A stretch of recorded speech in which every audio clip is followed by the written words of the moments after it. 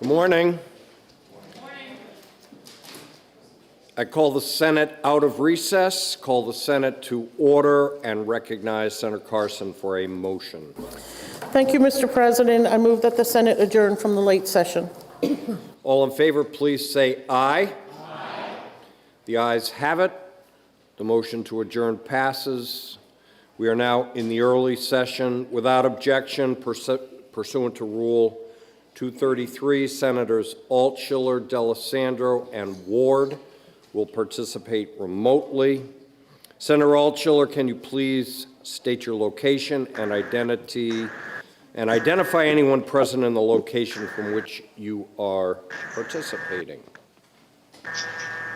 Good morning, Mr. President. I am at my home in Stratham, and my husband is in the house also working from home, and my dog Lucy. Thank you and good morning. Senator D'Alessandro, can you please state your location, identify anyone present in the location from which you are participating? Senator Lou D'Alessandro, I'm at home in Manchester, and my wife is in the house, and that's the only person who's in the house. And good morning to you, Senator D'Alessandro. And Senator Ward, can you please state your location and identify anyone present in the location from which you are participating? Good morning. I am Ruth Ward, and I am at my home in my office. My husband is in the house somewhere. That's it. And I think for all of us, I think we should salute the courage and tenacity of Senator Ward, Altschiller, and D'Alessandro. Thank you. Thank you. Wish I could be there with you. Right, wish you could be there. Life is a tough journey, and Senator Ward, I hope you're well and feeling better, and Senator Altschiller recovering from your surgery. So, two wonderful people, and nothing but good health your way. Thank you. Without objection, the Senate will proceed today without taking a roll call on each bill. And now the Senate will please be attentive to Senator Birdsell for a prayer.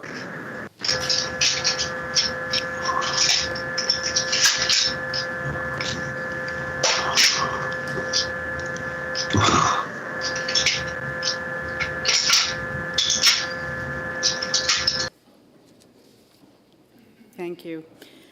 Lord, lift up in prayer the lawmakers gathered here and at home today. May we take that responsibility seriously and do our best. May we realize the need for you and for your direction. May we hear your voice as we make our decisions and follow your guidance. May we have a passion for people, for truth, and for righteousness. Almighty Father, we ask you to bless the members of our armed forces and our first responders. Give them courage, hope, and strength. May they ever experience your firm support, gentle love, and compassionate healing. Be their power and protector, leading them from darkness to light. And Father, we come to honor you this day. We come to acknowledge that you are the only one who can rightly lead and guide our country. We ask that you bless our country with your wisdom, your love, and your compassion. May we be a people who are pursuing you and your plans for us. Lord, we lift up prayer of healing for our country and those at war during this tumultuous time, and hold in your hands all the victims of violence and their families. For this we pray. Amen.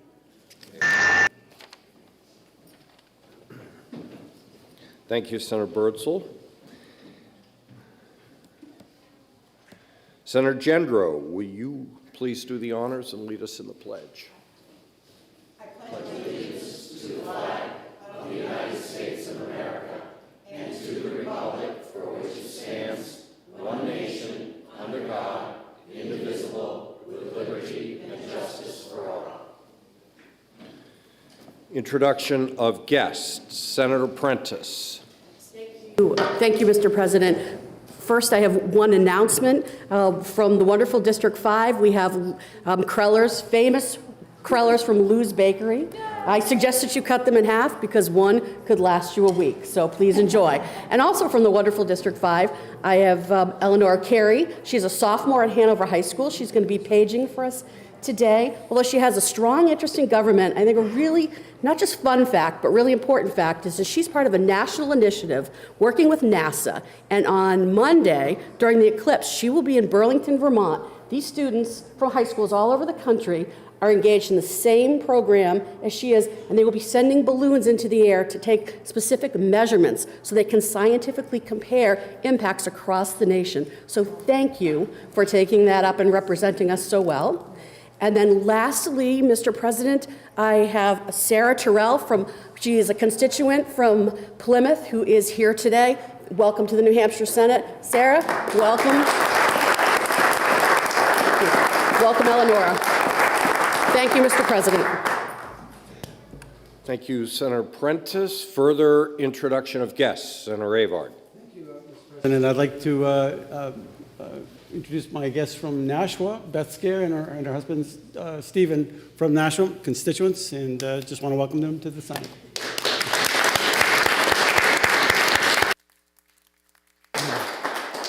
Senator Soucy. President, I would like to introduce the president of the New Hampshire AFL-CIO, Glenn Brackett, and fellow brothers and sisters in the labor movement.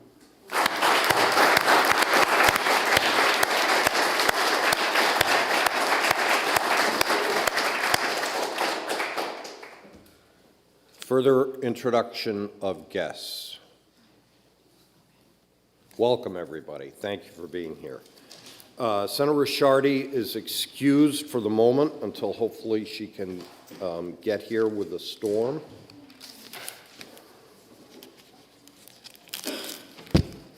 I recognize Senator Carson for a reconsideration motion.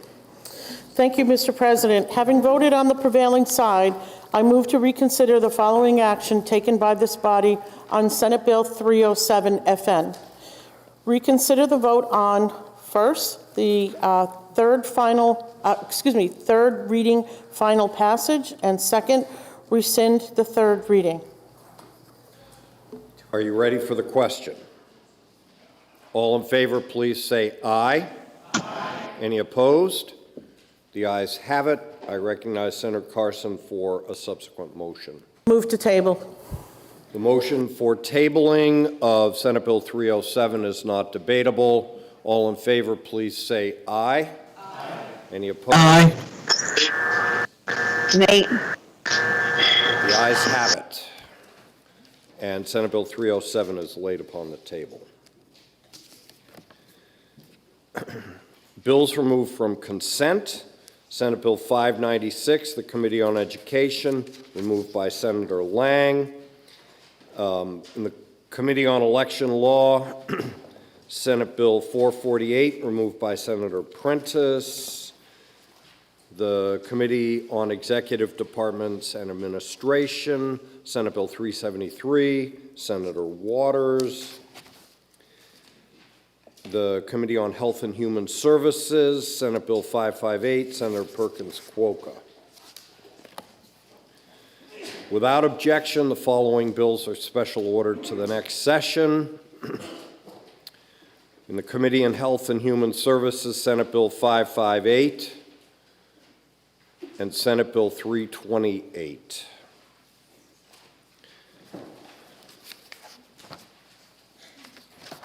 Without objection, today's finance report is adopted.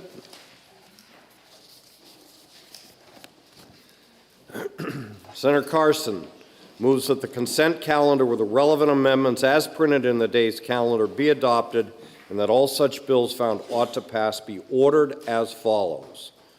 FN bills not waived under Senate Rule 4.5 to the Committee on Finance. Non-FN bills approved for referral to Finance by the day's FN report to the Committee on Finance, all other bills to third reading. All in favor say aye. Aye. Any opposed? Aye. Aye. That's what I heard. And I apologize. Just so that Senator D'Alessandro Ward and Altschiller know, you're coming in about 2 seconds later, so that's where I was confused on the first vote. Thank you. Sorry about that. Okay, the ayes have it. The consent calendar is adopted. And now to the regular calendar. The Senate will be attentive to the clerk. Thank you, Mr. President. The Committee on Commerce, to which was referred Senate Bill 436 FN, an act relative to maximum benefits payable in unemployment compensation. Having considered the same, the committee recommends that the bill has no recommendation by a vote of 2-2. Senator Gannon for the committee. Senator Gannon. Thank you very much, Mr. President. I move Senate Bill 516 FN ought to pass. This bill would prohibit collective bargaining agreements that require employees to join a labor union. Employees should have the freedom of choice. I'm sorry. Ben, please. I think you're on the wrong bill. I'm moving way too fast. I'm trying to get through the calendar, sir. We love you, Senator Gannon, but... Thank you. Thank you, Mr. President. I move Senate Bill 436 in expedient to legislate. This bill would establish the minimum and maximum amounts of weekly benefits based on the state average weekly wage and national cost of living adjustments. Since July 7th of 2000, the maximum benefits have been $427 based on earnings of $41,500. This bill would raise the maximum benefits to $2,084 a week, which would cost the state tens of millions of dollars. Employees pay into the unemployment trust fund, while individual employees do not. Currently, the trust fund has $395 million, and the Department of Employees has an obligation to maintain its solvency. By remaining solvent, the overall liability of the employers is reduced when it comes to their federal unemployment compensation tax. During the Great Recession, New Hampshire ran out of reserves, which resulted in borrowing from the federal government. In addition to the costs associated with borrowing, employers pay a higher federal unemployment compensation tax rate if an owed balance is carried over. Given the concerns over the fiscal impact of this bill and the solvency of the trust fund, the majority of the Commerce Committee asks for your support on the motion of inexpedient to legislate on Senate Bill 436. Thank you, Mr. President. Thank you, Senator Gannon. Senator Gannon has moved inexpedient to legislate. Further discussion, Senator Perkins-Coie. Thank you, Mr. President. So, colleagues, I rise in opposition to the motion of ITL, and I hope you would join me in overturning that motion so that I might introduce a floor amendment. This floor amendment, if we got to consider it, is the same as what was introduced in committee, and I just want to make a couple points about what we're trying to do here. So, at base, SB 436 is a bill about our unemployment benefit tiers, and so what we have in current statute is a maximum benefit of $427, as my good colleague from District 23 mentioned. Through collaborative work with a coalition that included the Deputy Commissioner of Employment Security, the BIA, New Hampshire Legal Assistance, we came up with extensions to that table that would now put the maximum benefit at $669 per week, so not the $2,000 mentioned in the committee report, but rather a much more reasonable number. And we arrived at this number because we did hear testimony in committee, or the committee did, that many, many workers are claiming at the maximum benefit amount, which means they're actually earning more than what our current system is compensating them for. So what this means is that if you're making a wage, let's say it's $65,000 a year, in the short period that you're on unemployment, which the average claimant is on unemployment for about 10 weeks, during which time their focus is getting back to work. During that time, however, if your benefit is $427, that may mean that it's a challenge to pay your mortgage. It may mean that you now are concerned about where you're going to live. It may mean you're concerned about your kids having to get pulled out of their school district, out of their daycare. You know, what's your life going to sort of look like? It is all something that keeps you from focusing on what I think is a shared goal of all of us, which is getting back to work. And I would argue is always on our constituents' mind, get back to work. So I think our job here at the state is to support people in that transition, do it in a logical way that, you know, keeps the least other ramifications from occurring. And so that's why I engaged in this sort of collaborative process. I understand that there's some concern about the cost, but I do want to point out that the Department of Employment Security did a stress test on this current model that's in front of you, and it would only have the most minor of effects in the case of a very severe recession. So, you know, our pool is healthy. What you've got in front of you is an extremely incremental approach to improving this system. And reflects, frankly, a lot of hard work on the part of a lot of people. So I would hope that you would consider this change. You know, I know some of you know this, but I grew up in a small business. I'm well aware of sort of the cost of enacting a policy like this. But on the other hand, we also do need to be thinking about the costs of not enacting a policy like this. So I hope you'll join me in voting against the ITL motion so I can offer this amendment. Thank you very much. Thank you, Senator Perkins Cuoco. Senator Gannon is recognized. Thank you. I just want to address the numbers that the good senator was just talking about. It would cost in a 9-month period, if we had implemented this last year, $7 million. But the problem is, if you go back, and they ran 3 different charts, which I believe the senator also has the same charts from. And so it would have, if we had implemented this a year ago, we would now have $32 million less in the trust fund. If we had a mild recession, it would put our trust fund, which is now around $400 million, down to $286 million in a 3-year period. And also, if we had a severe recession, they projected that would be down to $115 million in a couple-year period. So I think we should prepare that we could have rainy days ahead, and I think the senator's too optimistic and too willing to spend $1, and we have to look out and protect the citizens of New Hampshire. Thank you, Mr. President. Thank you, Senator Gannon. Senator Susi is recognized. Thank you, Mr. President. I, too, rise in opposition to the inexpedient to legislate motion, actually for many of the reasons that both my colleagues that spoke before me indicated. As my colleague from District 21 said, the amounts here at $427 a week are not sustainable. It's not that we want to pay so much that people don't search for a job. Quite the opposite. We know people who have been living on a salary of $65,000, $75,000, $85,000 have expenses related to that, whether it's their mortgage, whether it's their lease, whether it's buying groceries, paying for childcare. All of those expenses today versus when 427 was established as the max have gone just exponentially higher. So not only is there no incentive for anyone to stay on unemployment, even with this modest increase that's proposed, I would suggest to you that if somebody were there too long, they're going to be looking for government services, because $427 a week does not cover the average rental for an apartment here in the state of New Hampshire. So not only is the current amount not sustainable, but I would say it actually has the opposite effect. It has the potential to push people towards trying to seek out assistance if they aren't able to find a job. Now, my colleague to her left actually spoke to the issue of the various stress tests conducted. That's exactly the reason why now is the right time to do this, because we have record low unemployment. Our unemployment is so low that the impact of this change would be negligible. Now, of course, we didn't do it a couple years ago. We were in the midst of a pandemic. We still had people that were getting off of unemployment. There were more people using the system. We're beyond that. We're at the perfect place where we should take the time to think about the fact that $427 a week when this was established, I want to say more than 20 years ago now, is not what it is today.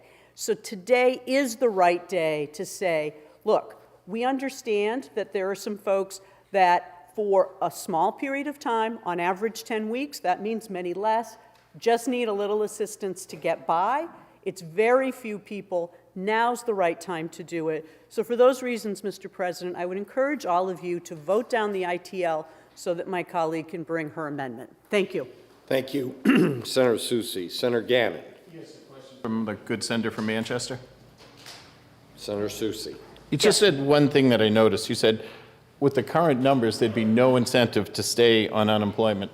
Isn't that our goal, is to keep people, if there are jobs out there, which there are right now, there's plenty of jobs. You said there's no incentive to stay on unemployment, which I don't want them to have an incentive to stay on. I only want it to be there as a crutch if needed. Maybe I should have clarified what I said, Senator. I believe that the current amount obviously discourages people from staying on unemployment. It actually pushes them in some instances to have to seek additional assistance. What I'm trying to say is that even with the proposed amendment and the tests that were performed on it, people would still be actively seeking employment, which we know they are, because it's still not enough for them to get by. Okay, thank you. Thank you. Thank you, Senator Gannon. Senator Susi, the question is on adoption of the recommended motion of inexpedient to legislate on Senate Bill 436. Are you ready for the question? Senator Avard has asked for roll call, seconded by Senator Susi. The clerk will please call the roll. Senator Gendreau. Yes. Senator Lang. Yes. Senator Waters. No. Senator Prentice. No. Senator Gray. Yes. Senator Innes. Yes. Senator Ward. Yes. Senator Rishardi's excused. Senator Senator Chanley. No. Senator Avard. Yes. Senator Rosenwald. No. Senator Carson. Yes. Senator Whitley. No. Senator Murphy. Yes. Senator Pearl. Yes. Senator Susi. No. Senator Birdsell. Yes. Senator D'Alessandro. No. Senator Perkins Quokka. No. Senator Abbas. Yes. Senator Gannon. Yes. Senator Altschiller. No. And Senator Bradley. Yes. The ayes have it 13-10. The motion of inexpedient to legislate is adopted. The Senate will please be attentive to the clerk. Thank you, Mr. President. The Committee on Commerce, to which was referred Senate Bill 516 FN, an act relative to prohibiting collective bargaining agreements that require employees to join a labor union. Having considered the same, the committee recommends that the bill is ought to pass by a vote of 3-2. Senator Gannon for the committee. For a motion, Senator Avard. Senator Avard has moved to table Senate Bill 516, which is non-debatable. Are you ready for the question? All in favor, please say aye. Aye. Opposed? The ayes have it. Senate Bill 516 is laid upon the table.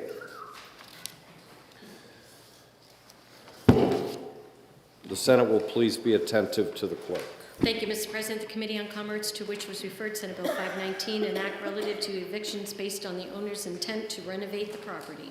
Having considered the same, the committee recommends that the bill is ought to pass by a vote of 4-0. Senator Susi for the committee.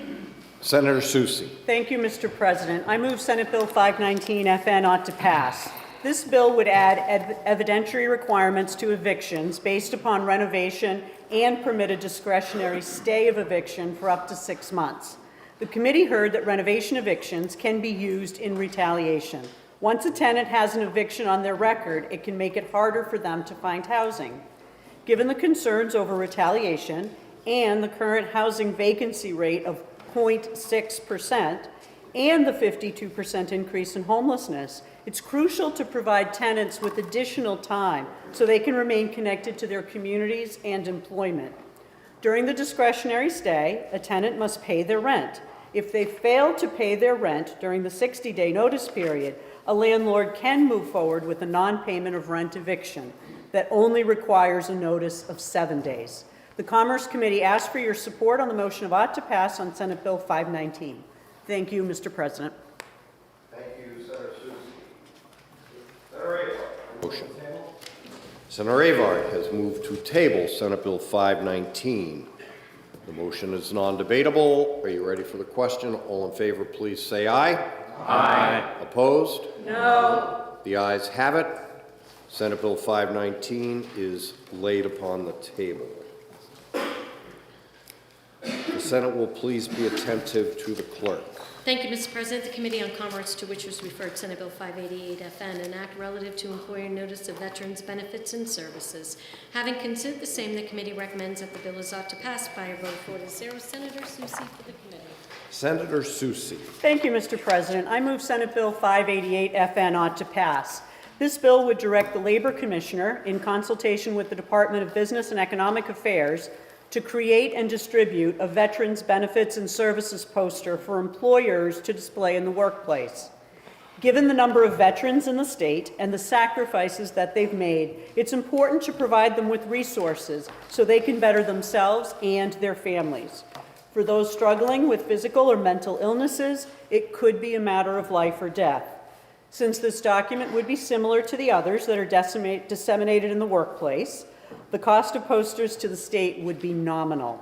The Commerce Committee asks for your support on the motion to pass on Senate Bill 588 FN. Thank you, Mr. President. Thank you, Senator Susi. The bill is now on second reading. Is there further discussion? Seeing none, the question is on adoption of the committee recommendation of ought to pass on Senate Bill 588. Are you ready for the question? All in favor, please say aye. Aye. Any opposed? Aye. The ayes have it. The motion of ought to pass is adopted. Senate Bill 588 is ordered to third reading. Senator Carson. Mr. President, I'd like to call a 5-minute recess, please. The Senate will be in recess until 20 of 11.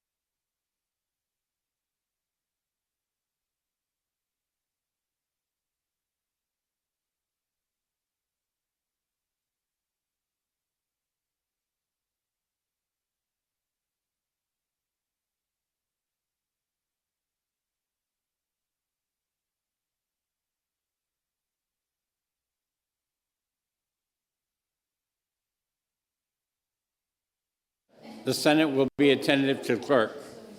Thank you, Mr. President. The Committee on Education, to which was referred Senate Bill 341, an act relative to mandatory disclosure by school district employee to parents. Having considered the same, the committee recommends that the bill is ought to pass with an amendment by a vote of 3-1. Senator Lang for the committee. And do we have a Senator Lang? Oh, yeah, there he is. He's standing right there in front of me. Senator Lang. Thank you, Mr. President. I move Senate Bill 341 ought to pass with an amendment. Senate Bill 341, the Honesty and Transparency in Education Act, just as community resources and public employees, educators are equally obligated to fill requests for info at the public's behest in good faith and to dispense accurate information, just as any other public agency or representative would be expected to. Members of the Senate Education Committee found existing procedures to be insufficient in providing for the delivery of expedient and complete information. Senate Bill 341 would require that written requests are fulfilled within 10 days, while accommodating exceptions regarding the student's personal safety so long as a report is filed to the Department of Health and Human Services. In the event that an educator neglected to disclose, or in the event a disclosure was incomplete or dishonest, any such instance would be considered a violation of the New Hampshire Educator Code of Conduct, and subsequently an investigation into the credentialing holder would occur. I respectfully ask that you join the members of the Senate Education Committee in upholding our commitment to honesty and transparency by voting Senate Bill 341 ought to pass with amendment. Thank you, Mr. President, and I'd like to speak to my motion. Thank you. The bill is now on second reading. The first order of business is the committee amendment. Did you want to speak on the committee amendment? We'll just take the amendment up, and then I'll speak with the amendment. All right. Is there any discussion on the committee amendment?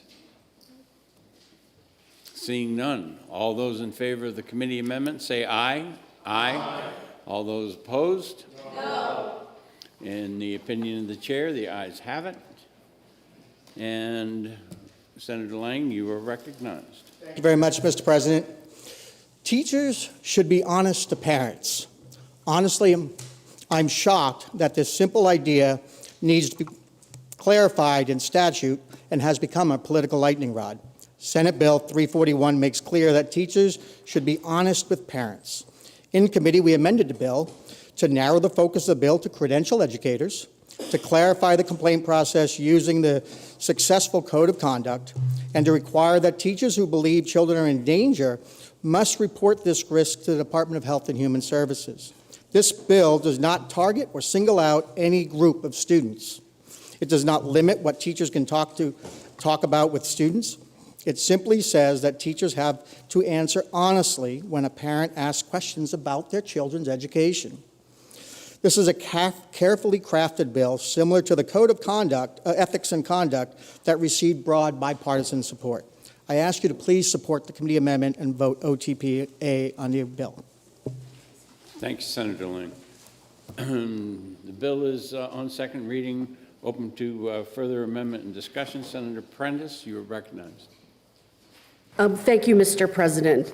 And I'm also shocked as well that this has become a political lightning rod, and I'll speak to that at the end. But what I do want to share with my colleagues in the Senate is that I do rise in opposition to Senate Bill 341 as amended. I do believe that this creates a level of surveillance and puts yet another undue burden and target on teachers as well as students in our schools. This will require our teachers to comply with the requirement of complete and honest, and I'm going to talk about that in a few minutes, information, and I agree with in a timely manner, but with complete and honest information. Of course, we're not promoting lying, but what we are promoting is having a legal standing, and even the Department of Education's attorney, if you go to the hearing report, says Ms. Fenton advised the complete and honest standard was unclear in its origin, seems subjective, and is difficult to enforce. So that is what I want folks to consider as part of this, is that we have a standard that has no legal standing or backing and is unclear, and even the Department of Education's attorney has brought this to the committee's attention. So teachers, as we said, will have to note who each and every student who's in their friend circle, who's at their lunch table, who they may be sitting with, what their mood is, what they ate, who they sat next to in class, how often a student went to the bathroom, and another number of things just in case the parents were asked. Because there are so many things that are happening in a classroom. How do we provide backing to this unclear and vague legal standing? Not only is it an impossible standard to implement, it was also further undermine the trust between our students and our schools. Putting this language into law will reduce the ways that schools can assist students in having important conversations at home. Teachers can play a vital role in helping provide students with resources and support while they are trying to have conversations with their parents about their lives. But it can't happen if the teacher-student relationship is characterized by surveillance and reporting. Students would know that anything they say or do could be reported, will be reported to their parents, taking away that trusted space. And we've been talking about this trusted space. This is my 4th year. We've been talking about the space the entire time I have been here. So we want to give them that space they deserve, and while they explore who they are as individuals. For example, under this bill, if a student is from a Muslim family and does not wear the hijab while they are in school, would that be, if the parents asked, the teacher would have to report that? If a student came from a vegan family and wanted to try some cheese, some chocolate milk, a teacher would have to disclose that to the family if asked. If a student is from an atheist family and wanted to even ask about attending a Bible study meeting, the teacher would have to disclose this to the family if asked. So, colleagues, this bill creates what is very concerning to me, an impossible state for our teachers and our students, creating further division. Our teachers want to and do the work with parents every day to support our schools as the students grow and they learn. We should be working to bring them together, not push them further apart. So as I wrap up my comments again today, I am as well shocked that this has become a political lightning rod, but I do ask you to consider what the Department of Education's attorney did say, that this is not clear, that this is vague, and the concern is that it's going to be difficult to enforce. Thank you, Mr. President. Thank you, Senator. Senator Perkins-Cuoco, you are recognized. Okay. Thank you, Mr. President. I, too, rise in opposition of the motion about to pass with amendment on SB 341.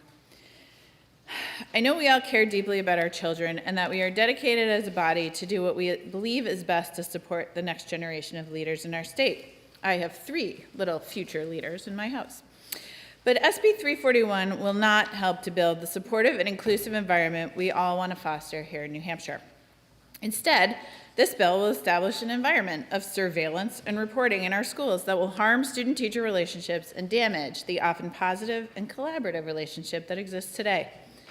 Importantly, during the hearing on SB 341, as my colleague from District 5 pointed out, a representative from the New Hampshire Department of Education testified that the complete and honest standard in the bill was subjective and would be hard to enforce. Having a vague standard could further drive a wedge between parents and educators, which should not be anyone's goal here. Our public schools do best when they are in an endeavor that is supported by the 3-legged stool, legs that are equally involved and committed to the teaching of Granite State children, the teachers, the children, and importantly, the parents. SB 341 and legislation like it creates a narrative that our schools and the teachers who work there are in actuality somehow working against parents, and that they do not have the best interests of their child in mind, when we know nothing could be further from the truth. Pushing this language forward sows division between parents and schools when in reality there is none.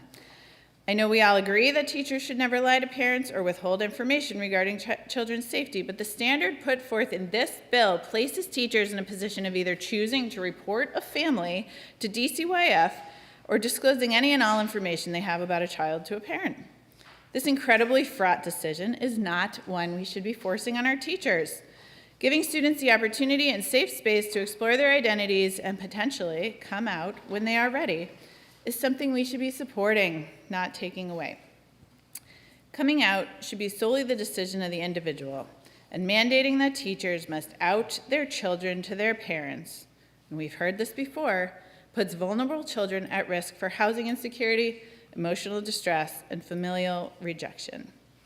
But even more important than all these words we've said before, I have so many stories of children who came out to their parents last. When you are going through this question, and this is an important question, will I be accepted? It impacts every aspect of your life. Humans are driven by a want to bond, and to be apart feels dangerous. It feels lonely. Your identity is central to who you are, and so it should come as no surprise that it's an aspect that affects every piece of our lives. Who we befriend, our activities, what we wear, what music we listen to, how we spend our time. It is wrapped up in every aspect of our lives, and so it becomes that this fear of rejection colors every interaction, every reaction. And that rejection could be minor, it could be a funny look, it could be an embarrassing question, but it could also be major. It could come from your parents. Our parents, who science tells us are the main emotional relationship in our lives. Our parents, who we as children literally struggled to understand as being separate from ourselves, could reject us. And so we experiment with other less risky relationships, other less risky pieces of rejection when we're forming our identity. We try things out on other students. We reveal pieces to teachers. We step into a new activity, potentially with a little bit of shyness and hesitation. Because to be rejected by our parents could be everything. It could mean that we do not know how to live, that we don't want to be alive. The fact that even the fear of that rejection alone can be enough to cause deathly harm to these vulnerable children is something that should cause us all to act with significant care when looking at these issues. The state recognizes this. The Department of Education is paying for cities and towns to take part in the One Trusted Adult program. As part of this program, each educator is given a sign to hang on their wall. The sign reads, "What you say here stays here. Unless someone is hurting you, you want to hurt someone, you want to hurt yourself, or you give me permission to share with another trusted adult." Let me read that sign to you again. What you say here stays here unless you give me permission to share with another trusted adult. We cannot on one hand tell kids that schools are a safe place for them, and then on the other hand tell them educators' job is to surveil them. Colleagues, I ask you to look at SB 341 and recognize that it will not help to build healthy relationships between schools and parents. It will not help to overcome the divisions that currently exist in our state, and it will not help to support our students in a healthy or inclusive way. Therefore, I hope you'll join me in voting no on the OTPA's motion so that an alternative motion can be brought forward. Thank you, Mr. President. Thank you, Senator. The chair recognizes Senator Waters. Thank you, Mr. President, and colleagues. I also rise in opposition to the motion, but I wanted to talk more broadly about the issues of parental rights, about privacy and freedom of speech for minors, and the role of schools in these rights. Of course, the parent and child relationship, one hopes, is characterized by love and mutuality. But for us here who deal with the law, we talk of rights and responsibilities, and a negotiation of competing rights, and the fact that positive rights for one group sometimes is defined by negative rights for those who do not qualify for them. For parental rights, history and law shows us that one cannot assume that parental rights are in the same category as other rights in our Constitution. There is an evolution of the competing concepts of parental rights and children's rights. It's rooted in Roman law, in which the emperor who embodied the state was a parent and as such held property rights in all the people and in the realm itself. In Roman law and in common law and in an evolving church canon, parental rights were property rights, including a right to property for free citizens in their own bodies and in the bodies of their offspring, and in the passage of real property through the body of a woman to a male heir. This raises the question of whether parents essentially own their children like other property. In America, in the colonial era, the answer under English law was basically yes. This is why there was coverture by which the identity and body of a woman was covered by the identity of her father and then her husband, and a woman, with rare exceptions, had no right to property, her own body, or to have property in her children's body, but her body was a vehicle to pass the property to a male heir. But parental property rights were not absolute, as enslaved children could be bought and sold, as for many years could the children of enslaved Indians, and later Indian and children of poor whites could be seized and their labor sold into indenture for parents' debts. We haven't conquered the example of an enslaved Nancy Herbert, purchased as an infant in Boston, brought to New Hampshire, and fearful when freed that since she had no recognition or identity as a child, not free, born in town, she would be warned impoverished out of town. Or in Dover, the dozens of Indian children seized in 1676 and sold into slavery. Were parental rights then for white males absolute? Could minors ever enter into contracts, particularly the marriage contract, but also contracts of indenture or apprenticeship or own property? And at what age? And what right was there to an education? How and when could parents intervene in the parental property rights of their children's bodies and minds? This is what the founders struggled with in developing ideas of natural rights of life, liberty, and property, as John Locke had it. It was changed from property became happiness, in part because a right to property would imply women had a right to property in their bodies and property in their children, and so too enslaved persons, and so too that children would have natural rights. At the time of the Revolution, this comes to the fore when there is spirited debate about whether breaking with their father, King George, violated parental rights and the biblical injunction to honor thy father and mother. But this was answered by looking to Old Testament concepts of the covenant or contract between God and the people of Israel to argue that King George had violated the covenant by failing to act to fulfill parental rights, so his children in America had a right to rebel. This is why the Constitution limited parental rights in the presidency. I mention this history to note that from the founding of the Republic, there has been concern about the relationship of parental rights, children's rights, as embodied and protected for those children in public bodies such as schools for the common good. The question was then and is now about education and accompanying freedom of speech in this bill as a children's right protected by the state. Noah Webster, who wrote the first professedly American school book to declare that American freedoms, including religious liberty, could only be secured through public education. From colonial times, the legacy of the old Deluder Satan laws, which ensured public education to combat the ignorance that was the primary tool of Satan, became the drive for free, universal, required public schooling. The common school movement of the 1820s and 30s took strong root in New Hampshire. Again, the struggle over inclusion was at the forefront, as black children were barred from public school doors in Boscawen in 1840, and the integrated academy in Enfield was ripped from its foundation by teams of auction and the black students driven from town under gunfire. We do see, however, early examples of government involvement to supersede parental rights.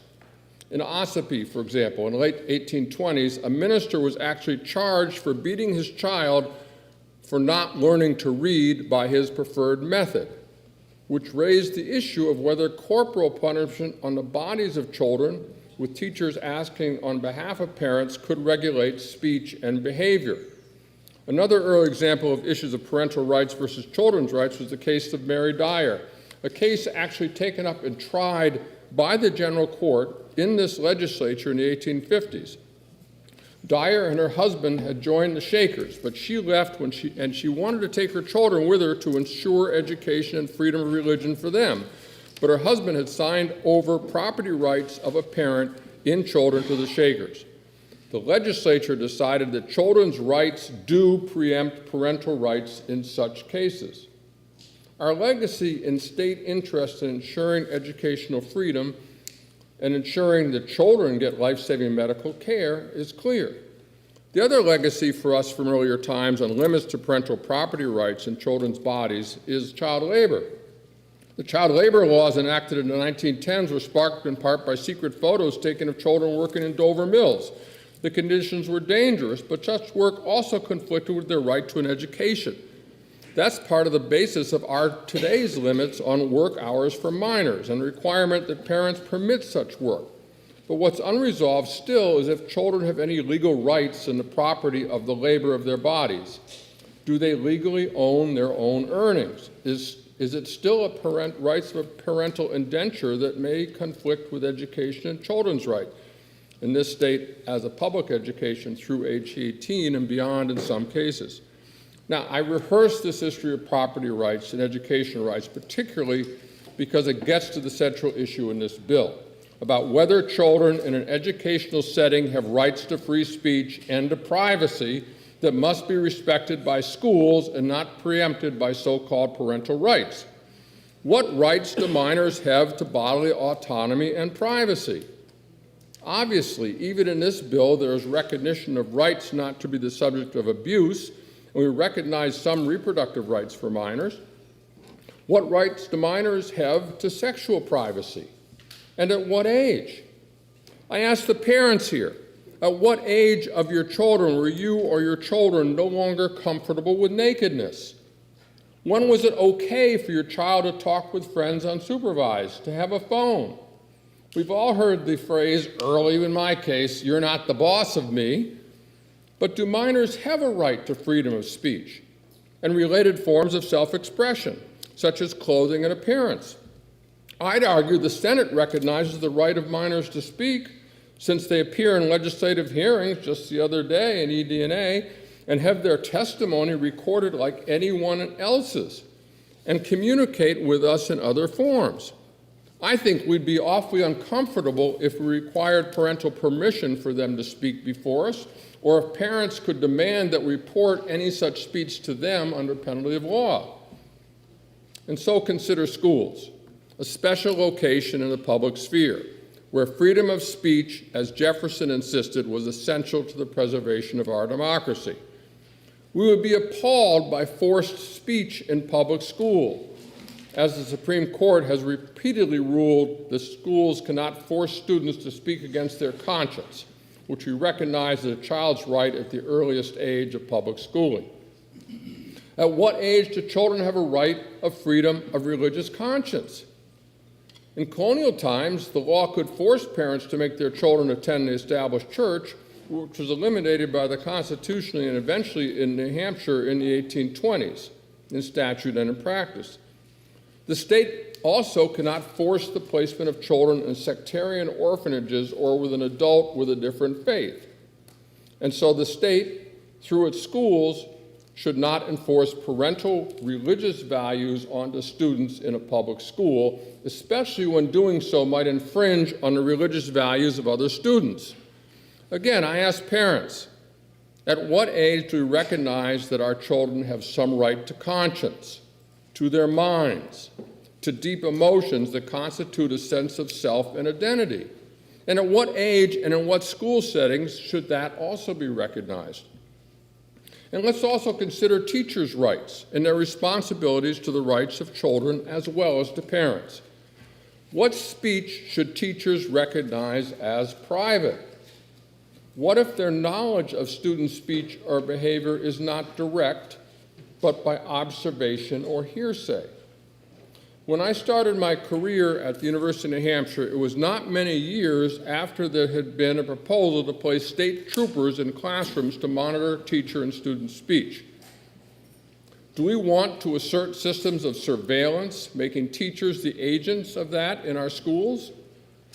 What I'm endeavoring to show is that the concepts of parental and children's rights have evolved historically, especially moving away from parental absolutism and property rights in their children's body, labor, and minds.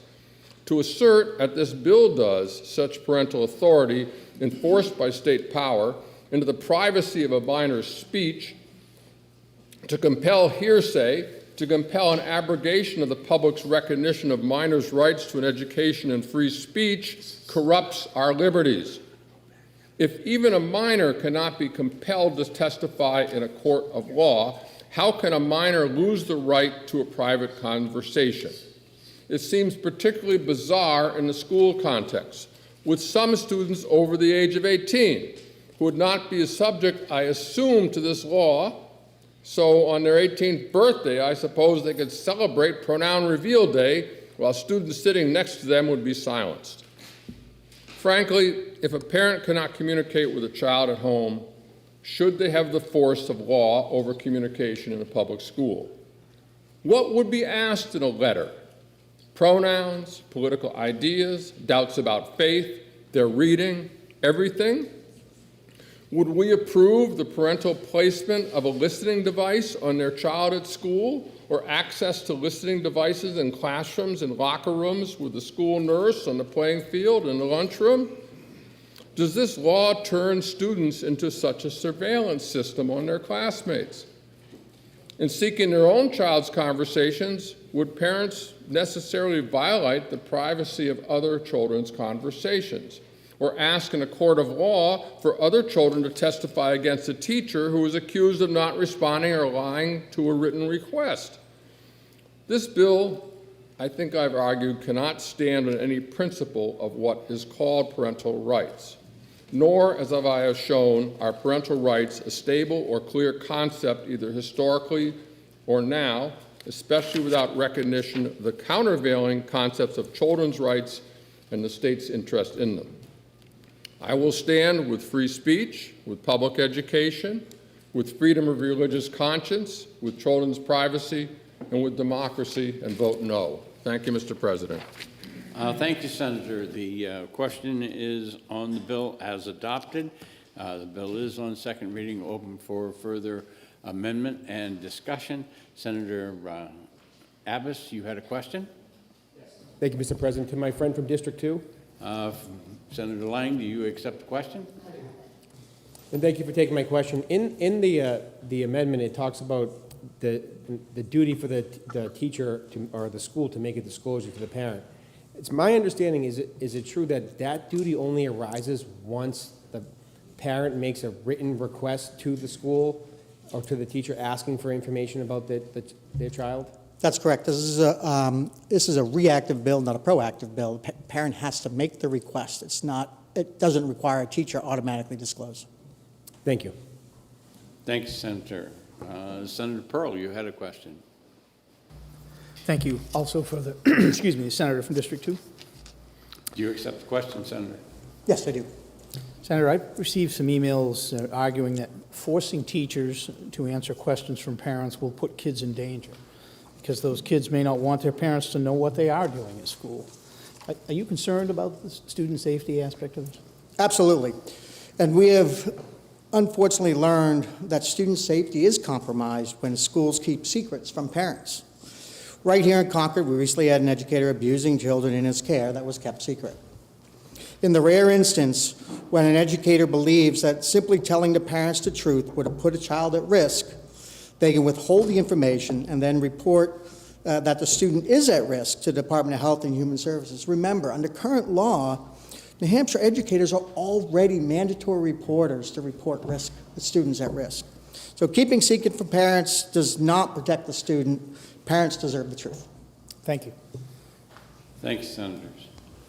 Senator Perkins Coca, was that a question or one to speak again? A question.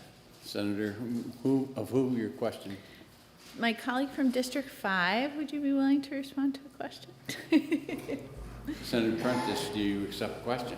I do, Mr. President. Thank you. Thank you, Senator Prentice. So we've just heard our colleagues say that in order to sort of respond to an inquiry, the parent has to make an inquiry, but would it be your sort of logical conclusion that in order to respond to such a written inquiry, the teacher would kind of have to use all of their observed interactions with the child in order to respond to that inquiry, therefore creating exactly the kind of surveillance we're afraid of? Thank you for the question. So, yes, and I want to add further as this relates, so to answer your question is yes, and add further, as I stated during my testimony, one of my concerns is that, in applying a standard, or these two words, completely and honestly, without any backing or standing for this, if there is an omission because a teacher is unaware of something, could this put them in jeopardy? And there is language in the bill, we talked about this in committee as well, that could put their job in jeopardy. So my concern is if they are not present in every corner and every time with everything without a legal standard to draw to, what kind of position are we putting them in as well as their employment? Thank you for the question. Thank you. Thanks, Senators. Senator Abbas, you're recognized to speak. Thank you, Mr. President. I rise in support of the committee's recommendation of ought to pass. I keep hearing the word surveillance. It's kind of like a buzzword. When you get a progress report or a report card, there's plenty of comments in there on the student's behavior. And how is that done? It's because the teacher's observation of the student. That's what happens in school. The school administrator, the staff, they monitor the kids that are in the building. That's what happens. I think using surveillance is kind of misdirecting this. It's also, this will not prevent what a student says. It doesn't impact their First Amendment at all. If a student doesn't want to wear their religious clothing when they go to school, if they want to go by a different name when they're at school, this isn't saying that can't happen.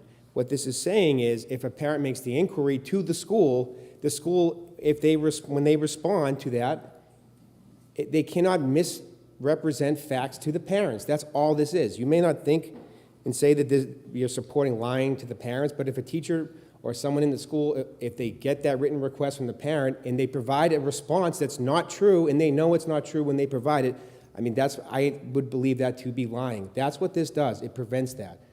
So if a parent's making an inquiry, they deserve to get a truthful response from the school. I don't think that's an unreasonable request. I don't think we're holding anyone to an unreasonable standard. I think we're confusing the issue here when we start talking about the child's ability to express themselves. No one's saying that they cannot. So I think what's happening here, we're talking about the legal standard. If it's a blatant, dishonest response to the parent, that's what would invoke this. I think it's pretty clear what would happen. And I please join me in supporting the ought to pass as amended. Thank you, Mr. President. Thank you, Senator. Senator Whitley, you want a question? A question of my colleague from District 21. Do you accept the question, Senator? I do, sir. Thank you. Thank you for taking my question. We heard a lot about the competing rights here, both constitutional and statutory. Are you concerned with the multitude of rights here that, this passage of this law would open up litigation, against the state for passage of this law? And furthermore, are you concerned that this would open up significant litigation at the local level? Do you have concerns with any of that? Yeah, thank you for the question. And I think we heard, our colleague from District 5 stated clearly that there was testimony in the committee hearing that this standard completely and honestly, including from our own Department of Education, is difficult to enforce. So where there are ambiguous standards and where we're not doing our job at the state level to really research and make sure that anything we put in place can be practically implemented and enforced, I think it always increases the risk of litigation. And I think that's a big risk here as well. Thank you. Thank you, Senators. Senator Carson, you're recognized to speak. Thank you, Mr. President. What is this bill really about? This bill is about telling the truth. I went through and I read the hearing remarks, and one term kept coming out to me as I was reading through the testimony of individuals that came in. And one was about a student being their authentic self. Isn't that about honesty? But why is it okay in one instance, but it's not okay in another? We're just asking for the truth. If a parent makes an inquiry to the school, they'd like an honest answer. I don't think that's too much, to be honest with you. And I know that the discussion here today has tended to focus on children with their sexual identity and their gender identity. But this is much bigger than that. And I'll give you an example. And it happened last week in a community that I represent. The school was putting on a mandatory activity, and parents were not informed. They were not informed at all about what this was. It was actually leaked from the school to parents. And when they found out, they were furious because we do have an opt-out law. And many parents did not want their children to attend this particular presentation. They flooded the school district with email, and they decided to postpone it. So it's not just about children and how they see themselves. It's much, much bigger than that. We all know we want our children to talk to us. Look, everybody in this room has been through adolescence. We all know that it's a very difficult time. People get confused. They don't really know and understand a lot of different things. And this is where parents come into play. But we also know that children are also vulnerable during this time. And oftentimes they are taken advantage of. And it's part of a parent's job to protect their children. We can't protect our children if we don't know what's going on in their lives. If my child was going to school and was having mental health issues that I was not aware of, I would want the school to tell me. If my child was not feeling well, I would want that phone call to say, hey, we think your child is sick. There might be something really going on here. Please take them to the doctor, get them evaluated. Most parents would do that anyway. But it's about the communication, your partners. We heard about the three-legged stool. Parents are an integral part of that relationship. How many times in this chamber did we hear, and have we heard, a person's brain does not mature until they're 25 years old? They're going to make a lot of mistakes. And a parent's job is to help them. We've had discussions about this, and I've read the bill. I think it's a good start here. But what does this bill actually do? We simply just want teachers in schools to tell parents the truth about what's happening to their kids in the classroom. That's all we're asking. When you're credentialed to teach in New Hampshire, you agree to a code of ethics and a code of conduct. This bill makes it very clear that teachers are agreeing not to withhold information from parents. We've talked about that relationship that can occur between a teacher and a student. But don't forget, that's for a period of time. Your parents are forever. They're forever. And you will go through periods in your life where you're mad at your parents for something. But then you mature, and you come to agreements, and you get to see your parents as people. That sometimes they don't always do the right thing, but your best interest is what they've always held in their hearts. It's important to realize that this does not force teachers to gossip about who likes who. It doesn't require teachers to disclose anything unless a parent asks. It establishes a very clear process for parents to ensure that they're receiving information they need, and it requires teachers to report possible abuse if they believe children are at risk. Should teachers have to tell the truth to parents about their children's education? I think they should. And if you agree, please vote ought to pass as amended on Senate Bill 341. Thank you very much, Mr. President. Thank you, Senator. Senator Gendro, you're recognized for a question? Yes. Of who? Senator from District 2. Senator Lang, do you accept the question? Yes, I do. Thank you for taking my question. Senator, we heard two complaints about this bill. that it would interfere with the ability of local school districts to hire staff, and that it would apply to all school district employees, including bus drivers, custodians, and even the cafeteria workers. How does the committee amendment address these concerns?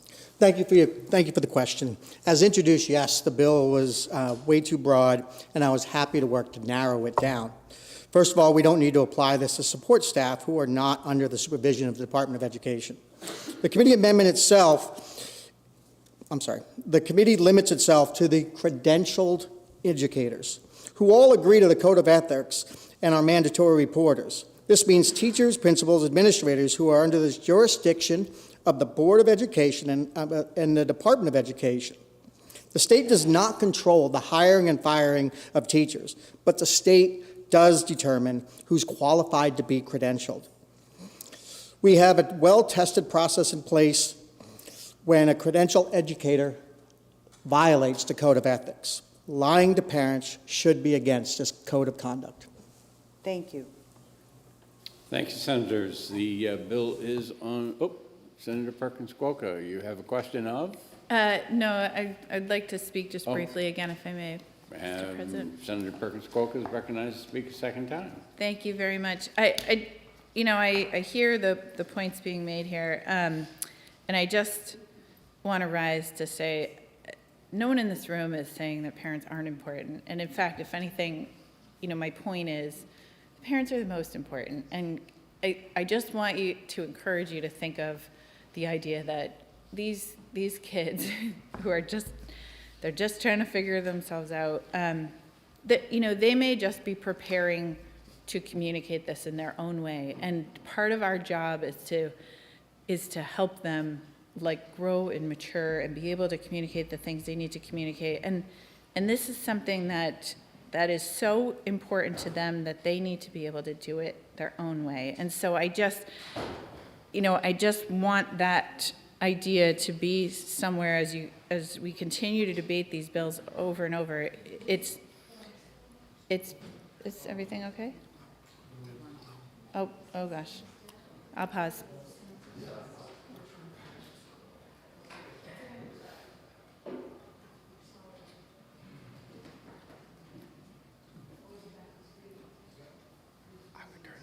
Is he okay? You tell me what to do. Okay, thank you, Mr. President.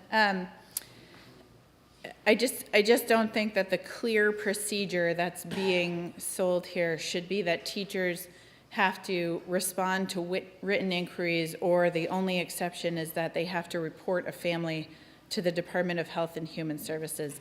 We should be trusting our teachers to take care of our children. We should be trusting our children to talk to us. We shouldn't be regulating this at the state level. Thank you very much, Mr. President. Thank you, Senator. The bill is on second reading and open for further discussion. The chair recognizes Senator Bradley. Mr. President,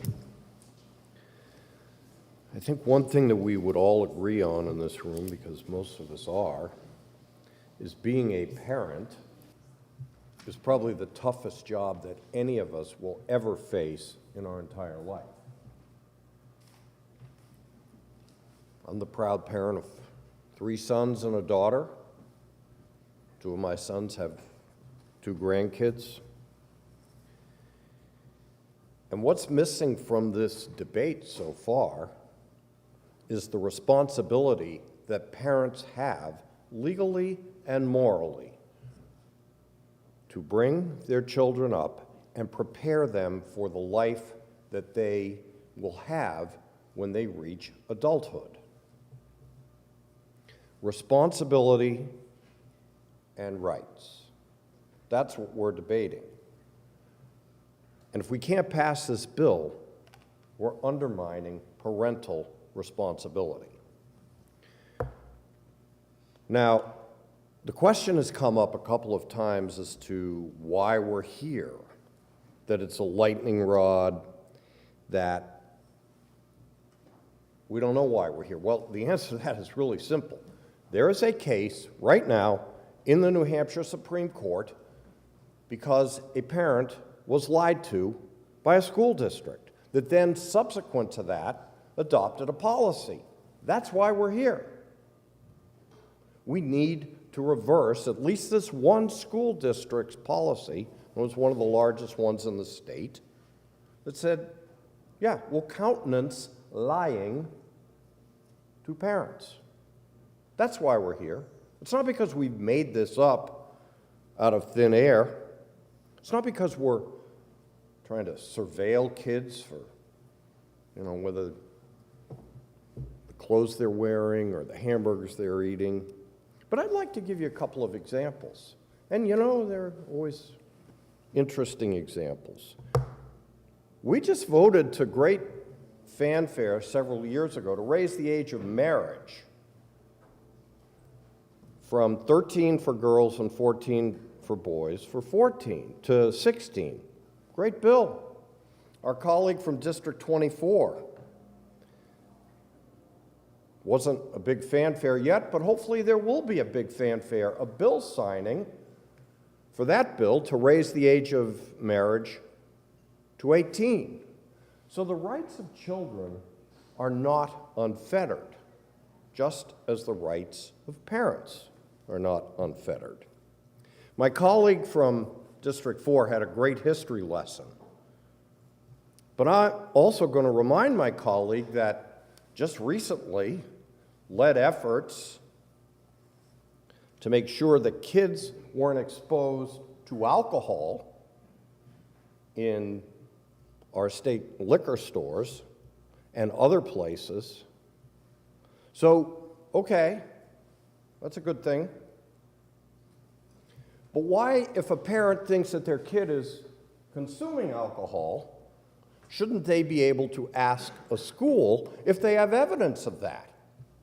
That's what you're saying. Can't ask. Or at least you're not going to get an answer. My friend from District 4, and I joined him in this several years ago, led efforts, did great work to raise the age of smoking to 21. Great work. So if a parent suspects that their child is smoking, we are now saying the schools don't have to tell the parent if they know the kid is smoking. I don't get it. I really don't get it. There are competing rights.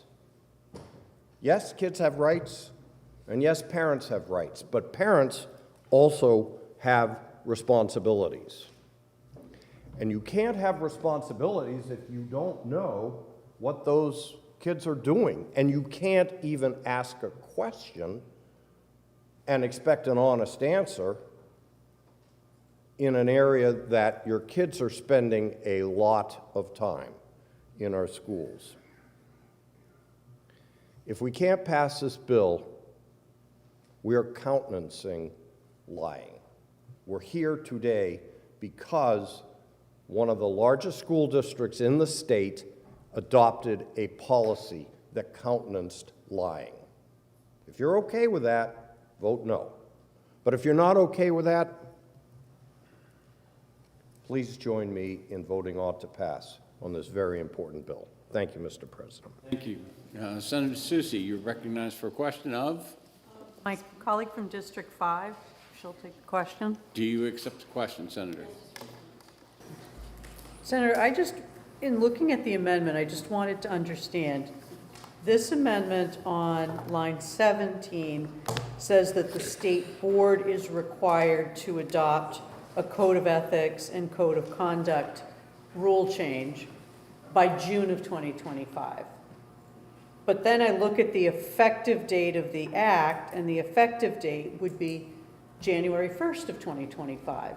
So does that mean that any violations of this without any rule changes having even been considered or there being proper input could be violations of the chapter starting in January? Yes. Yes, Senator Susi, District 18, you are correct.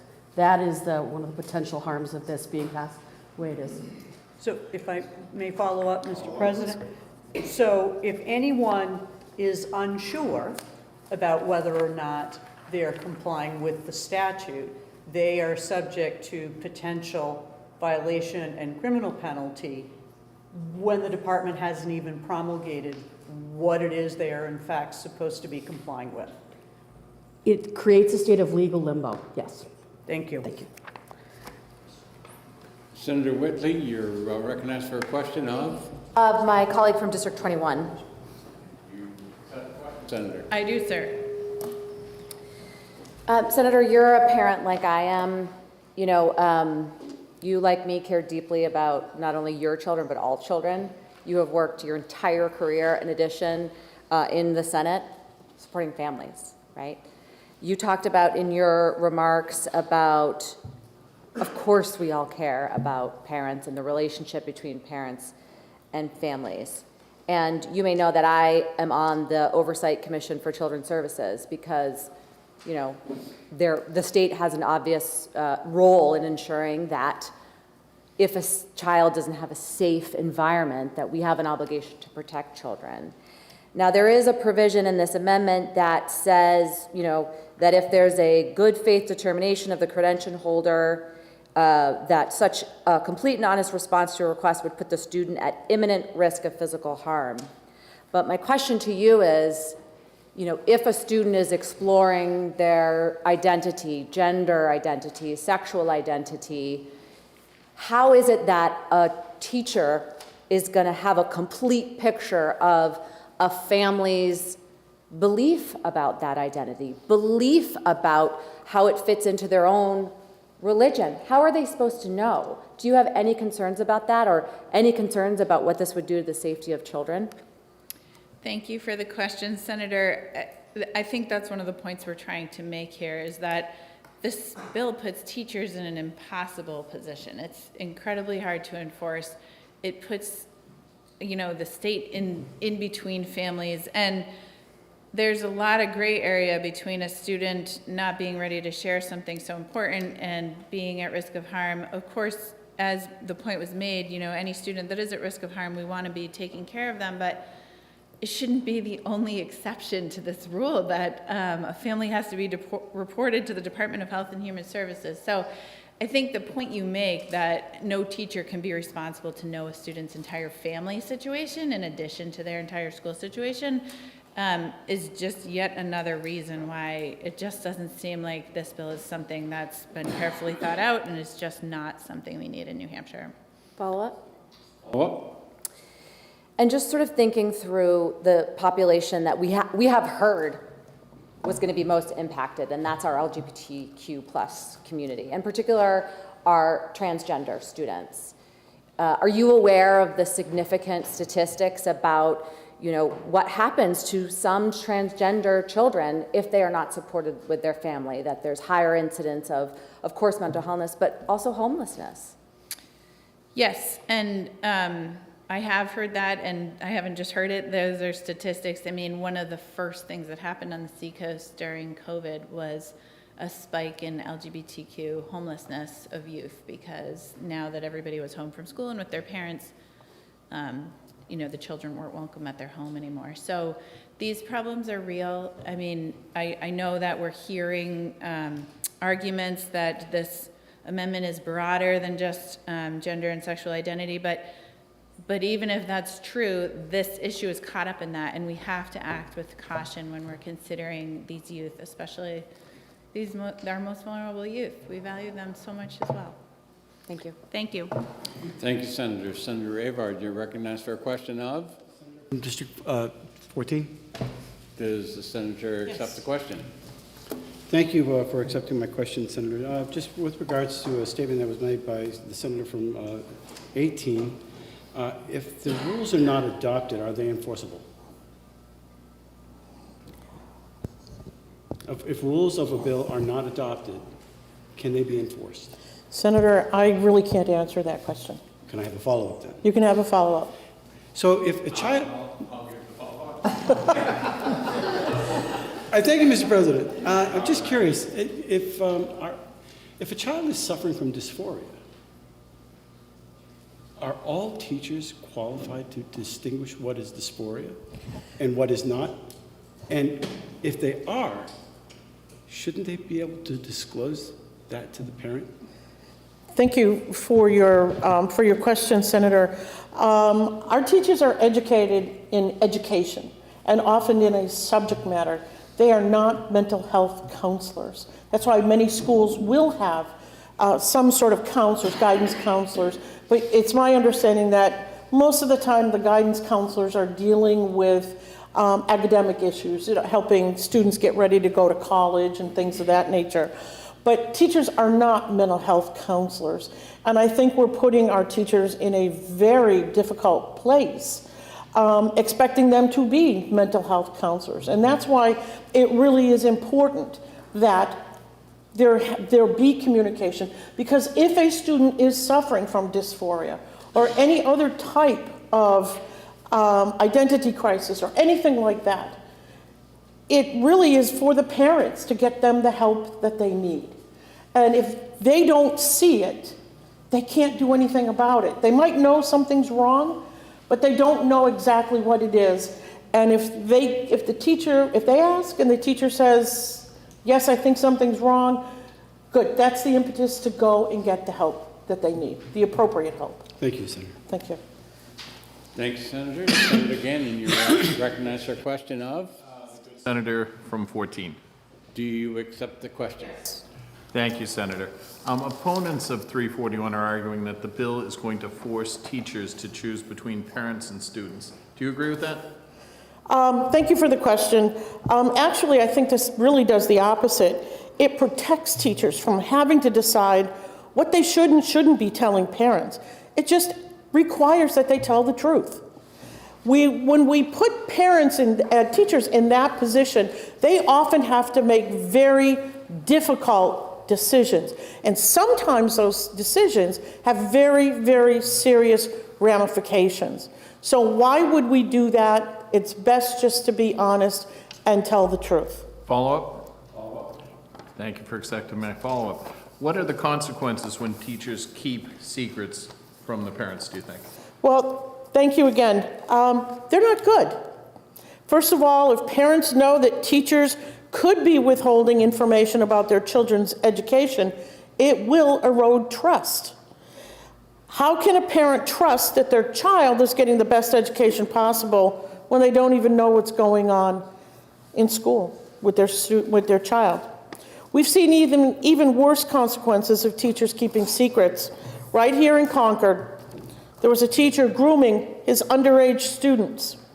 We should not be encouraging kids to hide things from their parents. We should not force teachers to decide what parents can be trusted to know about their own children. Thank you very much. Thank you for taking my question. All right, thank you very much. Oh, Senator Whitley, you're recognized for a question. A question of my colleague from District 5.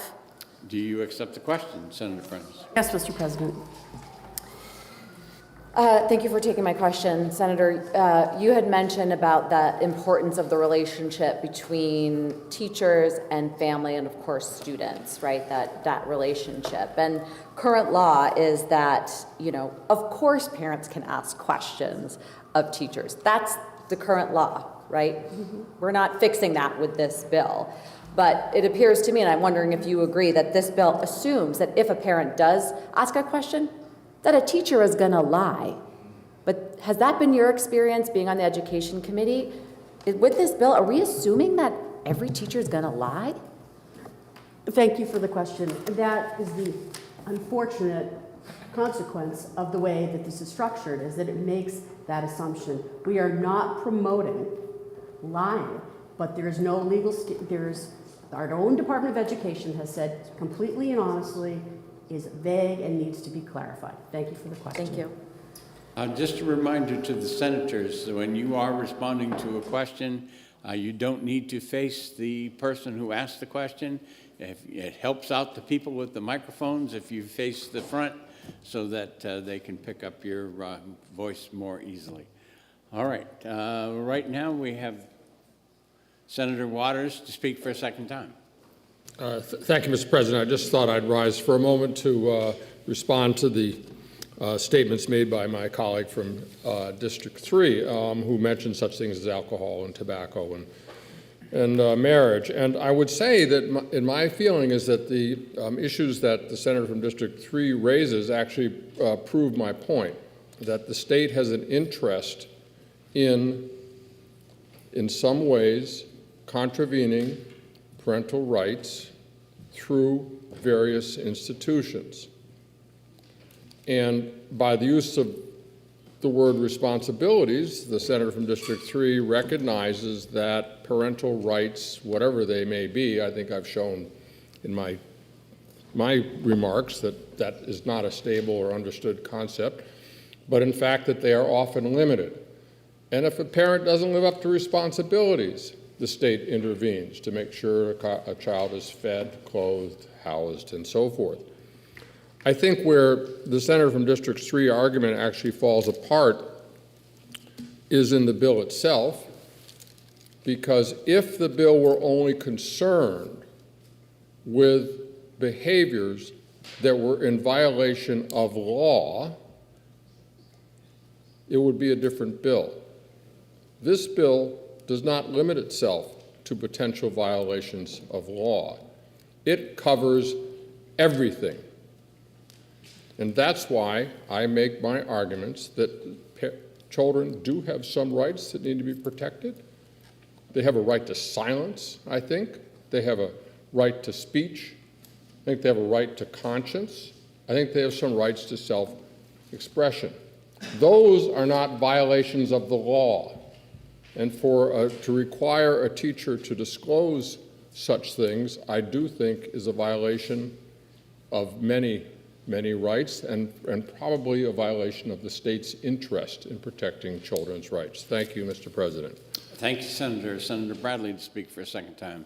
Well, couldn't not respond to that, because the critical question is, what are the responsibilities of a parent over the kids that they have brought into the world and are raising to become an adult and join the adult world?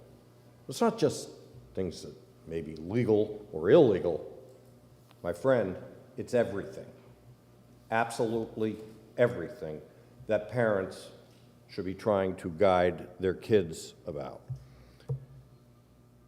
So, we heard a discussion about putting teachers in an impossible position. Let's face it, we don't pass this bill, we put parents in an impossible position. If we don't pass this bill, you're basically saying that parents do not have the most important role in their kids' lives because we can withhold information, or we can adopt policies in certain school districts, and thankfully it's not all of them, that countenance the withholding of information, which I would call lying. That's why we're here. It's unfortunate that we're here, but that's why we're here. Parents have rights, kids have rights, but parents have responsibilities. And responsibilities without information and knowing whether it's alcohol abuse or tobacco abuse or drug abuse or any number of other things, without knowing that, parents are not able to fulfill their responsibilities to their kids.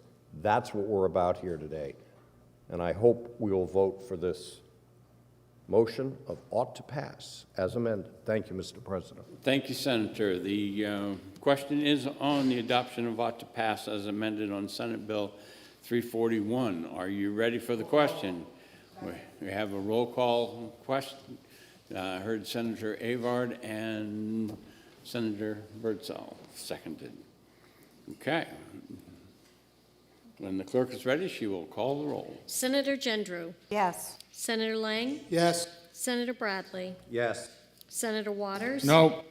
Senator Prentice. No. Senator Innes. Yes. Senator Ward. Yes. Senator Ricciardi is excused. Senator Fenton. No. Senator Chanley. No. Senator Avard. Yes. Senator Rosenwald. No. Senator Carson. Yes. Senator Whitley. No. Senator Murphy. Yes. Senator Pearl. Yes. Senator Susie. No. Senator Birdsell. Yes. Senator D'Alessandro. He said no, I don't hear it. Did you get that? No, absolutely no. Senator Emphasize Perkins. no. Senator Perkins Cuoca. No. Senator Abbas. Yes. Senator Gannon. Yes. Senator Altschiller. No. And Senator Gray. Yes. 13. 1310, the ayes have it, and the bill is ordered to third reading. The Senate will be attentive to the clerk. Thank you, Mr. President. The Committee on Education, to which was referred Senate Bill 375, an act relative to biological sex in student athletics. Having considered the same, the committee recommends that the bill is ought to pass with an amendment by a vote of 3 to 2. Senator Lang for the committee. Senator Lang. Senator Susie. Oh, Senator Susie. 3-minute recess. The Senate will be in recess for 3 minutes.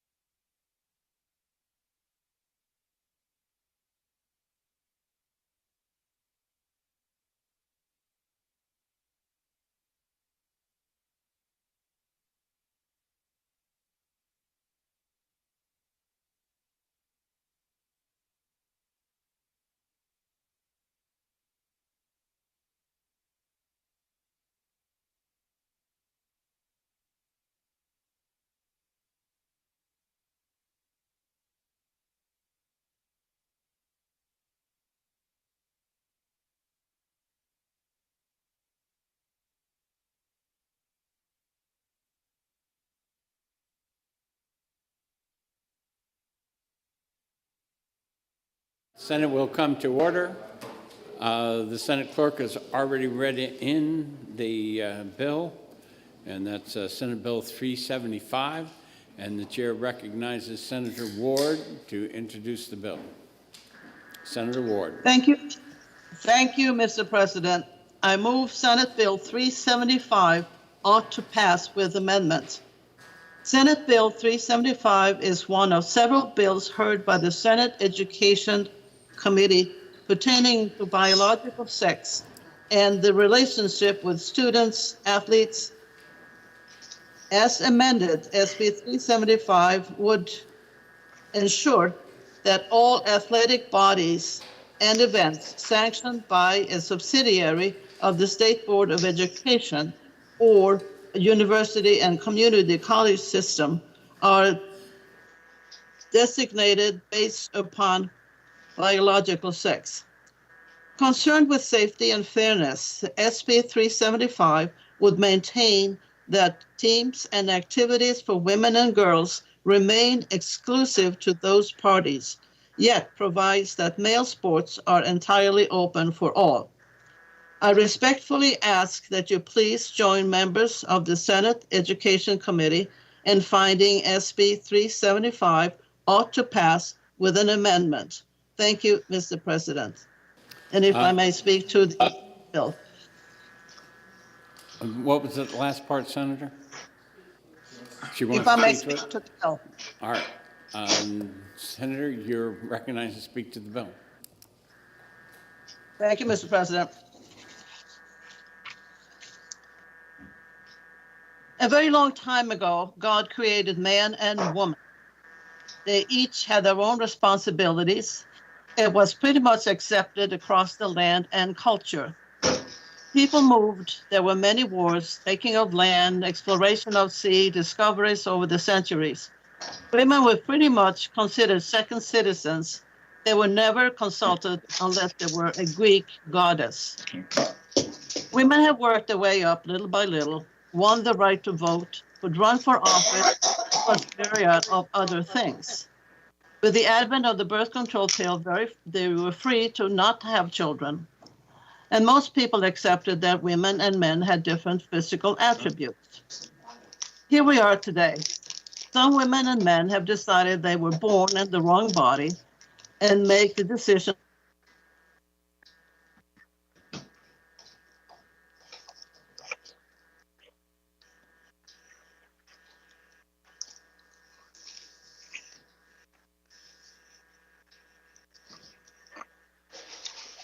It seems that Senator Ward's feed has frozen. We will continue on. The bill is on second reading. We need to recess? Okay, I'm told that while we're trying to work that out, we need to be in recess. So we'll be in recess for 2 minutes.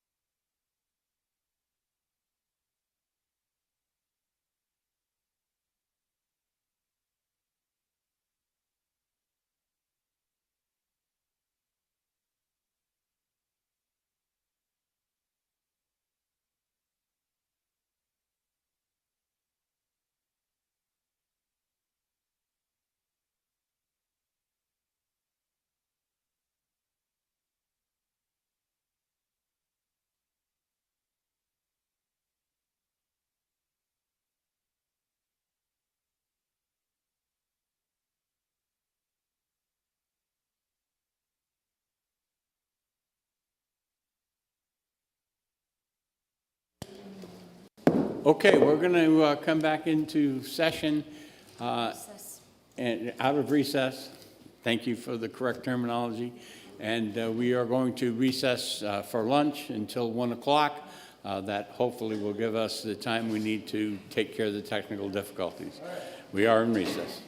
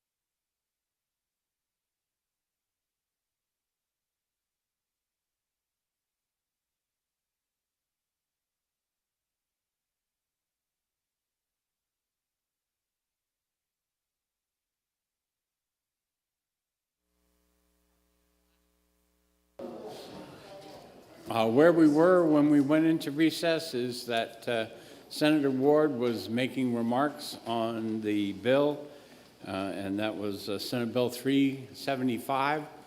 Senator Ward, we can have you pick back up again. Great. I only had to put some more gasoline in the generator. That was the problem. So do I start from scratch? You.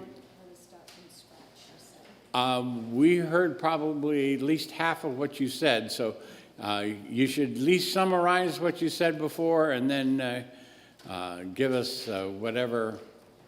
Okay, I'll do that. The floor is yours. So. Pretty much I said in ancient times, God created man and woman, and women did not have much to say. They were hardly ever consulted unless they were a Greek goddess. But since then, women have tried very hard to move up the ladder, and we have come a good ways. We can even apply for positions in the Senate if we want to. So I guess what I'm starting with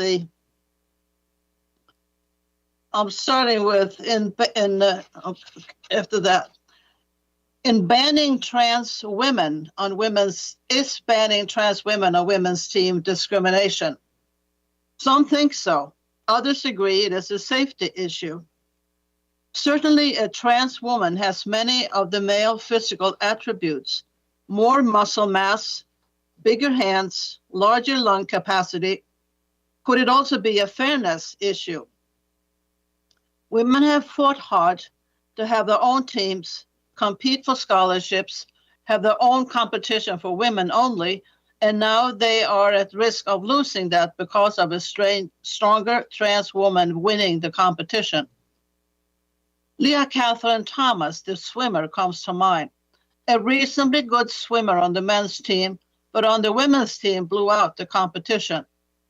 What about the Kearsarge sophomore biological male competing in the girls' high jump?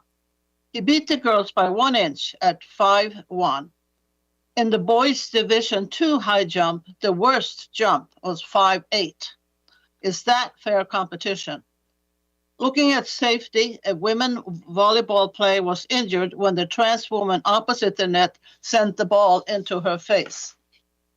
I believe we have come to a place where we really need to be honest. Should men compete on women's team? Why do they want to do that? Are they not good enough to compete with men?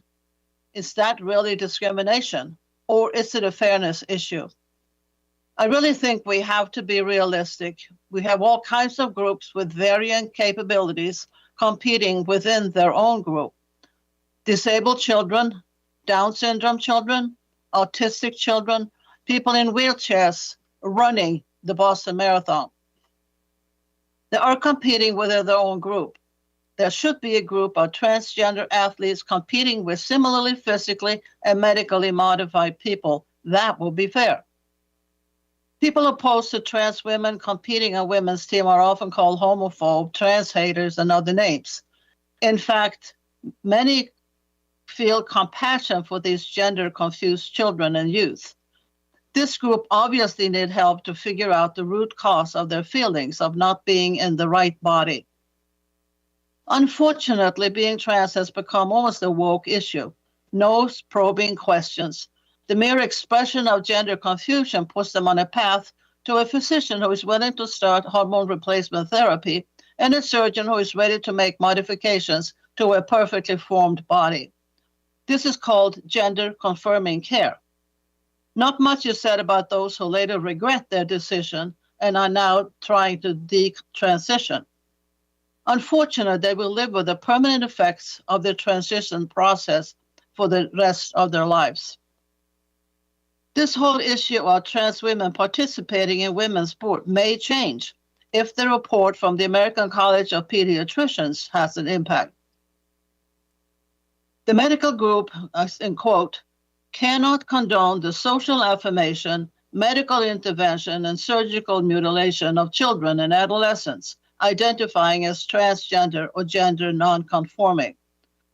Rather intensive psychotherapy for the individual and family to determine and hopefully treat the underlying etiology of their gender incongruence should be pursued. This is from the American College of Pediatricians. Transgender people having their own group will provide them with the opportunity to play the sport, learn leadership skills, learn to respect their teammates and work together, all valuable attributes. That will leave the women to their sports without sacrificing the opportunities for the transgendered athletes. Thank you, Mr. President. Thank you, Senator. The bill is now on second reading. The first order of business is the committee amendment. Is there any discussion on the committee amendment? Seeing none, the question is on the adoption of the committee amendment. Are you ready for the question? A roll call has been requested, seconded by Senator Lang. The clerk will call the roll. Yeah, we gotta get people in. All right.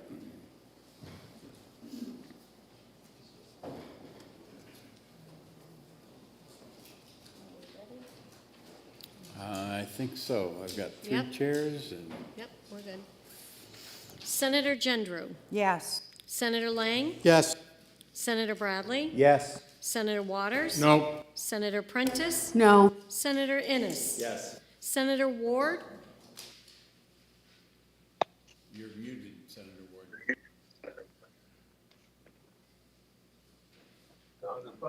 Senator Ward, we didn't hear you vote. I said yes. Thank you. Senator Rishardi. Yes. Senator Fenton. No. Senator Chanley. No. Senator Avard. Yes. Senator Rosenwald. No. Senator Carson. Yes. Senator Whitley. No. Senator Murphy. Yes. Senator Pearl. Yes. Senator Susie. No. Senator Birdsell. Yes. Senator D'Alessandro. No. Senator Perkins Quokka. No. Senator Abbas. Yes. Senator Gannon. Yes. Senator Altschiller. No. Senator Gray. Yes. 14-10. The vote is 14 to 10 in favor. The amendment is adopted. The question is on the adoption of OTPA as amended. The bill is on second reading, open to further amendment and discussion. Senator Perkins Quokka. Thank you, Mr. President. I'd like to move floor amendment 1437S and speak to my motion, if I may. Senator Quokka moves Senate Bill 2024-1437S and is recognized to speak to her motion. Thank you, Mr. President. I'd like to introduce this amendment as a path forward to accomplish the stated goals here in the chamber today, which is fairness and opportunity for all. If that is truly the goal, which I hope is true, then the path we need to take to that goal is one that has been vetted and produced in consultation with many stakeholders. Not some rushed language, but instead a true solution, which is what we were all sent to this chamber to find. What SB 375 does, as amended by the committee, is harmful. It creates a ban. It prohibits some of our kids, indeed some of our most vulnerable kids, from participating in a basic form of child interaction, play. Many of you know that I have 3 very little kids, and many of my hours when I am not in this chamber or building are engaged in this play. Carefree, lighthearted exploration of the world around us, learning, give and take, cooperation, and teamwork. Kids' sports are chock full of these lessons. They are a practice field for penalty kicks and fastballs, but also a practice field for playing your part, for working hard towards a skill, towards making jokes and comments that will find you bonds, find you friends, find you community. And kids are remarkable at this. They look around at their fellow students and they want to play with them. At its heart, this issue of children's sports is simple and powerful. It is about the innocence and inclusivity that children naturally possess. To the extent that we must disturb that, schools are already squarely in charge of it. Schools today determine eligibility for children in sports. There are rules, and we can simply slightly extend them with the language that respects all of these children in front of you today. The stated claim of the sponsors of SB 375 is to promote fairness in sports. This amendment addresses that issue directly instead of attacking the identity of our children. The New Hampshire Interscholastic Athletic Association and the NCAA guidelines already establish standards for eligibility. This amendment ensures that the NHIAA and individual schools are able to set requirements that ensure fairness without running afoul of the law against discrimination in schools. The amendment ensures that a transgender girl can participate as long as she meets reasonable eligibility requirements, the same as every other student. Most importantly, the language does so pursuant to a multi-factor test, including the student's presenting gender, circumstances around competitive advantage, and prevents any student from changing teams mid-season. It also gives the power to determine this eligibility to the schools, who spend every day with these students and therefore are in the best position to determine whether they meet these eligibility requirements, just as they do every day now in furtherance of all students' advancement. And most importantly, it does not discriminate against a person solely because they are transgender. If we were to adopt this amendment, here's a few things the language would do. It would ensure that any student who lives publicly as a girl in all aspects of her life is also treated as a girl while she's on the field. It ensures that students cannot switch teams during the season, so once a student begins a year or season on a particular sports team, that is the team the student will remain on, which significantly reduces the likelihood that a student would change teams to gain a competitive advantage. And although I do not believe this happens in our schools, it also ensures that if determined that a student is looking to join a girls' sports team solely for competitive advantage, they would not be allowed on that team.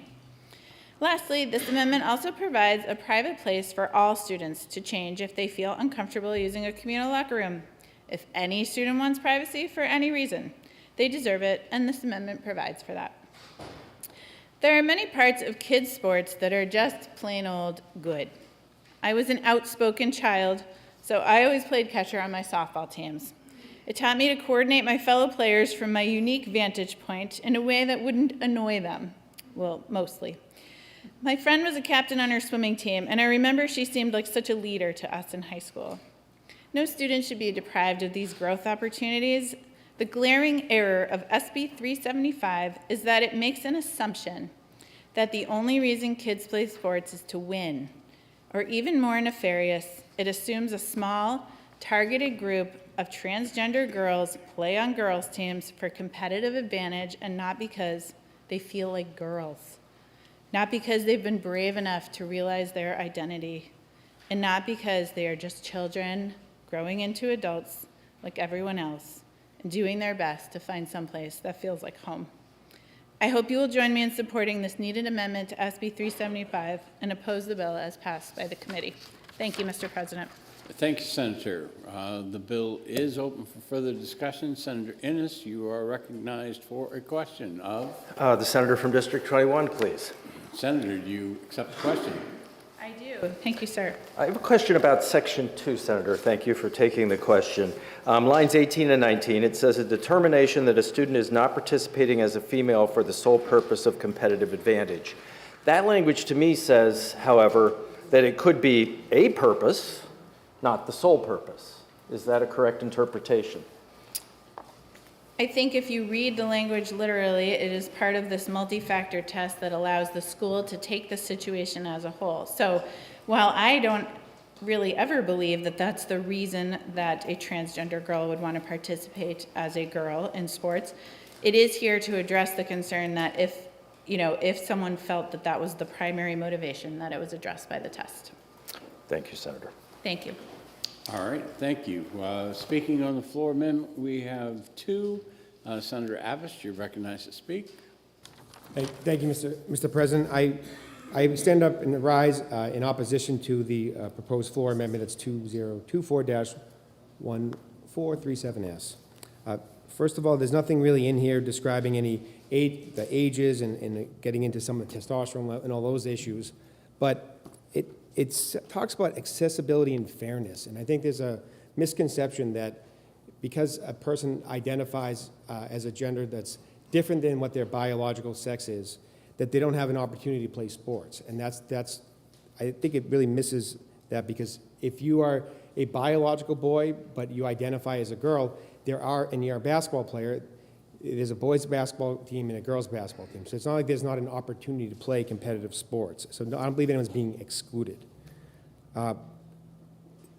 When it comes to the issue of sex, and Judge Ruth Bader Ginsburg, in one of her oral arguments before the court, discussed how sex, like race, is a visible, immutable characteristic. Sports have a history of being discriminatory towards women, particularly women's sports.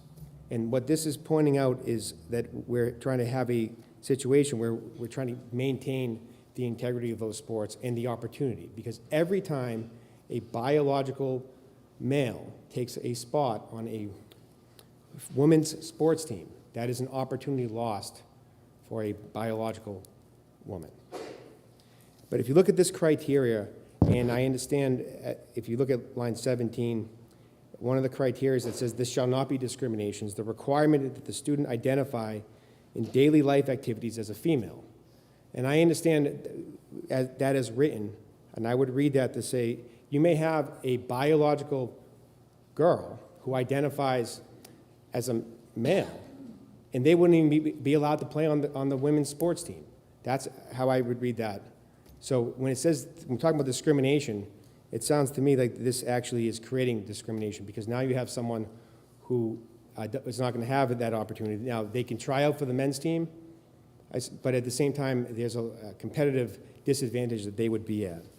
So I would ask that we please join me in oppose this amendment, as I think it creates a disadvantage to female athletes throughout the state.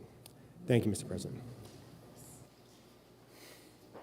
Okay, thank you, Senator. Senator Altschiller, you're recognized for a question of? Who did you want to ask the question of, Senator? President, may I ask a question of the senator from District 22? Do you accept the question, Senator? Yes. Go ahead with the question. Thank you, Senator, for taking my question. Do you consider transgender girls girls? So for me, a biological boy or a biological male who identifies as a girl is now a transgender girl. I don't consider them to be a biological female to just call them girls. The terms used that they're a transgender girl, but they're still a biological male. And I think that that's based on, obviously, their DNA alone, which the chromosomes will still reveal that.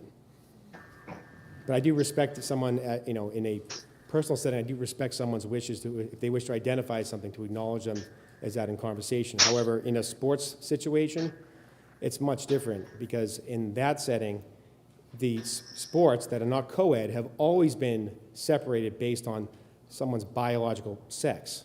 That's what it's always been. The issue of whether they're identifying as a different sex than their biological sex, I think goes against what the history of the sports are, and particularly women who have been biological women who have been at a disadvantage in sports.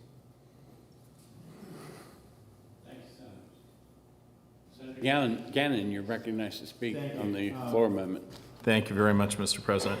On the floor amendment, I have to agree with the senator from 21. When they are small, I've coached dozens of teams. I start with my kids when they're kindergarten. We do rec soccer, spring, winter, fall. We do basketball. So I've coached single-sex teams all the way up through 8th grade, and I've coached mixed teams. I'm very involved in the athletics and the education. There's many issues here. One is somewhere around the 6th grade, though. I have to go about there, Senator from 21, that things change. Biology kicks in, and safety comes to play. Many of you have met my youngest daughter. She dreams of playing D1. It's looking good so far. She's a little small, though. She's only 5'4", so we have our worries. A biological male in high school starts developing more. They are stronger, faster, and larger. I have tons of Ivy League comparisons, and they have the physical performance. They break it down into stats, but it's basically they're 40% stronger in upper body strength. My little 125-pound girl against someone Daryl Abbas' size is going to be murdered out there. So I'm worried about my own children as well as the other girls in the state. So the danger on the playing field, as well as it creates an inherent unfair advantage for someone who is biological male transitioning to female. Beyond all that, though, sports under Title IX have given all my daughters, all three of them, two already have gotten into college, and it's helped them, and they all play college sports. They've done this. It's a leadership role in high school. They get to be captains of the team. They build self-confidence on and off the field. It helps these girls get into better colleges and improve their social skills, leadership factors that come in later careers. Girls' sports awards, they get recognized, and it's nice to have on you're the, two of my daughters have been athletes of the year, senior athletes of the year. It has helped them to get recognized and get into better colleges. A strong trans girl is going to prevent a biological female from winning titles and being recognized in their accomplishments. One of mine who's in college she was looking at these guys running when she was heading towards the New Englands. They transitioned senior year. They were going to be running against her in the New Englands. Their time against males was very mediocre. They wouldn't have been in the top couple hundred. They won the states and took 2 spots away from biological females who then weren't going to get recognized and seen by college coaches. And it's not really the best athletes, the best women athletes I'm concerned with. It's really going to hurt the girl, the 11th girl who doesn't make the team, a 10-man roster, 10-woman roster. They're the ones who are not going to learn these leadership roles. They're not going to mix.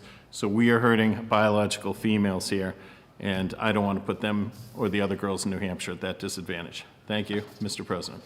Thank you, Senator. The question is on the adoption of the floor amendment 2024-1437S, and we have a request for a roll call. And Senator Whitley made the motion, and the second came from Senator Avard. Thank you. Okay. Senator Gendron. Yes. Sen- Oh, sorry, no. Senator Lang. No. Senator Bradley. No. Senator Waters. Yes. Senator Prentice. Yes.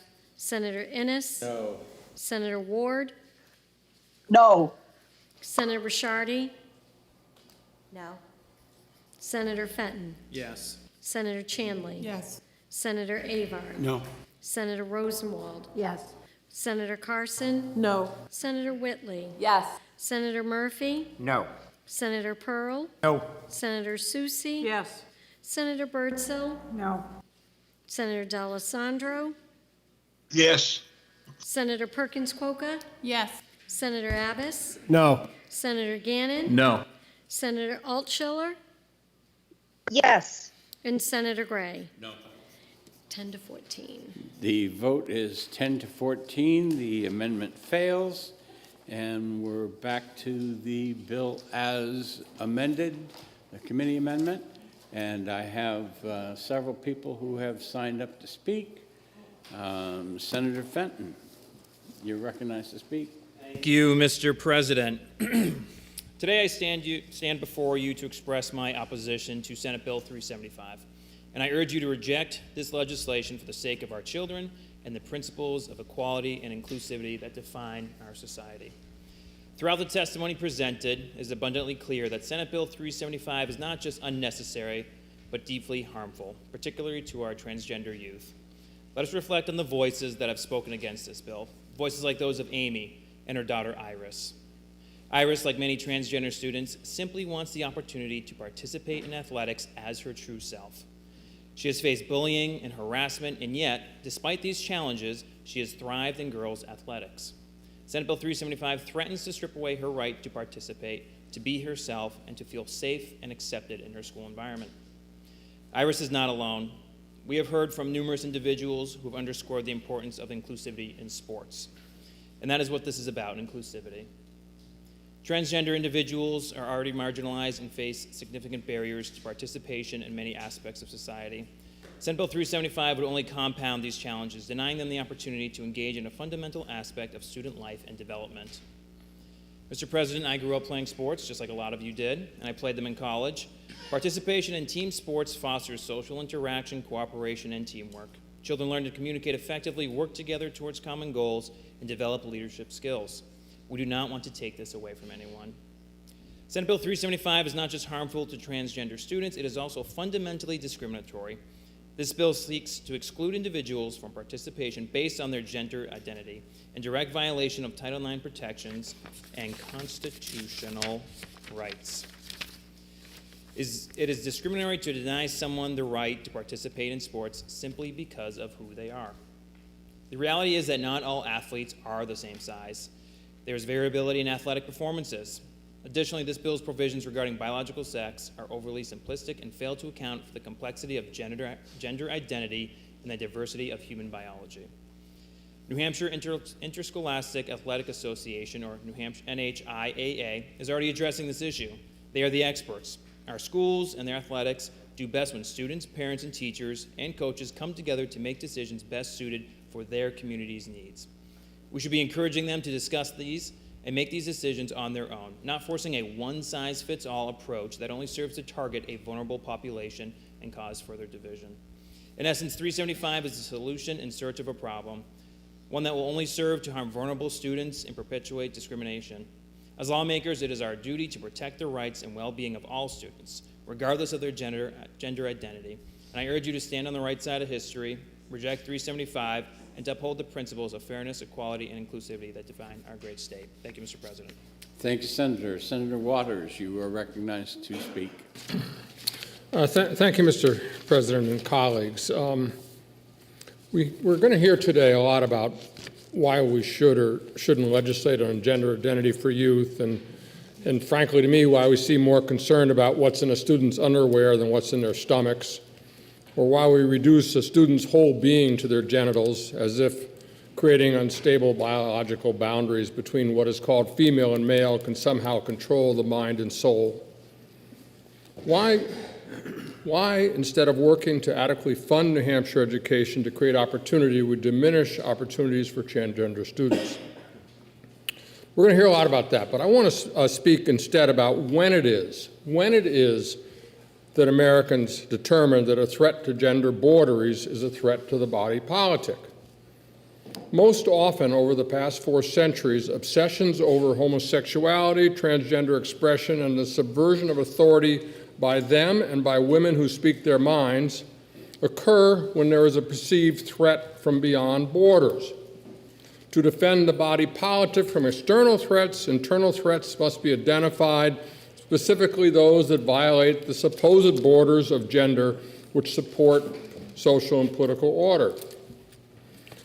The first example with the New Hampshire connection has to do with the founding of New Hampshire and Massachusetts.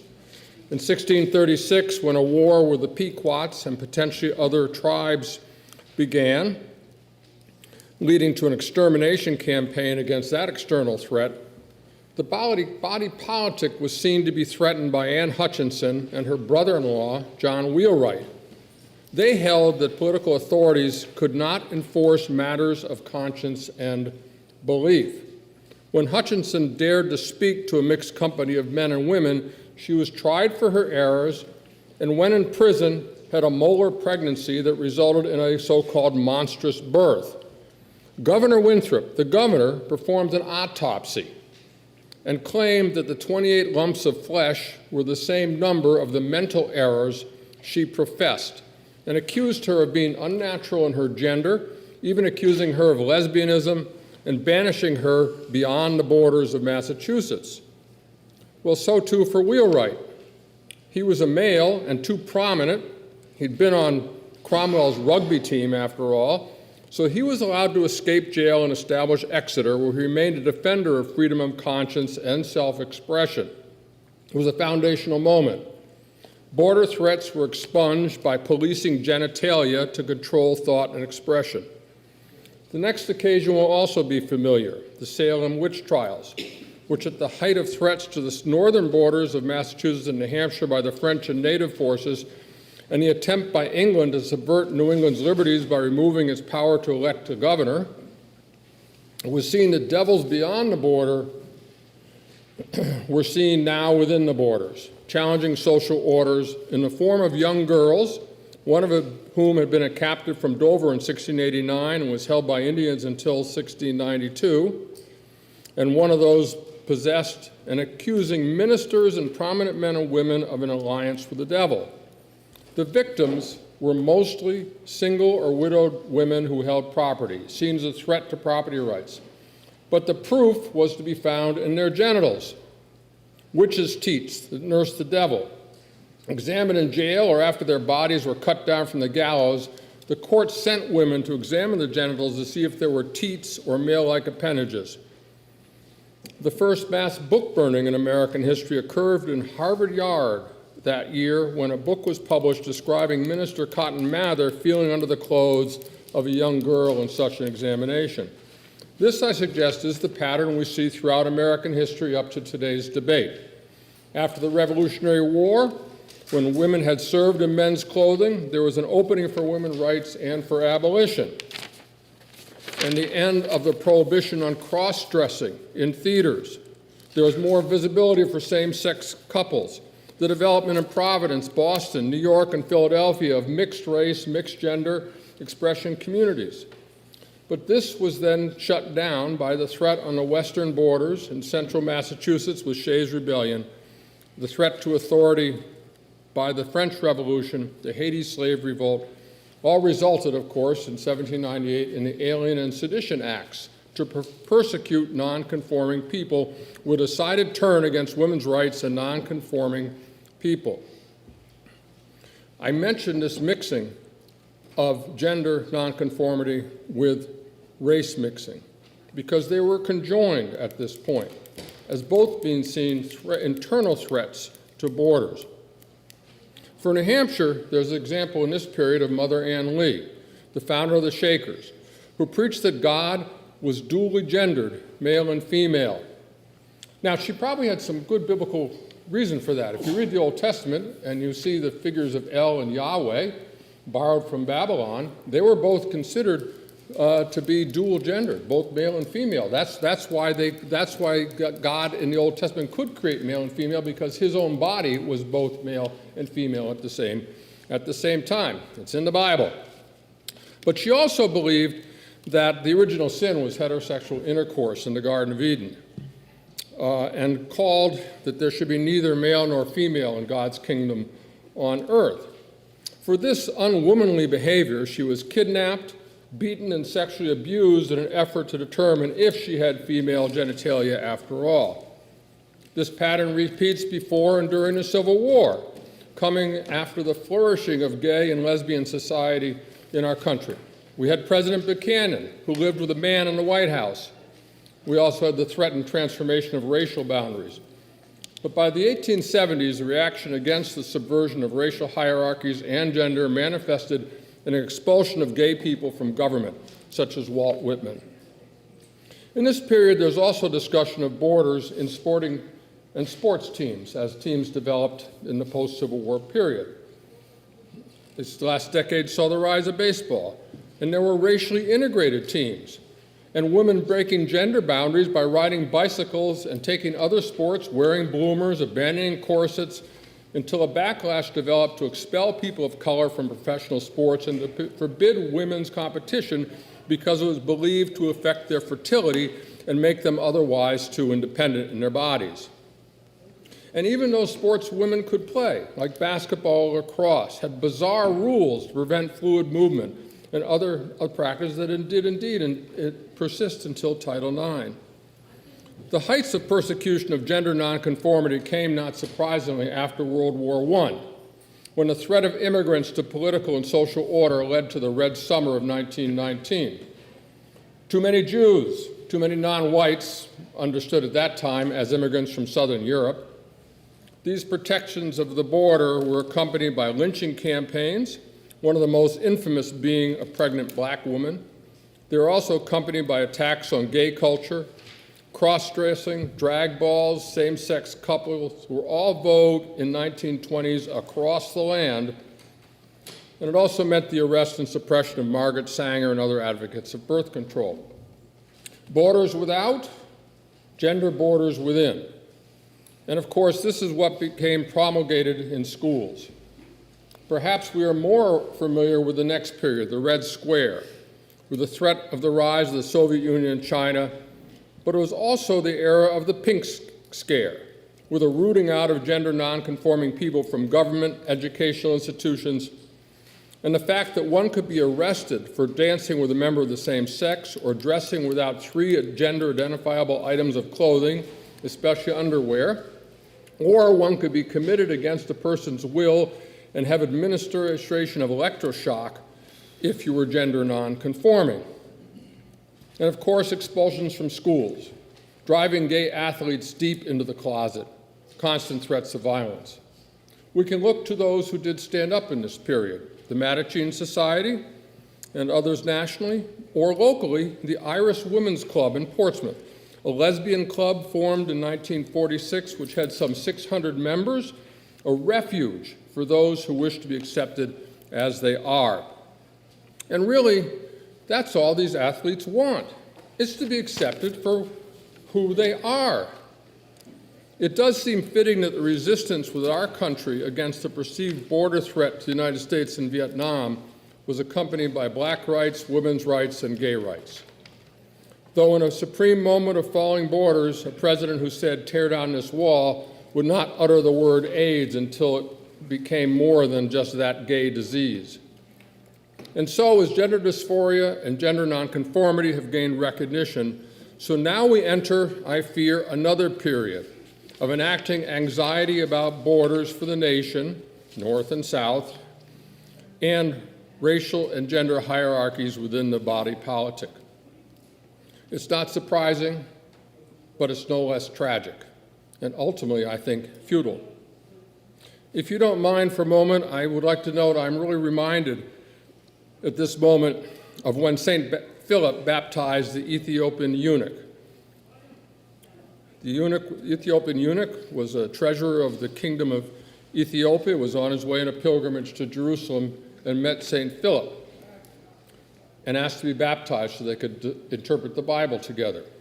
Now, St. Philip was not worried about the genitals of the Ethiopian eunuch, and I don't think St. Philip was worried whether the Ethiopian eunuch would then join the Jerusalem swim team. He baptized him anyway. And after the baptism, they studied these words of Isaiah. Like a sheep he was led to the slaughter, and like a lamb before its shearer is silent, so he opens not his mouth. In his humiliation, justice was denied him. Who can describe his generation, for his life is taken away from the earth? And so, the problem then, as we see, is with border thinking. It conceives of identity as separate rather than fluid, a zero-sum exchange, so that one person's activities or rights or very being, as it flourishes, another might lose out.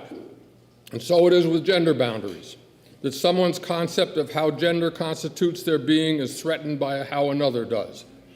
And now this bill introduces the ideas of borders into personal being and relationships that might actually enrich a team. Remember, there's no I in team, and make schools referees to call foul on a young person's dreams. The kids will be all right if we just let them figure it out, and where better than as teammates. I think we know where the border will be drawn when we take this vote. So I just want to say to our trans and gay legislative colleagues and our students, stay fierce, stay fabulous, Shantae, to play on whatever field you desire. To my colleagues, as Robert Frost wrote, something there is that doesn't love a wall. Thank you, Mr. President. Thank you, Senator. I want to note that Senator Ward has dropped out again. She is excused for the period of time. We will try to get her back, but for this period of time, until we do get her back, she is excused. Senator Lang, you are recognized to speak. Thank you, Mr. President. The word gender appears nowhere in this bill. That was a purposeful action. The word biological sex appears in this bill. And why? Because biological sex deals with medical science, the benefit, the physiological advantages that males have over females. It's an established science principle. So what does this bill actually do? Senate Bill 375 does three things to protect women's sports. 1, it increases safety for our daughters. 2, it keeps and maintains competitive fairness for our daughters. And 3, it protects the opportunities for our daughters. In New Hampshire and across the nation, a growing number of biological males are joining middle and high school and college women's sports teams. This defeats the purpose of Title IX, which was expanded opportunities for women's sports across the nation and over the last 50 years. This is unsafe, unfair, and takes away opportunities for our daughters, which our daughters rely on. As amended, 375 would require New Hampshire public schools, as well as the University System of New Hampshire and the Community College System of New Hampshire, to designate athletic teams as female, male, or co-ed based on biological sex of the participating athletes at birth. Teams designated as female would only be open to female athletes. Females that want to can compete on both male teams if they choose to. Please support the committee recommendation of auto-pass as amended. Thank you. Thank you, Senator Lang. Senator Prentice, you are recognized to speak.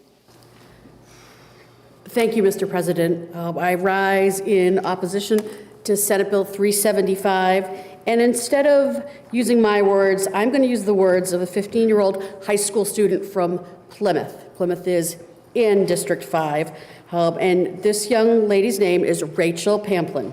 She wrote to me saying, I'm 15 years old, and I attend Plymouth Regional High School.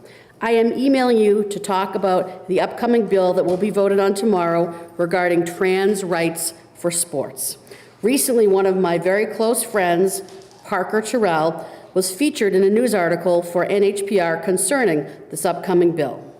The article was about her and her love for soccer. I've known Parker almost my entire life, and we were inseparable when we were younger. I played soccer with her when we were little, and I personally know how passionate she is about this sport.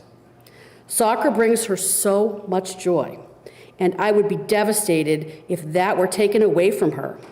I've attached the article for you to see if you haven't already seen it, and I would encourage my colleagues, if you haven't already seen this article, to take the opportunity to read it.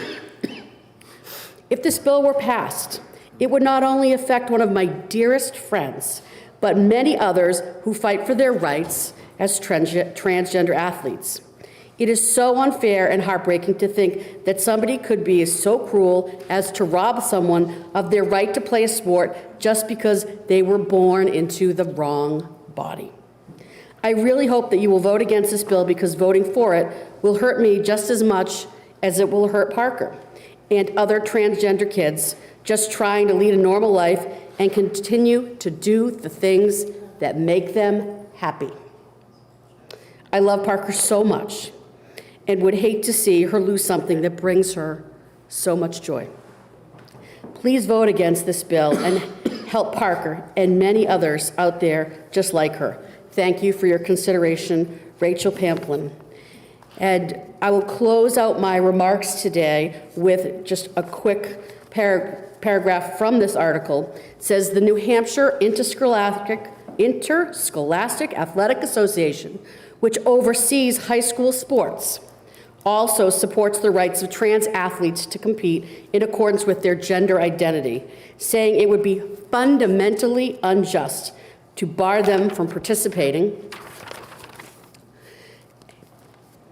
and saying they have an unfair advantage because she is trans. In Parker's words, it's not a gender advantage, it's a commitment thing. She said, I have been playing for years. So I close out my testimony opposed to 375 with 3 words: let Parker play. Thank you. Thank you, Senator. Senator Altschiller, you are recognized to speak. Thank you, Mr. President. Can you hear me? Yes. Okay, wonderful. Transitioning is an incremental process. It's not an overnight event. For those unfamiliar, it begins with a social transition. Transitions of names, accurate pronouns, maybe clothing that makes a person more comfortable with their outward-facing self, And let's be honest, there is a socialization of gender in clothing and appearance. Transitioning is also finding friends and safe adults who accept you for who you are. This is the beginning of transitioning. When medically transitioning, trans men or boys take testosterone, which at elite levels of sport is considered a performance enhancer. When medically transitioning, trans women take estrogen, which decreases testosterone levels and decreases muscle mass. Reuters has been reporting on this sudden, intense hostility towards trans kids reflected in proposed legislation. Just this year, 37 states have proposed 142 bills, New Hampshire included. And why now? What happened that made this a problem? Why are trans girls the latest target in the manufactured culture wars? Is it because they are such a small and vulnerable minority that they can't fight back? When an older Gen Xer or a baby boomer says, there weren't transgender kids when I was young, that is factually incorrect. Yes, there were, but it was too dangerous for them to exist as their true selves in their community. We heard about that history from Senator Waters, but those kids were there. We should be celebrating our own transition into opening our hearts and minds to creating affirming spaces for each of us to not only exist but thrive.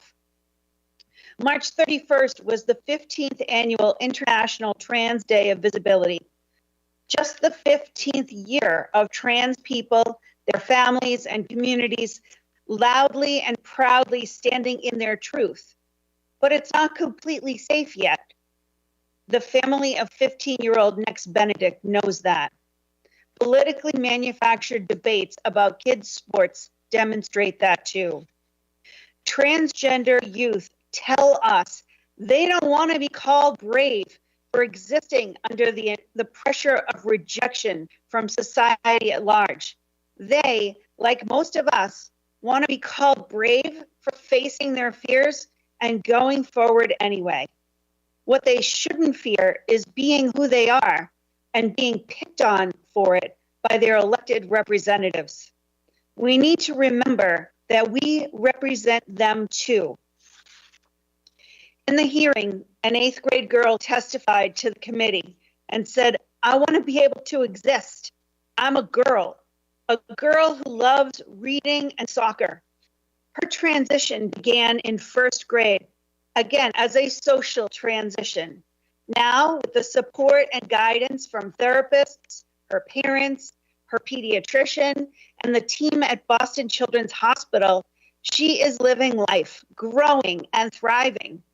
But legislators want genital confirmation and a hormone profile just so she can play sports with her friends. And as a reminder, trans girls are daughters too, just like her. Her existence and lived experience flies in the face of the myth of the hyper-masculine boy who decides that he will, in the throes of adolescence, transition to living as a girl in all aspects of his life for the remote possibility of winning a college athletic scholarship. It's a preposterous fear-based fantasy when the reality is there is a very, very, very small New Hampshire population of trans youth, and they are not a threat. They are the threatened. In the hearing, a senator brought up, and today, a senator brought up NCAA swimmer Leah Thomas. To be clear about Ms. Thomas, she followed all the requirements to be eligible to participate. And the reason her name is on the tip of transphobic tongues is in 2022, Ms. Thomas, as a member of the University of Pennsylvania, swam the 200-yard freestyle in a college championship race and tied for 5th place with a cisgendered girl from the University of Kentucky. She tied for 5th. Leah Thomas never broke any records held by cisgender women champions. The girl who she tied for 5th with has subsequently made a career out of her own transphobia. Regarding the high jump athlete from Kearsarge, the fact of the matter is that the transgender athlete that was mentioned who won the state competition with a high jump of 5 feet 1 inch has not beaten the high jump state records held in divisions 1, 2, or 3, let alone the state record. The fact of the matter is, some kids have advantages over others. Some have wealthier parents who invest in private coaching, giving their kids advantages over others. Some kids have physical advantages over others, regardless of gender. Just look at a middle school basketball team. Interestingly, this bill specifically and as amended carves out co-ed sports. So in practical terms, a trans girl, let's say in Londonderry, who has been playing soccer or basketball for years with her friends, will now be cut from the soccer and basketball team, but will be invited to join the co-ed wrestling team. What a super fun alternative for her. Kudos to Nashua North, who would be exempt from this because they offer co-ed diving, basketball, cheerleading, track and field, and volleyball. But a trans girl at Colebrook Academy who wants to play softball or basketball is just sidelined. She doesn't have any options at all. A child's zip code should not determine whether they can play on the team of their choice. Trans people live in a state that is designed around 2 genders, and further, the current power structure fights their every step, claiming their space in their communities. What are you fighting so hard against when everything around you is catered toward everyone but you, and then you demand your space and are degraded as not real girls or not real boys? That's violence. If equality feels like oppression, it's time to do some serious self-reflection. Targeting trans kids is an embarrassment to the dignity of this chamber. That young girl who spoke at the hearing, and all of our children, and they are our children, deserve to have their humanity regarded. The existence of trans girls does not threaten or devalue the existence of all girls. The same goes for trans boys. They deserve to do the things that make them happy, feel challenged to learn more, feel accepted by their community. For children, their community is their family, their schoolmates, and their teammates. The adults who don't see or pretend they don't see that the targeting of trans youth is violence know this. Denying a person's existence, restricting their access to things because you don't understand gender identity is violence. Encouraging and enabling a space that others and tries to erase our trans youth is violence.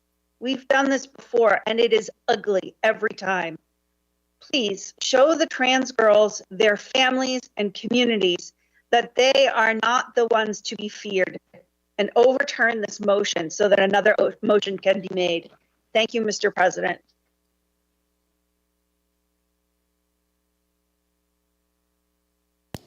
Senator Genro, your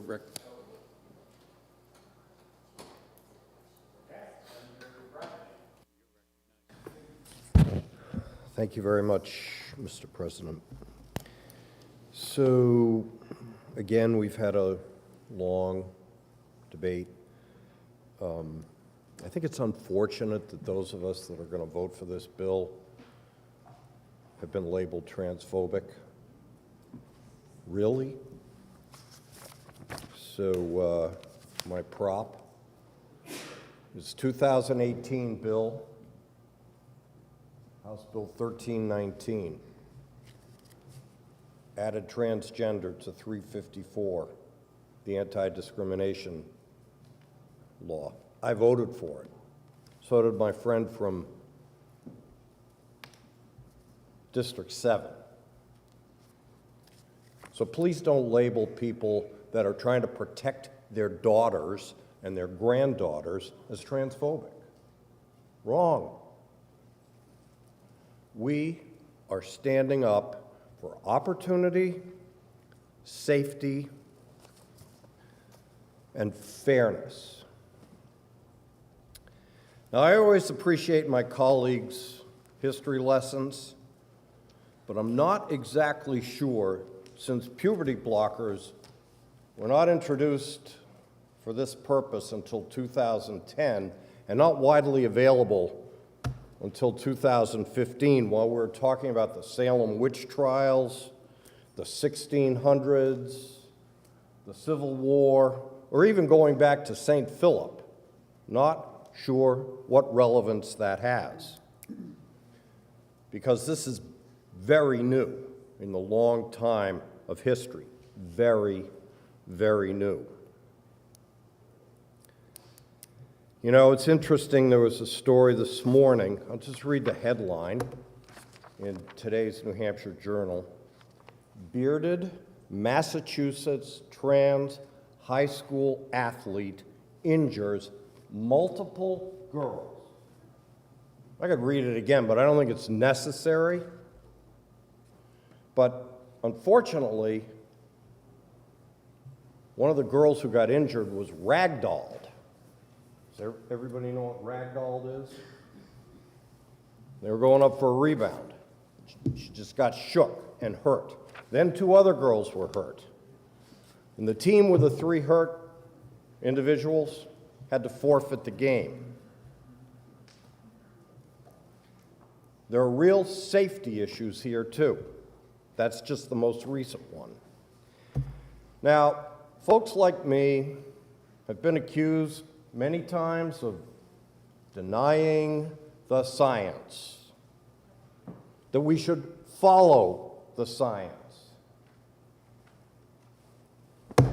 High school was a long time ago for me, but I remember biology was a science, and it is a science. And denying science is where we're at today. And by denying science, we're discriminating against our daughters and our granddaughters. We're undermining fairness and opportunity. Whether it's a position on a team, whether it's playing time, whether it's opportunities for scholarships or records, we should be standing up for our daughters and standing up to the intent of Title IX, which was a land-breaking piece of federal legislation. We need to protect the rights of our daughters and our granddaughters, and we need to understand the science of biology and differences of speed, strength, and size. Now, we heard that kids will figure it out. Okay. Riley Gaines figured it out. She was deprived of the NCAA record. She has figured it out, and she is standing up for girls, just as we should be standing up for girls. And I'm sorry, but we should not be celebrating a bearded Massachusetts trans high school athlete that injured 3 girls. That's not a celebration. That's a fact. That's reality, and we need to deal with reality. So please don't accuse any of us that are standing up for our daughters or our granddaughters of being transphobic. Follow the science. Now, I'll just close with this because we have a colleague, unfortunately he's not here today, said it better than any of us could say. And I'll quote from an earlier New Hampshire Journal, February 1st of this year. My friend from Manchester said, as a former player, coach, and teacher, I believe men should be competing against men and women against women. Physical differences are very important for the safety of those participating in the sport. That's what we're here about today. And I say that as somebody that voted to put transgender rights into our anti-discrimination statute. We should not be we should not be developing reverse discrimination by not passing this bill. Please vote yes on the ought to pass as amended motion. Thank you, Senator. Questions? This one first, and then Senator Gendro, you're recognized for, oh, she's not going to. Senator Abbas, you're recognized for a question. Thank you, Mr. President. To my colleague from District 24. Yes. Do you accept the question? Yes, I do. Okay. And thank you for taking my question. So, certainly, if we're going to allow, how do we maintain the equal opportunity for biological women in sports if we're going to allow biological males to then play in those sports as well? When I feel like you're not going to have the same crossover if where biological women are playing in male sports. Thank you for the question, Senator. And I have a two-part answer. First, trans girls are girls. Trans daughters are our daughters. So they are also our daughters who deserve our protection. And as for the protections, I think what you're referring to is Title IX. And under Title IX, boys and girls must be given equal opportunities in school and athletics. So if a school has an only boys team, girls are able to play on those teams because it's protected. And I think that we have all heard about some girls who have played on boys football teams. And I haven't heard any outrage about those girls possibly getting hurt on football teams. And under Title IX, as boys and girls must be given equal opportunities in school and athletics, if a school only has a girls' team, boys are able to play on those teams because that is protected. So I hope that answers your question, is that cisgendered kids have been playing on each other's teams already under Title IX, and now this bill is just singling out their trans peers. Thank you. Okay, yes, Senator Altschiller, you're recognized for a question of?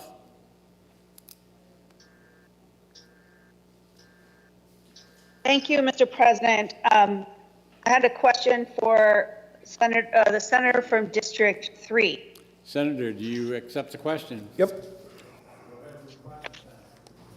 Thank you very much, Senator. You mentioned that it's very important to protect our daughters. Do you believe that trans girls are girls and also someone's daughter? I believe that trans girls are trans girls because they identify as girls, but they have the biological makeup that they were born with.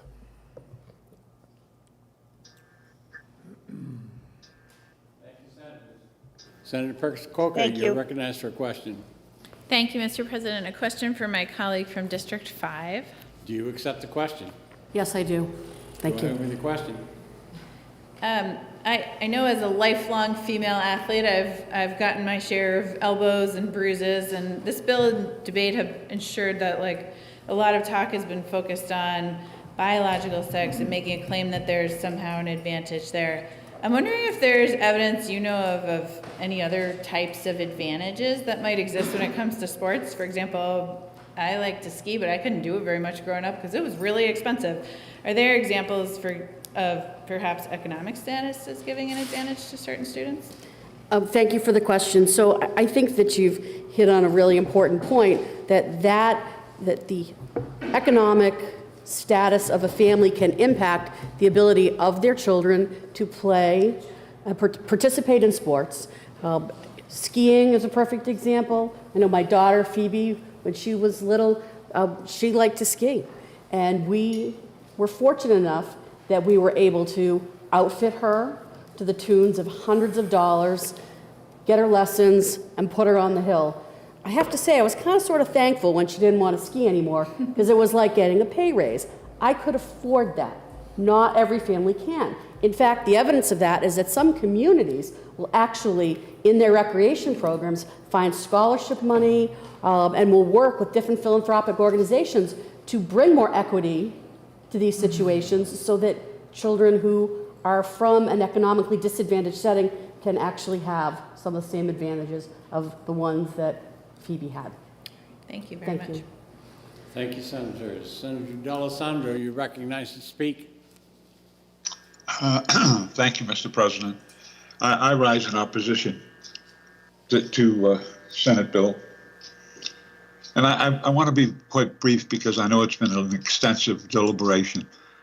First of all, I applaud the sentiment of my colleagues. A lot of work, a lot of effort has gone into the narrative that's been presented. Opinions are opinions. But I believe the thing that we must be most concerned with is the stigma that is created. That stigma is critical to the wellness of a human being. And that's what I'm concerned about, the wellness of a human being. And anything that affects that wellness creates a positive for me. And athletic contests create that positive. Been involved in teaching, coaching, and so forth all of my life. And those are the things that I would like to emphasize to my colleagues. I'm not going to change your vote here. I understand that. I'm not dumb. I understand that. But I think what's on the table is the great deal of sentiment, of gut-felt sentiment about the importance of these issues as they reflect on our children, on our children's children, and our constituents. And I leave you with this thought. The best thing that we can do here is do what's best for the people that we represent. Think about that, please. Thank you, Mr. President. Thank you, Senator. Senator Chanley, you're recognized for a question of who? The Senator from District 5, please. Senator, do you accept the question? Yes, I do, Mr. President. Thank you. Go ahead with your question, Thank Senator. you for taking my question. It's a very quick question. We've heard that this bill is on solid ground because it is rooted in science and medicine. Can you tell me from the hearing, was there strong testimony in favor of this bill from the medical community? Thank you for the question. I'm actually digging for, so thank you for the question, for the, not the hearing report, but the article from NPR. So there was not a lot of, if I remember correctly, medical evidence that was brought forward, but in my research around, working in evidence-based medicine, building evidence-based protocols for emergency medical services, and trauma care, I've spent some time in this, and I'm not like a perfect appraiser of literature, but here's what I can say is that the American Medical Association and the American Academy of Pediatrics have pushed back on such claims, saying that it's not clear trans athletes have an inherent advantage. Thank you very much. You're welcome. Thank you. It's okay. Thank you, Senators. And Senator Whitley, you're recognized to speak. Thank you, Mr. President. I feel obligated to rise in opposition to this bill for a number of reasons. One, I wholeheartedly agree with my colleague from District 20 that our job here is to take care of students and improve people's lives and keep people safe. And I want to share some statistics that should be startling to everyone as we take a vote on this bill today. A Washington Post analysis of FBI data found that school hate crimes and targeting LGBTQ plus people have sharply risen in recent years. And it's sharply risen, it's climbed the fastest in those states that have passed laws restricting LGBTQ student rights and education. So to put a finer point on that, in states with restrictive laws like the one that this body is posed to pass, the number of hate crimes on K through 12 campuses have more than quadrupled since the onset of this divisive culture war issue. So that's what we're doing here, right? If the whole idea is to protect the safety of our students, don't we need to protect all students? protect our most vulnerable students from the increase of violence and hate, shouldn't we be protecting all students? I know I want to. If we're talking about safety, if this is all about safety, like my colleague from District 3 said, well, do we think we need to pass laws that should restrict middle and high school students from participating on tackle football teams, given that, according to a recent study, science, youth tackle football athletes sustain 15 times more head impacts than flag football during a practice or game, and sustain 23 times more high magnitude head impacts? Are we really concerned about safety? Then let's pass that law. Let's not pass a law that's going to put the safety of a very vulnerable community at risk. Let's stand up for all of our kids. Thank you, Mr. President. Thank you, Senator. Senator Abbas, you're recognized for a question. I'd like to speak, Mr. President. Okay. Senator Abbas, you're recognized to speak. And there's been a lot of comments made attempting to assign motive to the members of this body, which I find being inappropriate. Let's focus on what we're doing here. And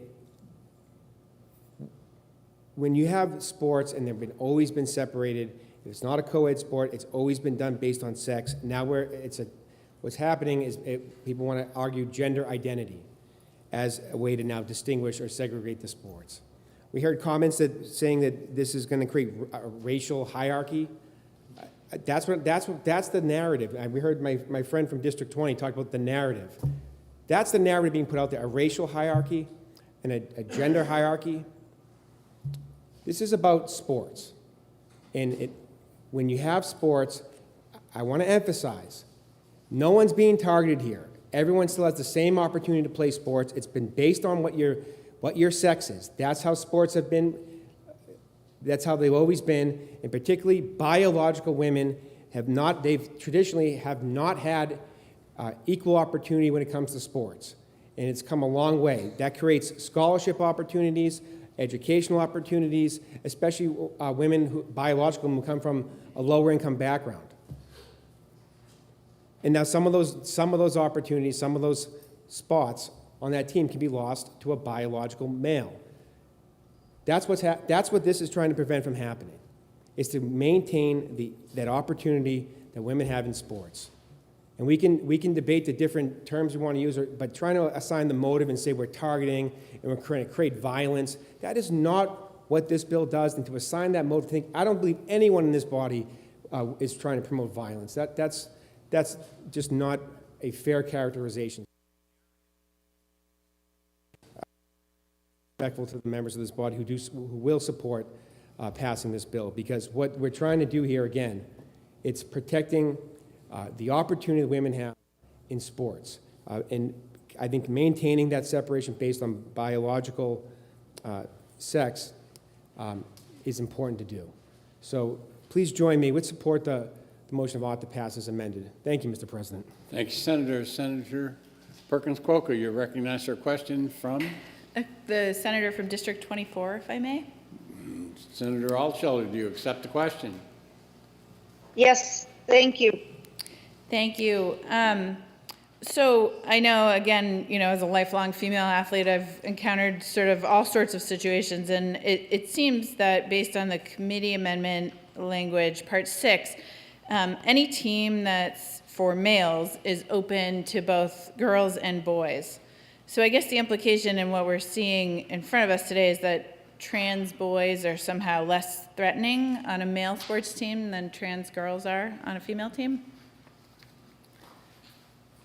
Yes, well, I thank you for the question, Senator, and thank you for pointing out the hypocrisy in this amendment that says in Part 6, actually Part 5 says any team, sport, or athletic event designed for females, women, or girls shall only be open to students of the female sex.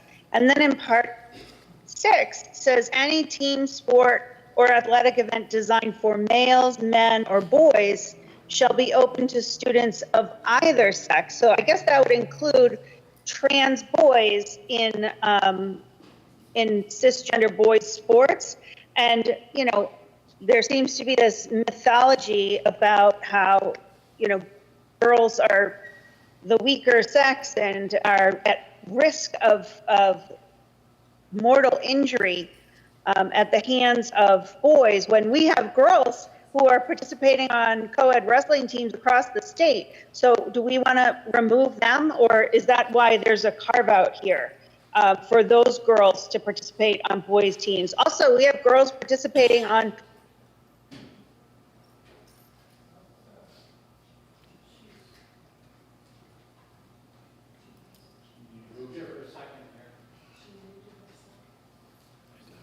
Are you finished, Senator Altschiller? Was I muted? Was I muted? Can you hear me?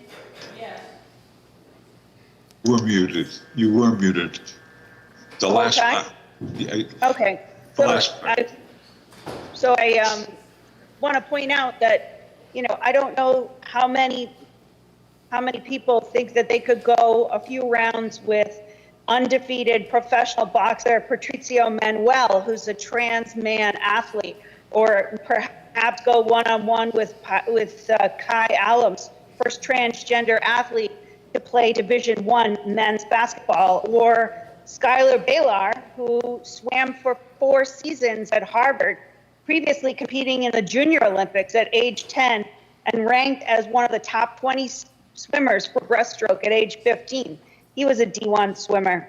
And trans athlete Hall of Famer Chris Mosier, the first transgender man to represent the United States in international competition. So we're carving out, we're letting everybody play boys sports, but we're not letting trans girls play girls sports. It seems like quite the hypocrisy to me. Thank you. Thank you, Senator.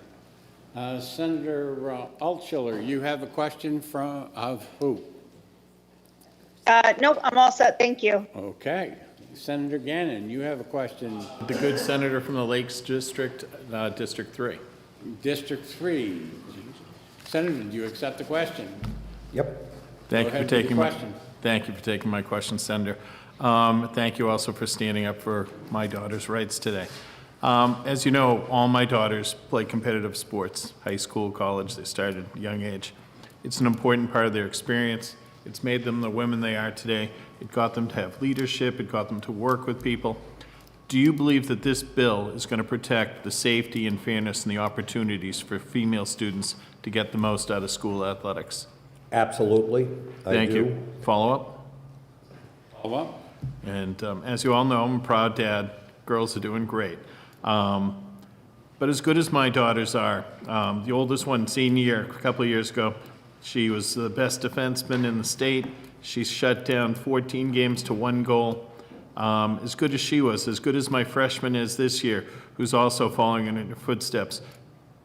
Against other women, they're very good. Do you think it's going to change? Is it going to be unfair to force them to play against biological males the same age who are bigger, stronger, and faster? And that comes from the scientific data from every single study I could find last night from every college around the country. Well, my friend from District 23, first of all, congratulations to your daughters for excelling in sports. It's a tribute to you and your wife and your coaching abilities too. And yes, your daughters would not have had the same opportunity if they had had to compete against someone stronger, faster, bigger.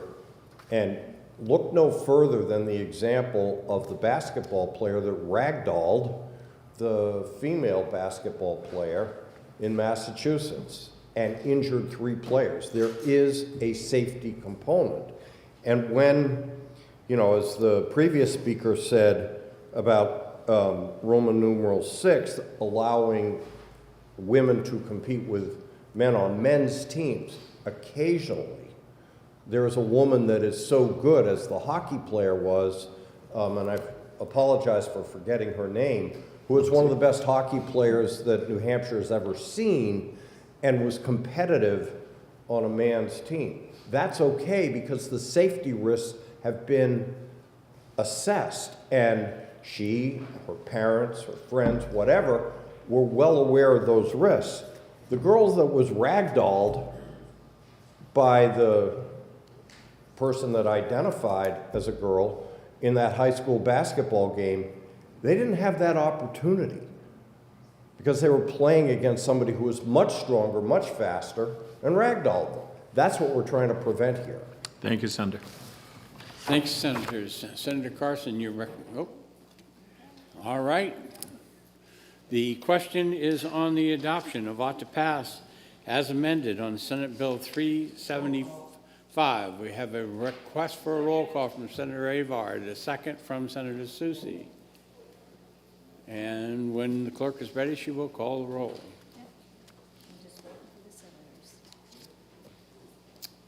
Have we got everybody?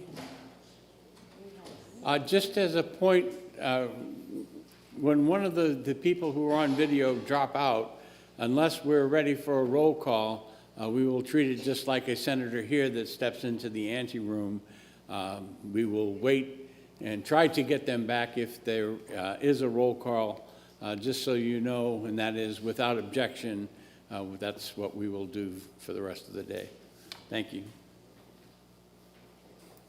Senator Gendrew. Yes. Senator Lang. Yes. Senator Bradley. Yes. Senator Waters. No. Senator Prentice. No. Senator Innes. Yes. Senator Ward.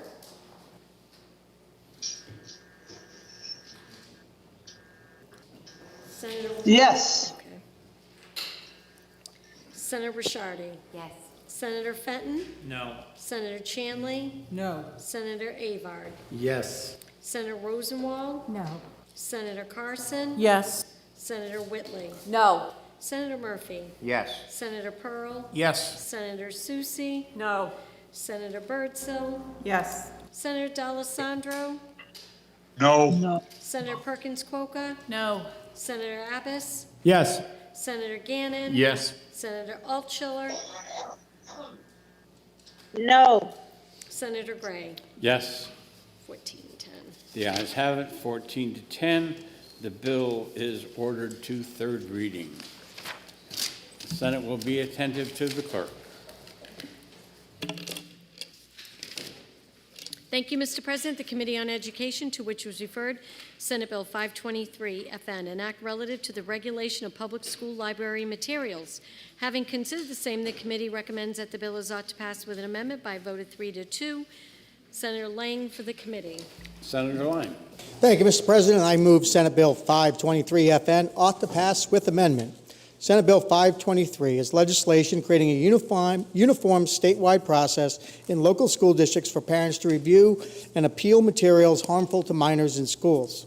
Further, school districts are required to adopt policies both identifying the educational purpose of materials authorized for dissemination, in addition to establish a complaint resolution process by November of 2025. These policies shall be available digitally for easy accessibility. Additionally, school principals shall be responsible for initiating communications with petitioners within 10 days of initial contact and shall provide a content-suitable determination within 15 days of initial contact. A written determination will be provided to the petitioner within 5 days of the principal's determination. All communications pertinent thereto are subject to 91A, and an appeals process is available with similarly prescribed timelines. I ask you to please join the members of the Senate Education Committee in supporting the passage of Senate Bill 523 with amendment. Thank you, Mr. President. Thank you. The bill is now on second reading. The first order of business is the committee amendment. Is there any discussion on the committee amendment? Not seeing any. All those in favor say aye. Aye. All those opposed, nay. No. The ayes have it. And the question is on the adoption of ought to pass as amended on Senate Bill 523 FN. Senator Lang, did you want to speak on the bill as amended? Yes, please. Thank you, Mr. President. Senate Bill 523 would bring clarity to a process of how schools handle objections to materials in their library. No library is big enough to hold even a small fraction of all the books ever printed, nor are all books appropriate for all grade levels. We give school librarians broad discretion to stock their libraries, but like all public employees, their decisions are overseen by elected officials. It is the local school board that is ultimately responsible to local voters. Senate Bill 523 would require each New Hampshire school board to adopt policies describing what material is authorized and accessible to students, and that policy needs to be posted on the district website. Senate Bill 523 also requires school boards to develop a process on how to address complaints submitted by parents or guardians that material is harmful or inappropriate for that school. It does not tell schools which books can and cannot be stocked in their local libraries. It does not give parents veto over a local school board's decisions. It simply provides parents with clear rules on how to submit a complaint, clear timelines, and when local officials will answer that complaint, and the transparency of that complaint process will be public. Thank you, Mr. President. Thank you, Senator. Senator Avard, you're recognized for a question. From the senator from District 2. Senator, do you accept the question? I do. Thank you. Thank you, Senator. I introduced this bill to give parents a way to challenge some material that they found harmful, offensive, or inappropriate for the schools. So why did you change the definition of word in the original language? So again, we tried to clarify the bill, make it non-inflammatory, make it a process bill, a simple, clear process that all parents can understand and follow in addition to the school boards. Follow-up? Follow-up? Thank you, and thank you for taking my question. So I'm hearing a lot of rumors that this is a book ban and whatnot, but anywhere I've read in this bill, there's not a ban on any book at all. So would you agree with me that this is not a bill to ban books? Absolutely. There's not one book banned by this bill. It's strictly established a statewide standard process in which schools can review a complaint from a parent on objectionable material and provide a determination. Thank you, Senator. Thank you. Senator Prentice, you're recognized to speak. Thank you, Mr. President. So I rise in opposition to Senate Bill 523, and although I think that that the senator from District 2 and the committee made this into a better bill than what it was first introduced as, I still have some objections that I'd like to share, and I believe that they're very practical objections. I don't think that all material in all books is appropriate for all ages, whether it's elementary school, because we're talking about school libraries here, elementary school, middle school, junior high schools, however you structure in your communities. I understand that, but so I want to put that out there right out front. But here's my concern. First of all, local voters and our parents, and we spent a lot of time talking in this chamber about the rights and the responsibilities of parents. So I want to know why one parent who objects to a book and takes it through what becomes a layered and robust process in a public setting, which actually, if we have to go there, we have to go there. But why does this one parent have the opportunity to influence what I might be okay with for my child to read? I think the simple solution to this is that if a parent has an objection, and actually the law allows for this in large part now, has an objection to reading material, that there's a process constructed at the school where that parent says to the school librarian, I don't want Phoebe to check out this book. So it only affects my child. I don't believe I should be making decisions as a parent for other people's children in these particular circumstances. So although I do think we got ourselves to a better place, and I know the House has an even better bill, I just want to go back to the place of what parents are really responsible for. And if that's what we've been talking about a lot in here all day long, then let's let the parents make the decisions about what their children should and should not be able to read. Plain, simple. Thank you, Mr. President. Thank you, Senator. Senator D'Alessandro, you're recognized to speak. Thank you, Mr. President. Mr. President, I rise in opposition to Senate Bill 523 as amended. Mr. President, I represent the city of Manchester, or a portion of the city of Manchester. We have a wonderful public library. Public libraries all over this state are distinguished. The quality of the public libraries, the kind of programming they have, the kind of openness that they have. and the wonderful service that they provide for each and every person in the community. The State Library Association has written to each person in this Senate in opposition to this bill. The New Hampshire Library Association, which represents library personnel, trustees, and library supporters, is in opposition to Senate Bill 523 as amended. The New Hampshire Library Association is also in opposition to House Bill 1311 that will soon be crossing over from the House. The New Hampshire Library Association has always supported local control of our library boards and opposed legislation that conflicts with the local community board's ability to adopt library policies that are a best fit for their communities. Who knows what's a better fit for the community than the community itself? We always talk about local control. This is an aberration. These bills seek to mandate how duly and locally elected school boards should administer complaints about library materials submitted by parents or guardians and the kinds of policies school boards must adopt. Also, Senate Bill 523 sets unattainable timelines for review of materials and leaves that decision in the hands of only one person. Senate Bill 523 also puts an undue burden on the frontline school staff by requiring a copy of the material to be placed at the front desk of the school for review, which could create an unusual situation within our school buildings. The New Hampshire Library Association stands against legislation that bans or restricts library materials, programs, or services.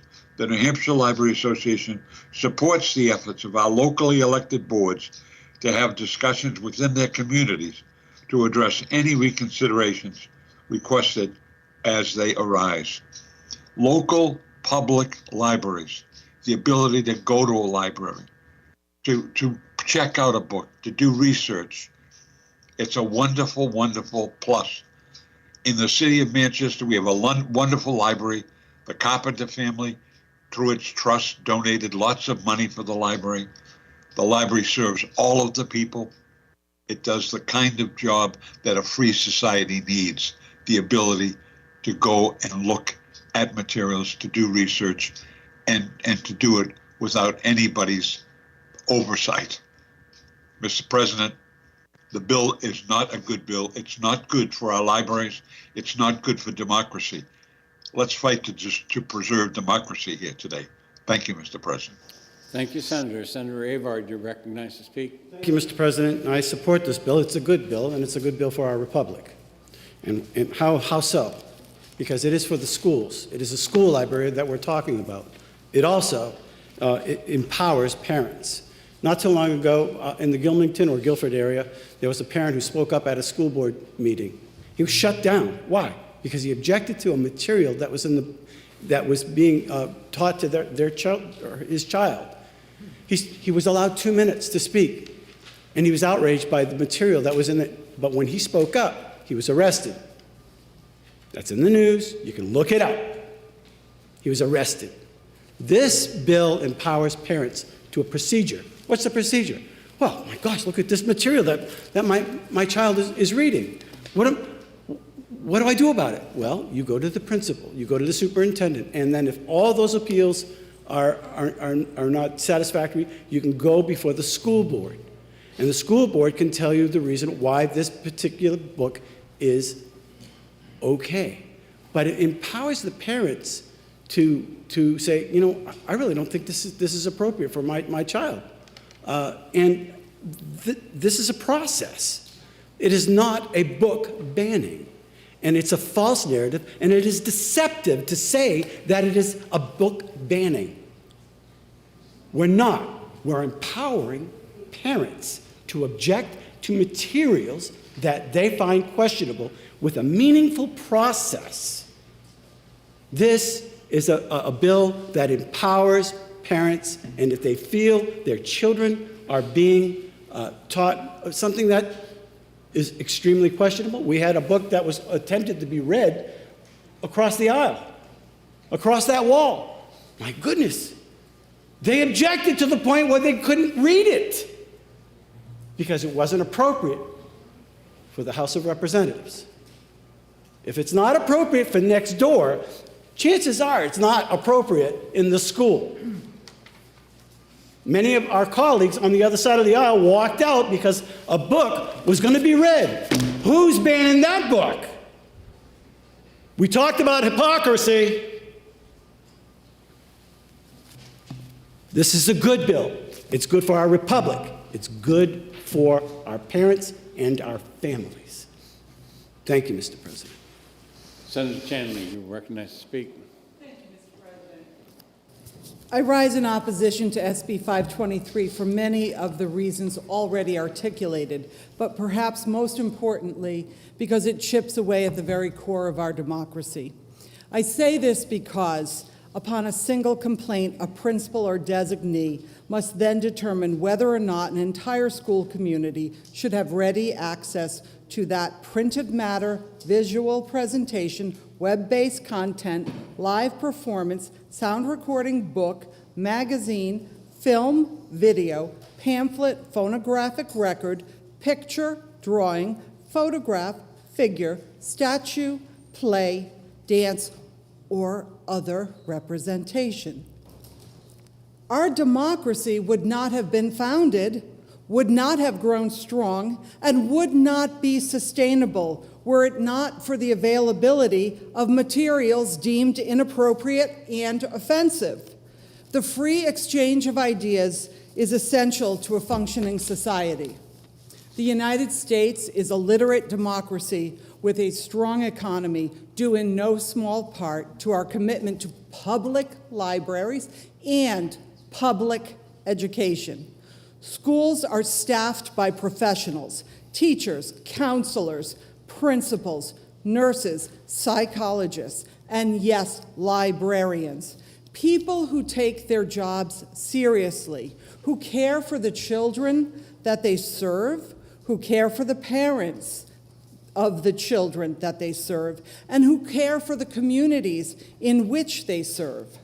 Rather than respecting and acknowledging this reality, this bill ignores their expertise and dedication and presumes ill intent or incompetence. While parents certainly have to consider a responsibility to consider appropriateness for their children, why on earth should a single individual make that decision for everyone else's child? Children need art. They need information. They need poetry. They need literature. They need ideas and music. They need to explore, imagine, and experiment. These are the elements of education. Whether they are studying math or civics or Latin, they will use materials chosen for that very purpose, to allow an individual to decide what an entire community cannot use is to threaten the foundation of our democratic principles. We do have laws in place that govern the areas of concern, and SAUs in schools have policies regarding teaching materials, library collections, and appropriate curriculum. They also, most of them, have ways in which parents can be engaged and can be involved. We do not benefit from the measures outlined in 523. Indeed, all our children will bear the cost, and I believe our democracy will suffer. Building on Thomas Jefferson's words, Wendell Ford, as the recipient of the ALA honorary membership in 1998, said, "If information is the currency of democracy, then libraries are the banks. Let us protect our democracy by not inciting an hysterical run on the banks." Please join me in voting against the ought-to-pass motion on SB 523. Thank you, Mr. President. Thank you, Senator. Senator Rosenwald, you're recognized for a question of? The senator from District 11. Do you accept the question, Senator? Thank Go ahead you. with your question. I wonder if you would agree with me that this bill as amended would allow one individual to file a complaint requiring the principal to spend time evaluating whether Romeo and Juliet, which is about underage lovers, is appropriate, or the ancient Greek comedy Lysistrata, where I read it in high school, all the women decided to withhold sex from their husbands until the war was ended. Would you agree that a single parent could file a complaint that would require a principal to spend time determining that Romeo and Juliet or Lysistrata are not inappropriate materials? Yes, I would heartily agree with you, and if I might add one more thing, I think that is my point. You highlighted my point that there is already a process in place where those evaluations are made, and it would require additional work in that area. Thank you. Thank you, and I'm sorry I sat down. Senator Avard, do you recognize a question from? The senator from District 2. Do you accept the question, Senator? I do. Senator, Go ahead with the question. thank you for taking my question. If Romeo and Juliet are being brought before the principal, all he has to do is just sign off on it, correct? That's absolutely right. This is about a process. So the principal, the parent doesn't decide anything other than to submit a complaint. They have no power whatsoever other than to file a complaint. It's the principal who then would have to make the determination that Romeo and Juliet is inappropriate for whatever grade level. Or in the case that he did, the parent could still go to the, or didn't, he could still go to the school board. The school board would say, oh, no, we're going to overturn the principal's ruling. So again, this is a process bill that does not ban a single book and doesn't put, only power a parent has is the right to complain and then have a knowing timeline for when that complaint will be acted upon. Follow up? And so this basically empowers parents rather than shuts them down. Absolutely. Again, just like all other aspects of our government, whether you're on a zoning board, planning board, when you submit a request to public officials, you should expect a response in some sort of timeline and timely fashion, and this does that. Thank you, Senator. Senator Abbas, you're recognized for a question from? Thank you, Mr. President. To my friend from District 11. Do you accept the question, Yes. Senator? Go ahead with the question. And thank you for taking my question. Can you tell me any book that would be banned under the policy set forth by Senate Bill 523 as amended? I would imagine every book could be banned under the policy set forth by, could be deemed inappropriate, age inappropriate, or harmful. Mr. President, may I do as a follow-up? But I'm asking any specific book that you are aware of that under this policy would actually be banned. Since the policy isn't in effect, I can't answer that question, no. And one last follow-up, Mr. President. Follow-up. Now, do you agree that the local school boards should decide which materials are appropriate for their school libraries, and that a parent who has a complaint shall have a right to address that complaint to the school? I think parents have a right to bring up their concerns with their school administrators and their teachers and their school board in many fashions. I just don't think that this is the policy under which that best operates. Thank you. You're welcome. Thank you, Senator. Senator Prentice, you are recognized to ask a question of? A question of my colleague from District 13. Do you accept the question, Senator? Yes. Go ahead with your question. Thank you for taking my question. So do you believe, or is it your position that parents should have the authority over making decisions about what their children should do in terms of reading?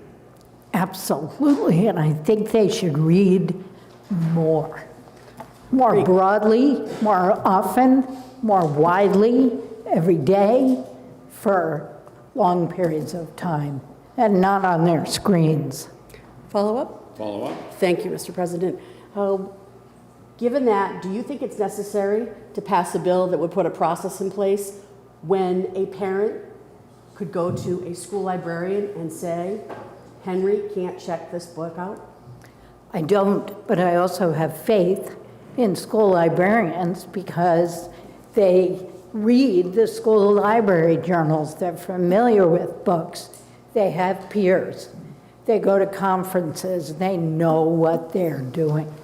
Thank you. Thank you, Senators. Senator Altschiller, you're recognized to speak.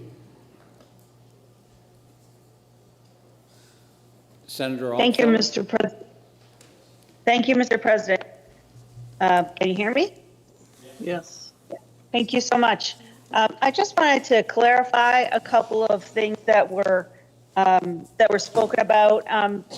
To be clear, William Bear, who was upset with his 9th grade daughter's class reading New York Times bestsellers, New Hampshire's own Jodi Picoult's book, 19 Minutes, he was arrested not because he objected to his daughter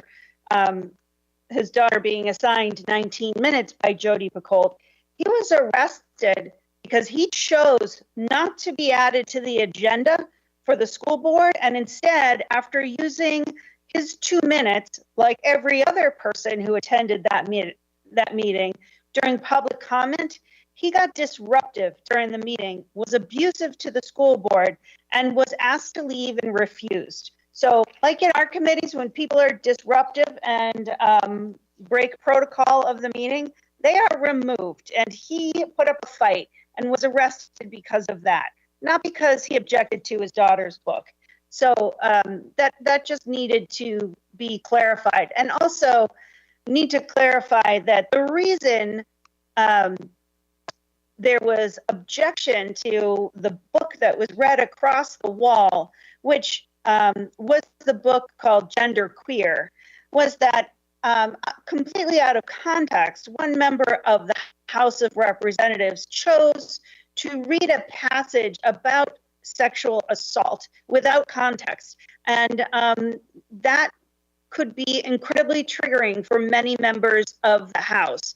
But as a reference and for a book that's available for students who have experienced sexual assault, that's actually a valuable piece of literature for them. So before we start casting aspersions on, people saying that they were arrested because they objected to a book, that's not what happened. And the reason that one of the representatives was shut down in the House was that out of context, he chose to read about sexual assault.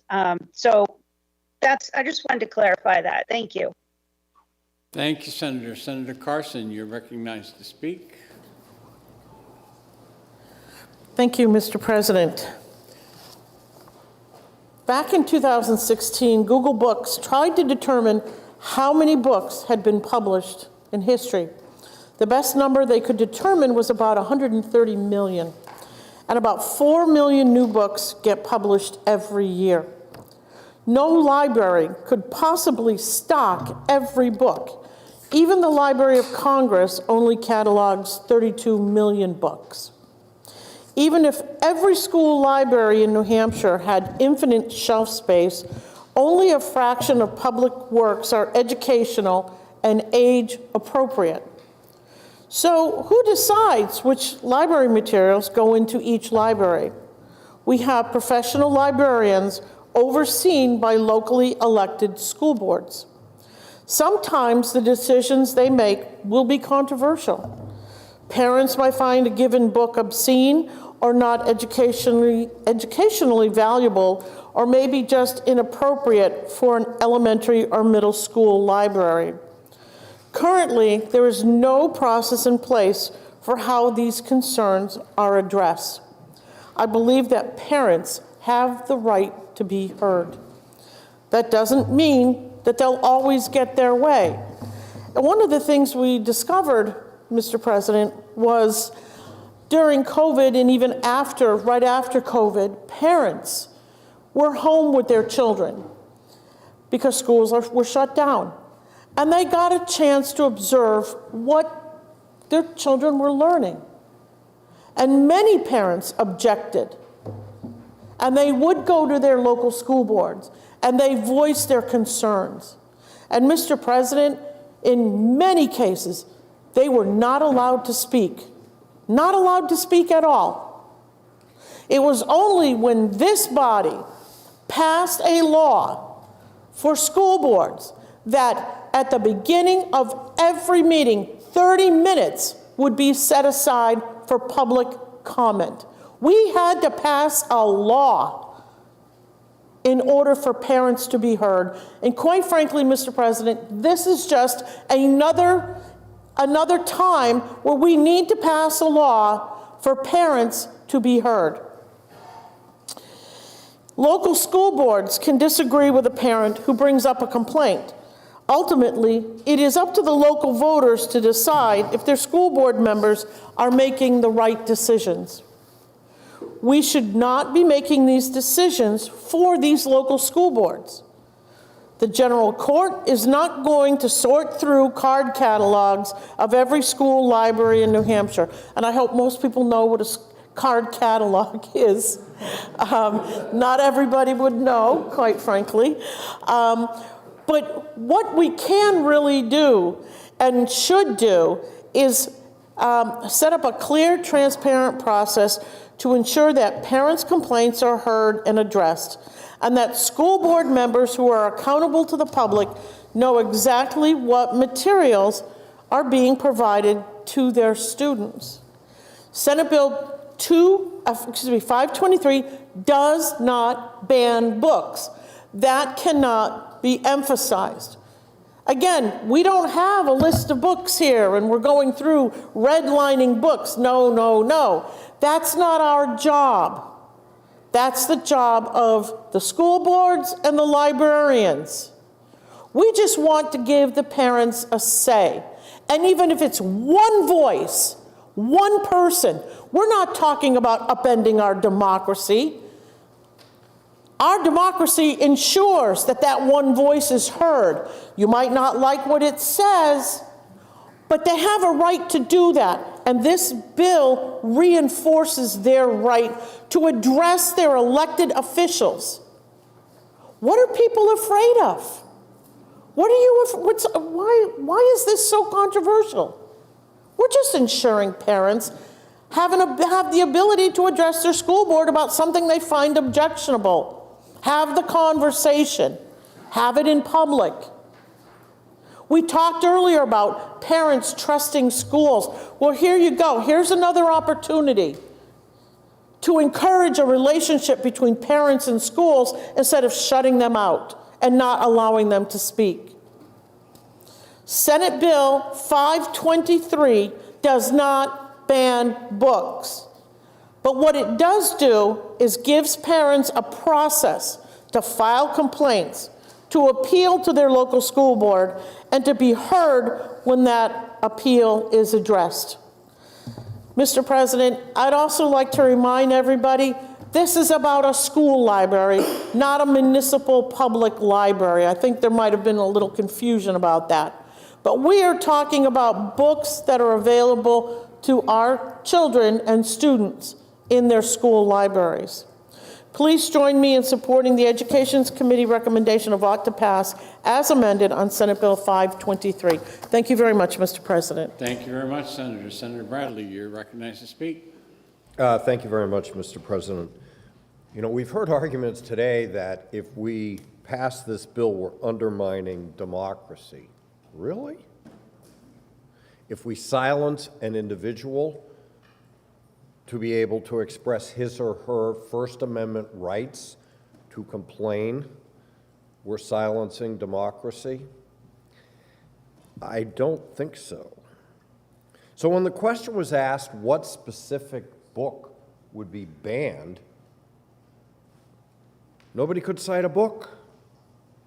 So this is the purest form of democracy that allows any parent or group of parents to be able to seek redress for what would be a complaint. If we don't pass this bill, those folks will be silenced. Now, I will say anybody that knows me well knows that reading is one of my greatest pleasures in life. Now, I don't always enjoy reading things that are printed on yellow paper,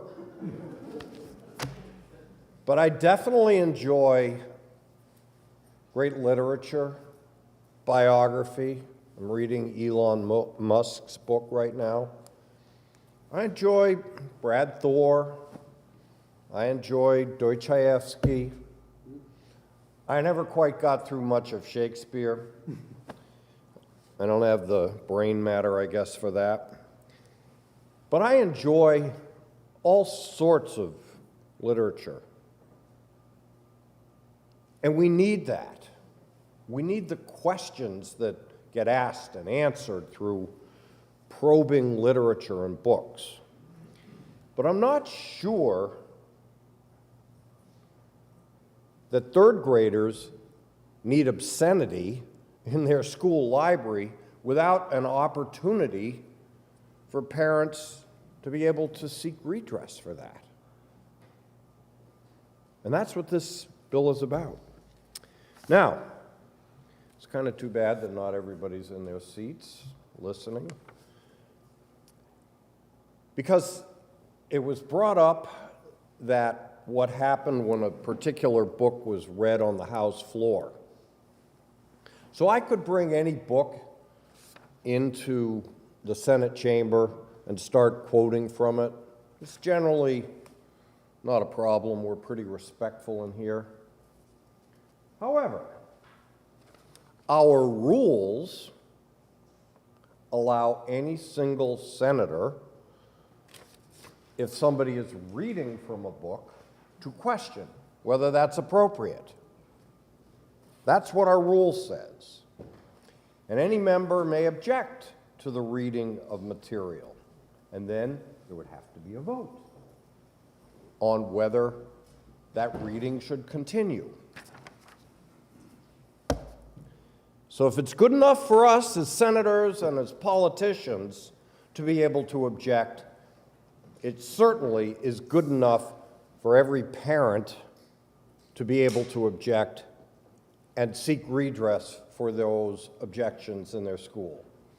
Let's not play hypocrites here. If we can object, the people that we represent should be able to object. So that's why we should pass this bill. Thank you, Mr. President. Thank you, Senator. The question is on the adoption of OTPA as amended on Senate Bill 523FN. Are you ready for the question? Roll call. We have a request from a roll call from Senator Avard, seconded by Senator Lang. We need to see if Senator Prentice was out in the meeting, so. Annie, do you have the key? Can you see if she'll come for a roll call?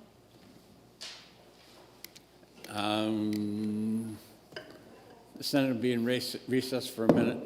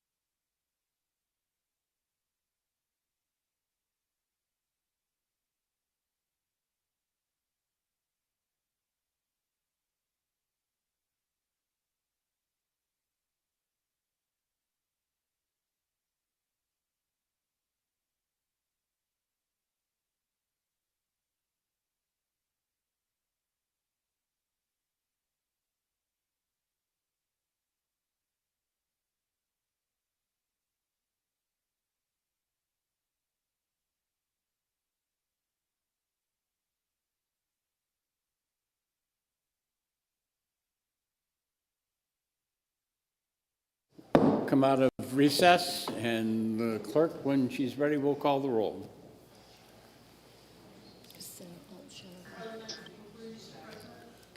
Parliamentary inquiries.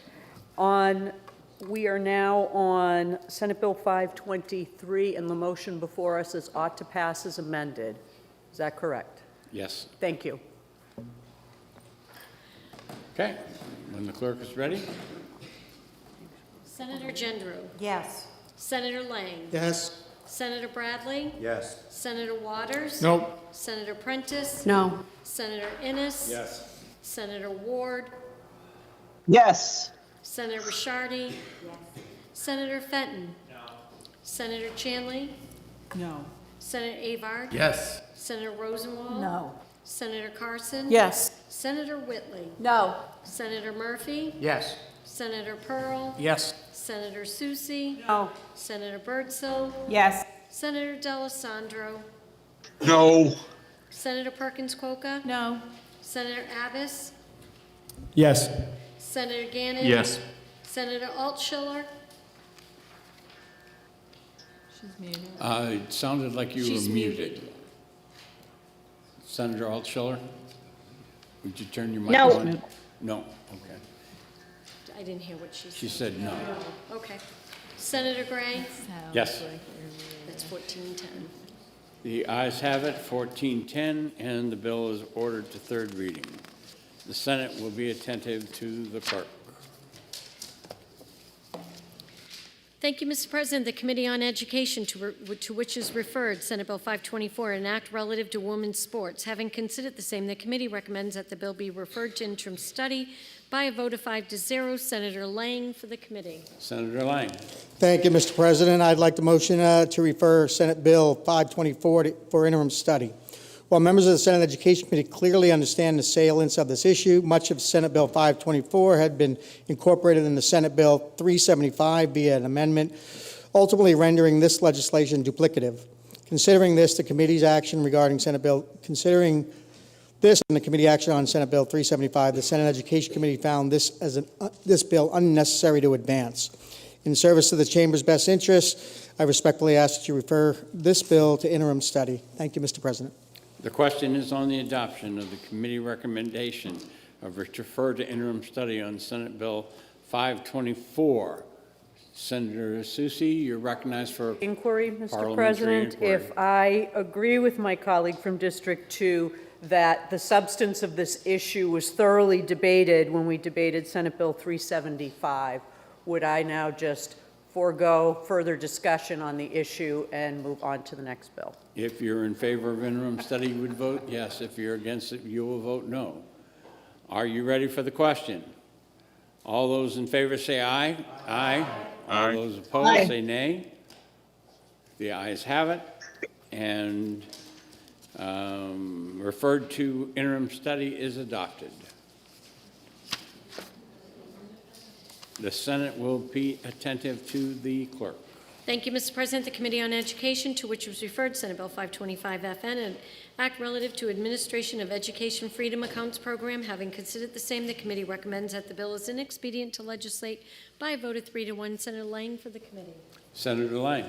Thank you, Mr. President. I move Senate Bill 525 to be inexpedient to legislate. Throughout the Senate Bill 525's deliberations, the committee had recognized several concerns regarding the means testing mechanisms being considered. While the committee found Senate Bill 525's audit mechanisms to be burdensome, the Department of Education and the Senate Education Committee alike were further troubled by the lack of distinct timeframes for determination of students' EFA eligibility. The potential for change in eligibility amid elementary and middle school was disadvantaged for both the child and the family. With the understanding that ongoing efforts are underway to seek to mitigate both the concerns addressed by Senate Bill 525 and the bill's own shortcomings, the committee elected to refrain from advancing this into law and respectfully ask that you join the Education Committee in finding Senate Bill 525 inexpedient to legislate. Thank you, Mr. Speaker. Thank you, Senator. The motion is inexpedient to legislate. Discussion, Senator Altschiller. Thank you, Mr. President. Thank you, Mr. President. Senate Bill 525 is a taxpayer accountability bill. In order to qualify for eligibility for an education freedom account, a student must first be a resident of the state who is eligible to enroll in a public elementary or secondary school, and second, whose annual household income at the time the student applies for the program is less than or equal to 350% of federal poverty guidelines. Then the program abdicates all fiscal oversight with the final line: no income thresholds need be met in subsequent years, provided the student otherwise qualifies. We continue, though, as a state to check all other qualifications except the financial. Entry into the program for students in a family of 3 is an annual income of $90,370.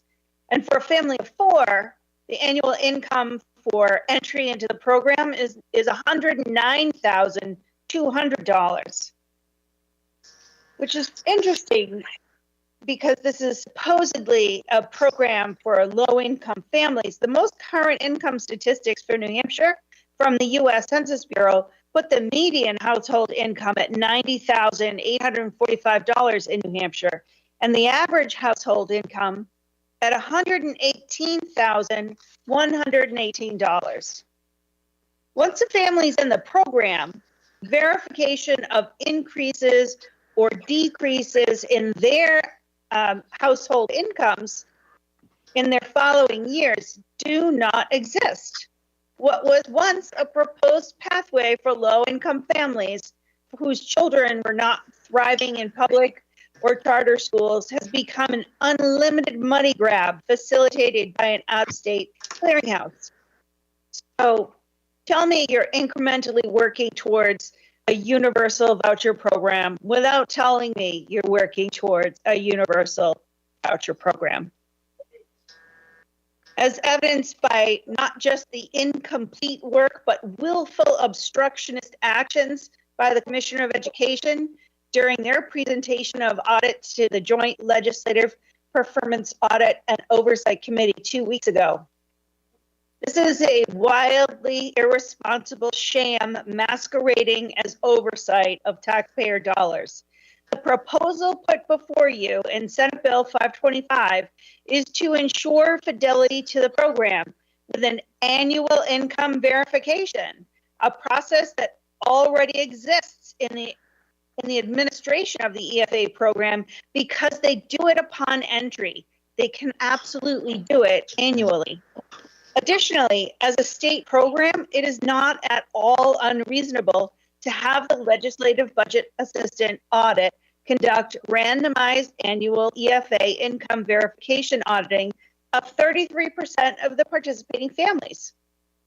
This state authorized a program with 4,000 students in it, which will cost Granite State taxpayers $22.1 million this school year, and this body doesn't have an ounce of curiosity as to whether or not actual millionaires are getting a subsidy? Is it really a priority that the state should be more interested in what the genitals and hormones of student athletes are than how the multi-million-dollar education trust fund is spent? There's something very wrong here. The Department of Education makes enrollment numbers available by town and school district for public schools, for charter schools, and the interstate school. Adding the enrolled students of the New Hampshire EFA program to those numbers will show taxpayers where their education dollars are being utilized. This is necessary to understand not only at the state level, but at the school district level where education dollars are being spent, particularly as we approach the end of the phase-out grants outlined in RSA F10. Senate Bill 525 is an oversight mechanism only. By overturning the ITL, we can take an important step in demonstrating some financial responsibility. Thank you, Mr. President. Thank you, Senator. Senator Fenton, you're recognized to speak. Yes, I am. Thank you, Mr. President. Busy day in education. I rise in opposition to the ITL motion on Senate Bill 525. This is a critical piece of legislation that aims to bring much-needed fiscal responsibility and accountability to our state's education funding system.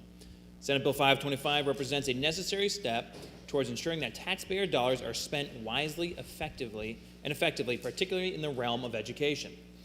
At the heart of 525 lies in its provisions for accountability and oversight, addressing long-standing concerns surrounding the EFA program.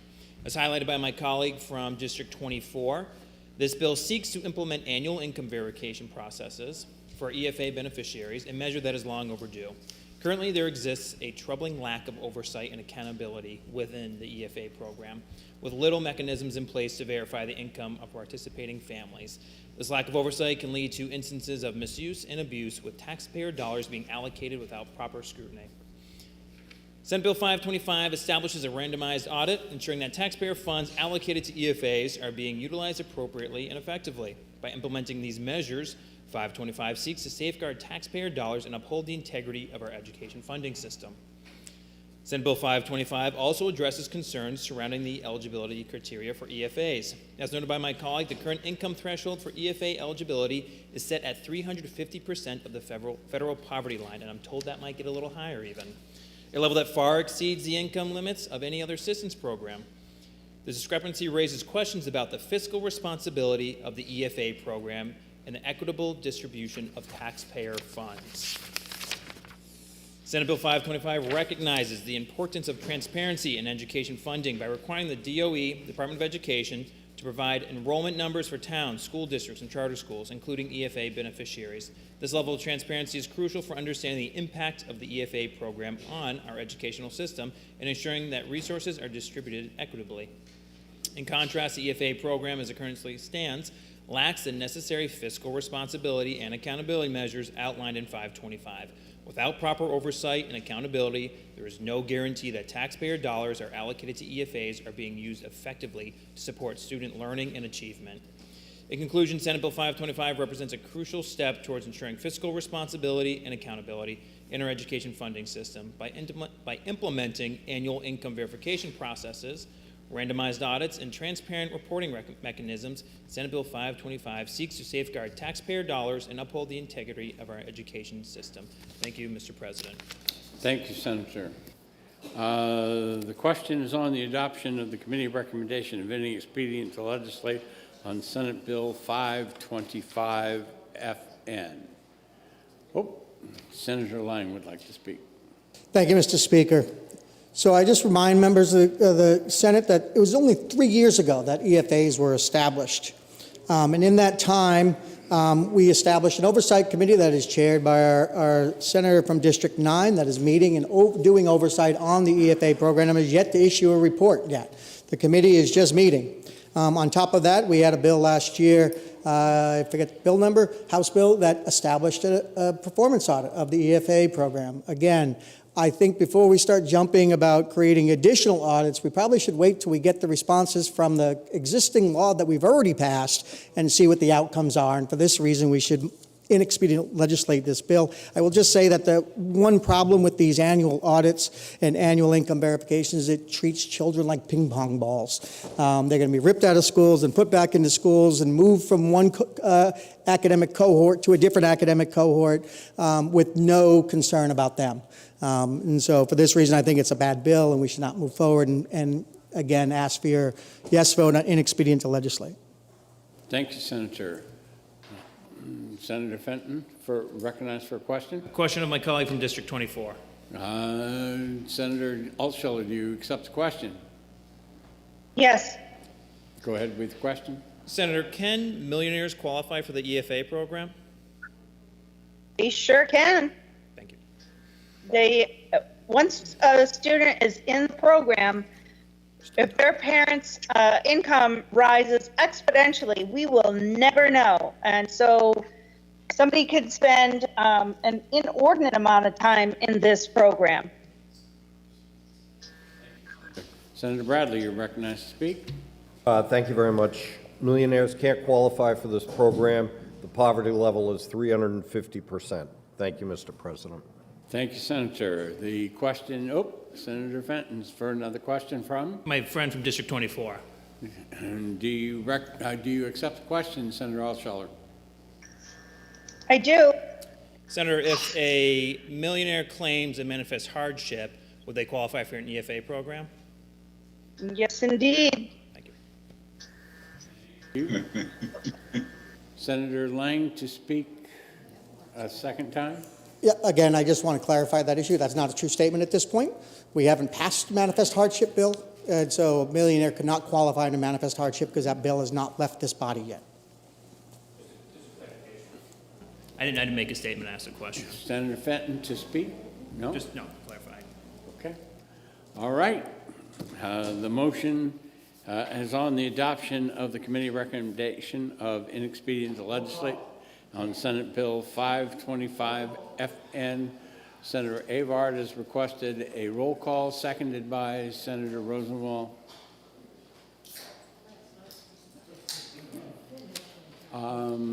We probably need to recess for a minute while we get Senator Prentice.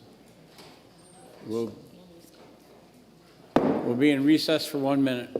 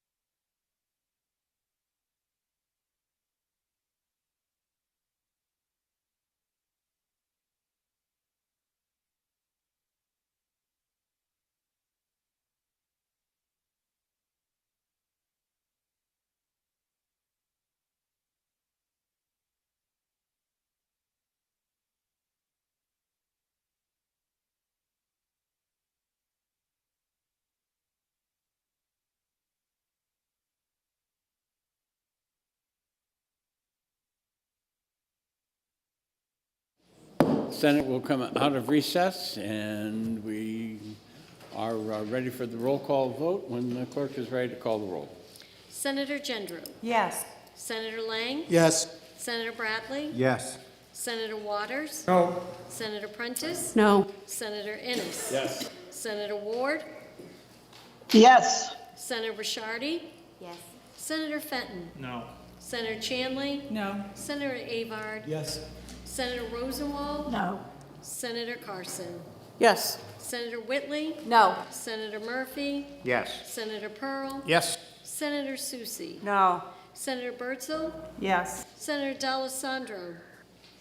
No. Senator Perkins Quokka? No. Senator Abbas? Yes. Senator Gannon? Yes. Senator Altschiller? Nope. And Senator Gray? Yes. 14-10. The ayes have it, 14 to 10. The motion of inexpedient to legislate is adopted, and the Senate will pay attention to the real Senate President. Good job.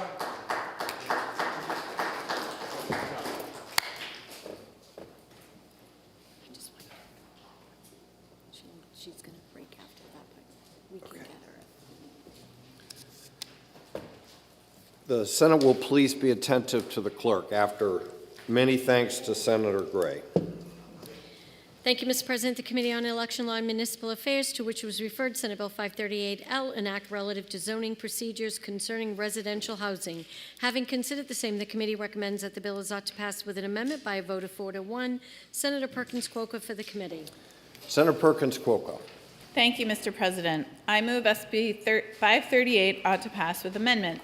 This bill, as amended, will provide tools for municipalities to use in their efforts to combat the challenge of available, affordable, and workforce housing. SB 538 is enabling legislation creating local options on downtown tax credits for residential conversion, the role of the Board of Selectmen in zoning, parking alternatives to keep costs low, and including income-restricted units in new construction. The housing crisis is one of the most important issues facing Granite Staters, and this bill provides new tools for municipalities' toolboxes that New Hampshire can build on. For these reasons, the Election Law and Municipal Affairs Committee asks for your support on the motion of ought to pass with amendment on SB 538. Thank you, Mr. President.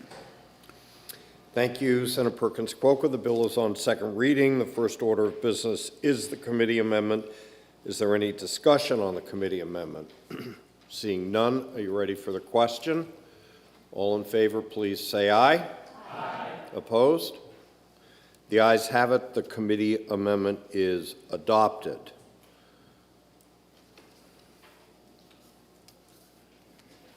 The bill is on second reading. It is open for further amendment. Senator Abbas, you are recognized to introduce Amendment 1436. Thank you, Mr. President. I rise in support of adopting Amendment 2024-14. Oh, I'm on the wrong one, sorry. You know, Mr. President, the number that you said, that's the one I'm on. 1436, it's being passed out. And all that amendment does, if you look at the amendment we just adopted, it does strike the very last section, Section 8. What that would have done, that inclusionary zone would have allowed some of the local boards to waive or make some modifications to some of the standards that would involve, if they thought the economic viability of the project or the development may not be viable without waiving some of the expenses. Although I would support, I support the concept and the idea that I think the problem is putting that up to the local planning board to basically waive all those could create some disadvantages to some developers. Also, it really, if you're in a butter, there's really no practical way of challenging that or opposing that if you're not unless you're the applicant themselves who was denied it. It wouldn't make sense. So it seemed like it didn't create a fair opportunity for everyone to develop property. So join me in support adopting the floor amendment. Thank you, Mr. President. Thank you, Senator Abbas. The question is on adoption of floor amendment 1436. Is there any discussion? Senator Perkins-Cuoco.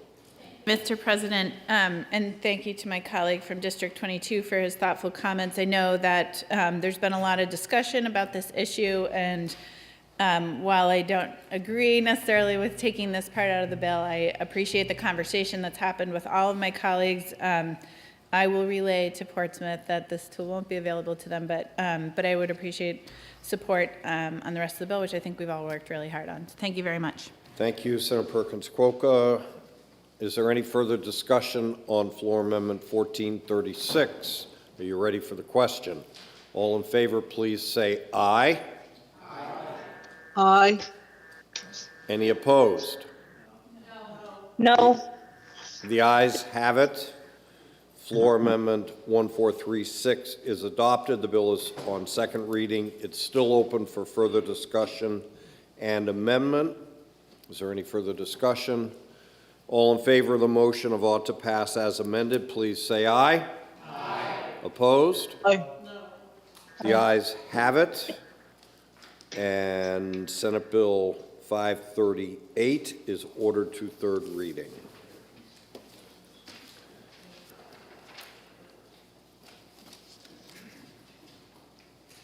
The Senate will be attentive to the clerk. Thank you, Mr. President. The Committee on Energy and Natural Resources, to which was referred Senate Bill 539 FNAL, an act establishing a procedure for the Department of Environmental Services to transfer ownership of dams to municipalities or others, including making loans. Having considered the same, the committee recommends that the bill is ought to pass with an amendment by a vote of 5-0. Senator Pearl for the committee. Senator Pearl. Thank you, Mr. President. I move Senate Bill 539 FNA local for ought to pass with amendment. This bill seeks to establish a structured process for the Department of Environmental Services to transfer ownership of dams and associated property to the respective towns, associations, or parties. The bill's primary focus is to mitigate the challenges encountered by dams statewide, providing avenues for their maintenance or potential removal. Supporters commend the bill for its proactive approach to addressing the pressing issues surrounding dam ownership and maintenance. By empowering local entities with ownership and oversight, the bill aims to ensure more efficient management and safeguard environmental interests. The amendment further refines the bill's provisions, particularly in delineating guidelines for issuing debt and emphasizing environmental considerations in the decision-making process regarding dam removal. The Environment and Natural Resources Committee, going back to my House days, urges your support for SB 539 FNA local ought to pass with amendment. Thank you, Mr. President. If I might speak just a little further. You're recognized. Thank you. So we sent this bill in, we passed an amendment on it in committee. When it came to the clerk and the wonderful team here that we have, they realized that we made a fatal flaw in the amendment. Some language that should be in there referencing the fund that we were looking to establish was left out. So I'm going to ask you all to vote down the committee amendment and to pass the bill just as without the amendment, and it just as an ought to pass, and we will fix the language when it comes to finance and get it correctly so that everything is the way it should be, and it will pass muster, and we'll be able to bring it back on the floor correctly. So, thank you. Thank you, Senator Pearl. Are you ready for the question on the amendment? Senator Waters. Thank you, Mr. President, and I rise in support of the bill, and I appreciate the issue that's come up with the committee amendment, and I recognize that Finance will take the parts of the policy parts of the amendment which we passed, which I think are necessary to and strengthen a good bill, and so I agree on voting down the amendment and letting Finance fix things up. Thank you, Mr. President. Thank you, Senator Waters. So the question is on adoption of the committee amendment. If you're in favor of the committee amendment, you would say aye. If you're in favor of Senator Pearl and Senator Waters' version, you would say no. All in favor, please say aye. Opposed? No. The noes have it. The committee amendment is rejected. The question now is on adoption of the prevailing motion of ought to pass. Are you ready for the question? All in favor, please say aye. Aye. Aye. Any opposed? The ayes have it. The motion of ought to pass is adopted, and Senate Bill 539 is ordered to the Committee on Finance.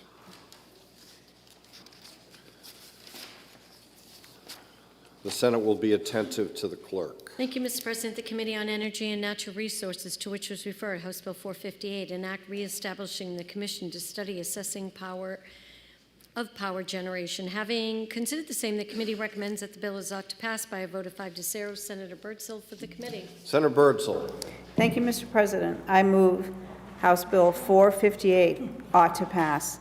This bill aims to reestablish the Commission to study the assessing of power generation. The Commission's mandate includes determining the most accurate methodology for assessing power generation assets.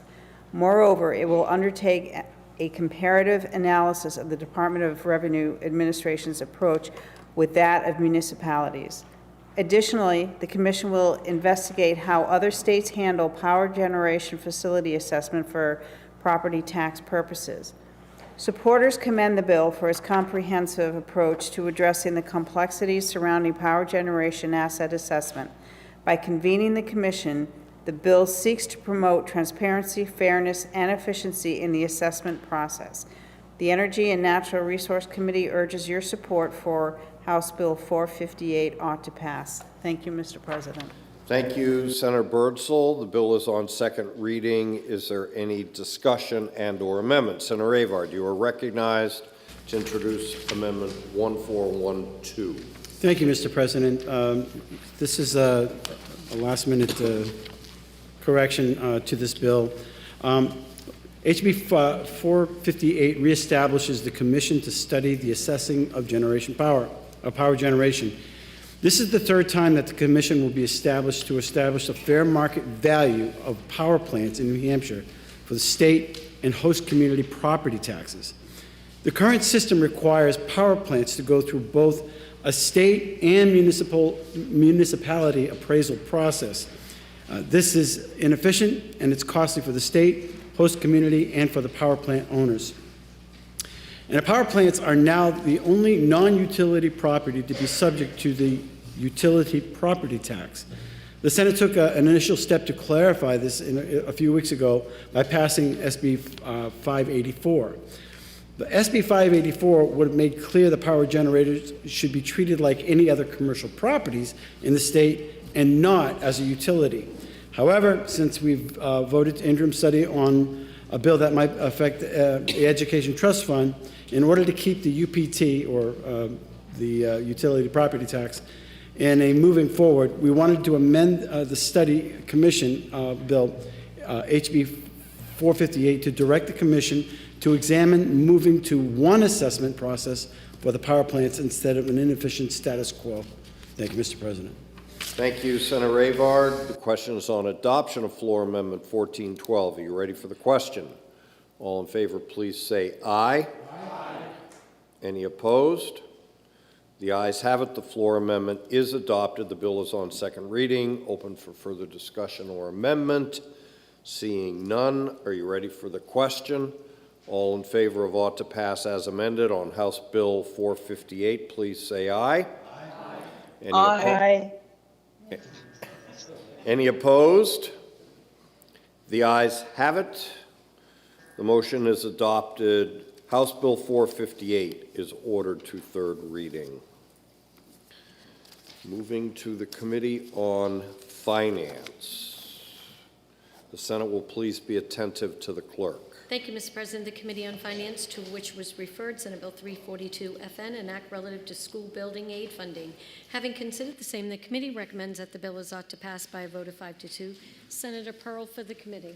Senator Pearl. Thank you, Mr. President. I move Senate Bill 342 FN ought to pass. This bill establishes a new school building construction allocation program for public district and public charter schools based on enrollments to be used for certain purposes. The bill includes a corresponding dedicated fund. The program will be administered by the Department of Education. Senate Bill 342 FN also makes changes to the existing school building aid program. Since this bill provides no funding for school building aid projects, any impact associated with these changes would be the result of any future appropriation and/or the state operating budget. The Senate Finance Committee recommends passage of Senate Bill 342 FN and asks for your support. Thank you, Mr. President. Pearl, the bill is on second reading. Is there any further discussion? Seeing none, the questions on adoption of the committee recommendation of ought to pass on Senate Bill 342. Are you ready for the question? All in favor, please say aye. Aye. Opposed? Aye. The ayes have it. The motion of ought to pass is adopted. Senator Carson for a motion. Oh, sorry, Mr. President. Move to table. Senator Carson has moved to table Senate Bill 342, which is non-debatable. Are you ready for the question? All in favor, please say aye. Aye. Opposed? Aye. No. The ayes have it. And Senate Bill 342 is laid upon the table. The Senate will please be attentive to the clerk. Thank you, Mr. President. The Committee on Finance, to which was referred Senate Bill 350 FN, an act relative to gap health insurance coverage for prima facie presumptive conditions for emergency response public safety workers. Having considered the same, the committee recommends that the bill is ought to pass with an amendment by a vote of 7-0. Senator Birdsell for the committee. Senator Birdsell. Thank you, Mr. President. I move Senate Bill 350 FN ought to pass with amendment. This bill requires that emergency response public safety workers denied workers' comp claims related to any claim of injury to which a prima facie presumption applies shall maintain their health insurance benefit until a final determination is made. Committee members amended Senate Bill 350 FN to clarify the employer shall maintain any health insurance benefit as opposed to the insurance provider. The Senate Finance Committee recommends passage of Senate Bill 350 FN as amended and asks for your support.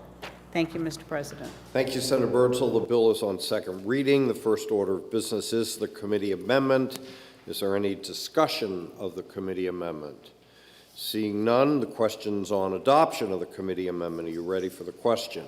All in favor, please say aye. Aye. Any opposed? Aye. Any opposed? The ayes have it. The committee amendment is adopted. The bill is on second reading. Is there any further discussion or amendments? Seeing none, the questions on adoption of ought to pass as amended on Senate Bill 350. Are you ready for the question? All in favor, please say aye. Aye. Any opposed? Aye. The ayes have it. The motion of ought to pass as amended is adopted. Senate Bill 350 is ordered to third reading. The Senate will please be attentive to the clerk. Thank you, Mr. President. The Committee on Finance, to which was referred Senate Bill 358, an act relative to invalidating an out-of-state driver's license issued to undocumented immigrants. Having considered the same, the committee recommends that the bill is ought to pass by a vote of 4-2. Senator Pearl for the committee. Senator Pearl. Thank you, Mr. President. I move Senate Bill 358 FN ought to pass. This bill prohibits undocumented immigrants that were issued a license in a state that allows them to obtain a license from driving in New Hampshire. It establishes a Class B misdemeanor and requires the Division of Motor Vehicles to keep an updated list of out-of-state class licenses that are invalid in the state on the DMV website. The Senate Finance Committee recommends passage of SB 358 FN and asks for your support. Thank you, Mr. President. Thank you, Senator Pearl. The bill is on second reading, open for discussion. Senator Rosenwald. Mr. President, I rise to oppose the ought-to-pass motion. This bill aims to invalidate lawfully issued licenses of undocumented immigrants from other states. Further, law enforcement officers who stop a person for driving with an invalid license under this bill would also be required to charge the driver with a Class B misdemeanor of driving without a license. To be clear, undocumented individuals from other states are not able to obtain a New Hampshire driver's license due to our own laws, but the driver's license compact, of which New Hampshire is a member, requires reciprocity to ensure national continuity concerning the ability to drive.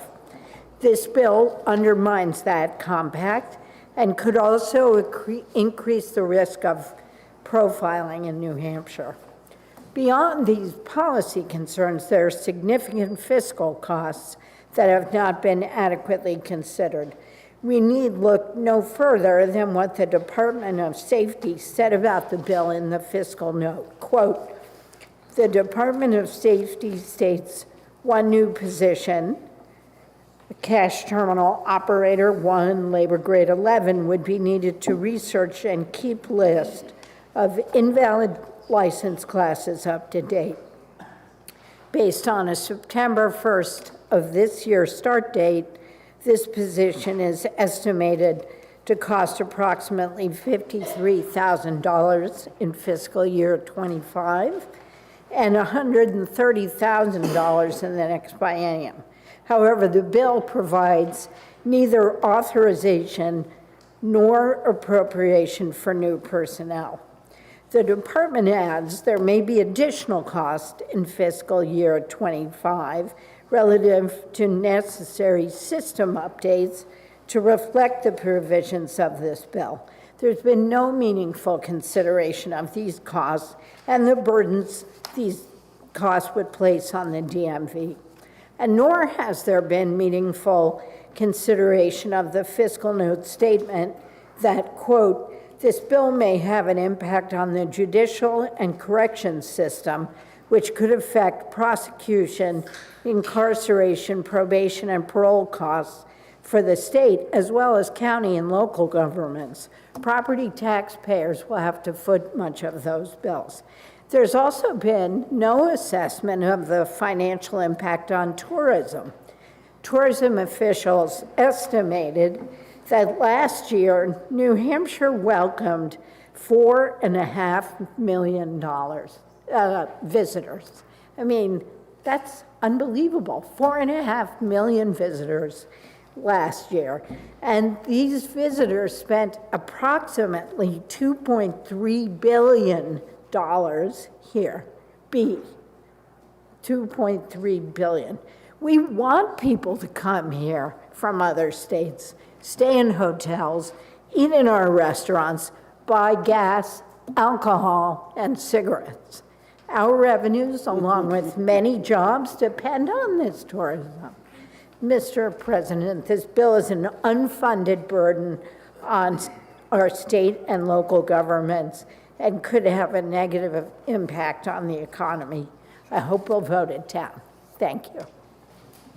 Thank you, Senator Rosenwald. Senator Gannon to speak. Thank you, Mr. President. I'll just start by addressing the good senator from 13. She talked about people coming to New Hampshire, and we welcome the visitors and want them.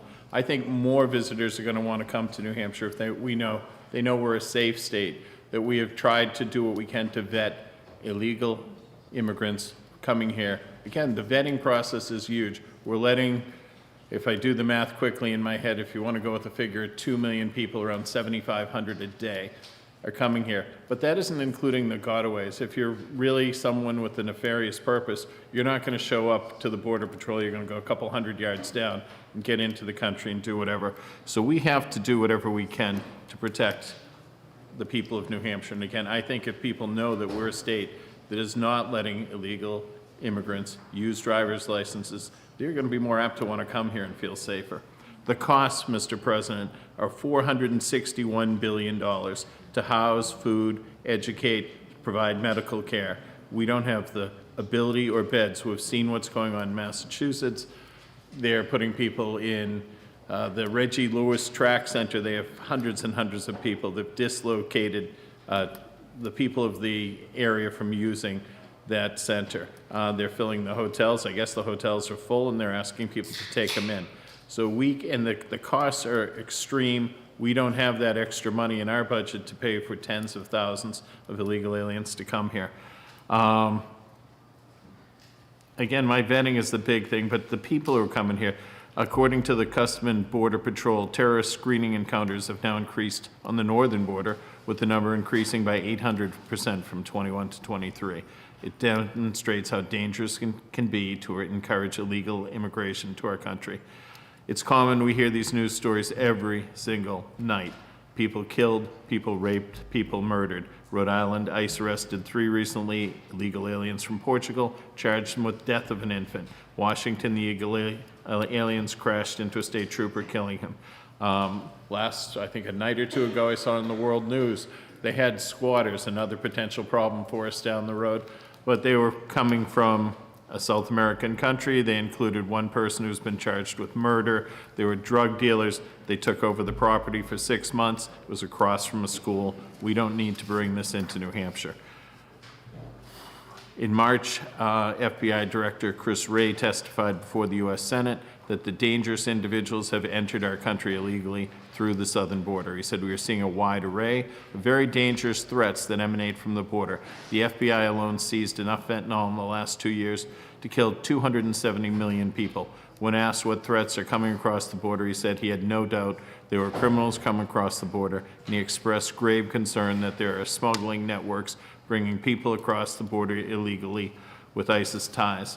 Also, Mr. President, it's just the human trafficking is extreme. I've talked to ICE agents who have been at the border. They tell me of all these young women who have, if they don't send money back from entering prostitution, their families will be killed. So by not having a border, we're losing our country, sir. And with driver's licenses, it's just one more step into encouraging them to come to New Hampshire. And so I ask that we not recognize out-of-state driver's licenses for that and the aforementioned reasons. Thank you, Mr. President. Thank you, Senator Gannon. Senator Pearl to speak. I have a question actually for District 23. Thank you, sir. All right. So we heard in testimony a few moments ago that about the Interstate Driver's License Compact. Do you believe this bill violates the Interstate Driver's License Compact? No, after speaking to counsel, I do not believe so. Thank you. Senator Carson to speak.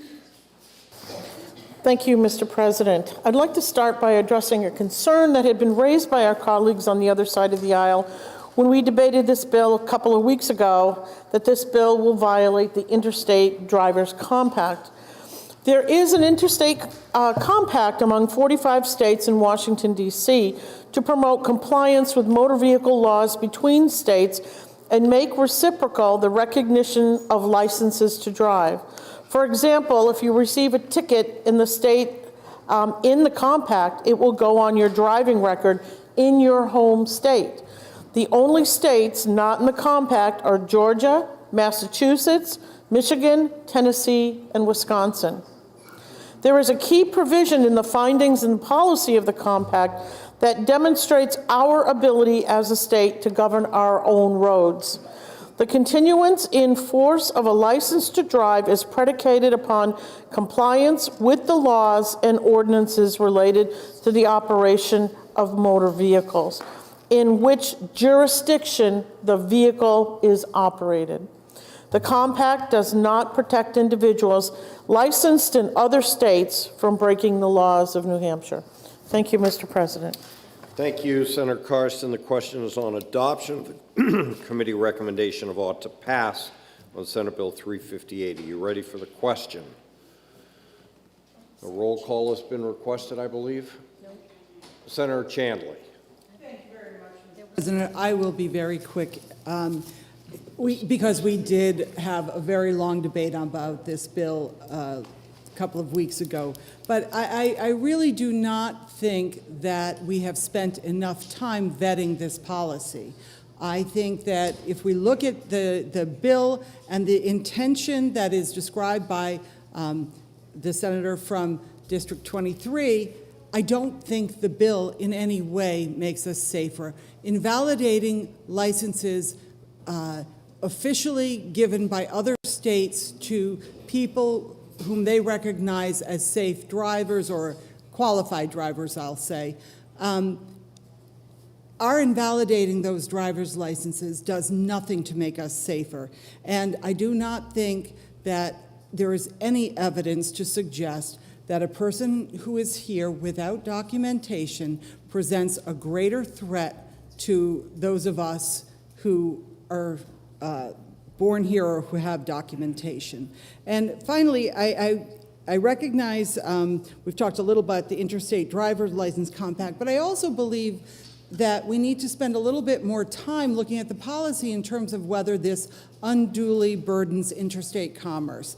I have very significant questions about rental cars and other tourist accommodations that people driving with out-of-state licenses may have. So with that, I will ask you to vote against this bill. Thank you very much, Mr. President. Thank you, Senator Chanley. Is there any further discussion? Senator Abbas. Thank you. A question from my good friend from District 23. Certainly. Make it easy. And then the FBI Director, Christopher Wray, testified before the United States Senate that dangerous individuals have entered our country illegally through the southern border. Are you concerned that terrorists who want to do harm to America may be coming across the border? I'm absolutely terrified of that possibility. Thank you, Mr. President. Thank you, Senator Abbas. Senator Gannon, any further discussion? I believe there's a request for a roll call. Is there a request? Senator Gannon has moved for roll call. Is it seconded? Senator Innes?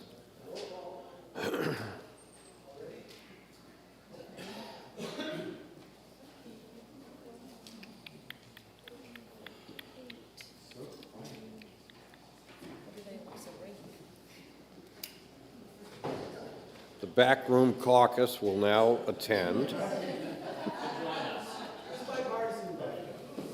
I know it's Friday.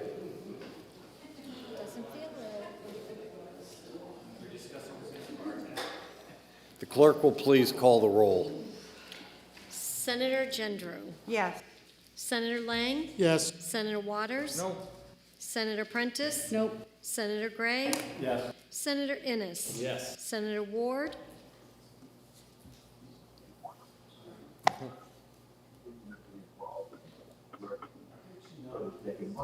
Yeah, she's got to say it. Senator Ward.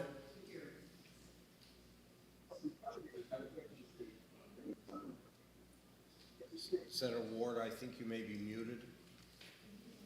Why not?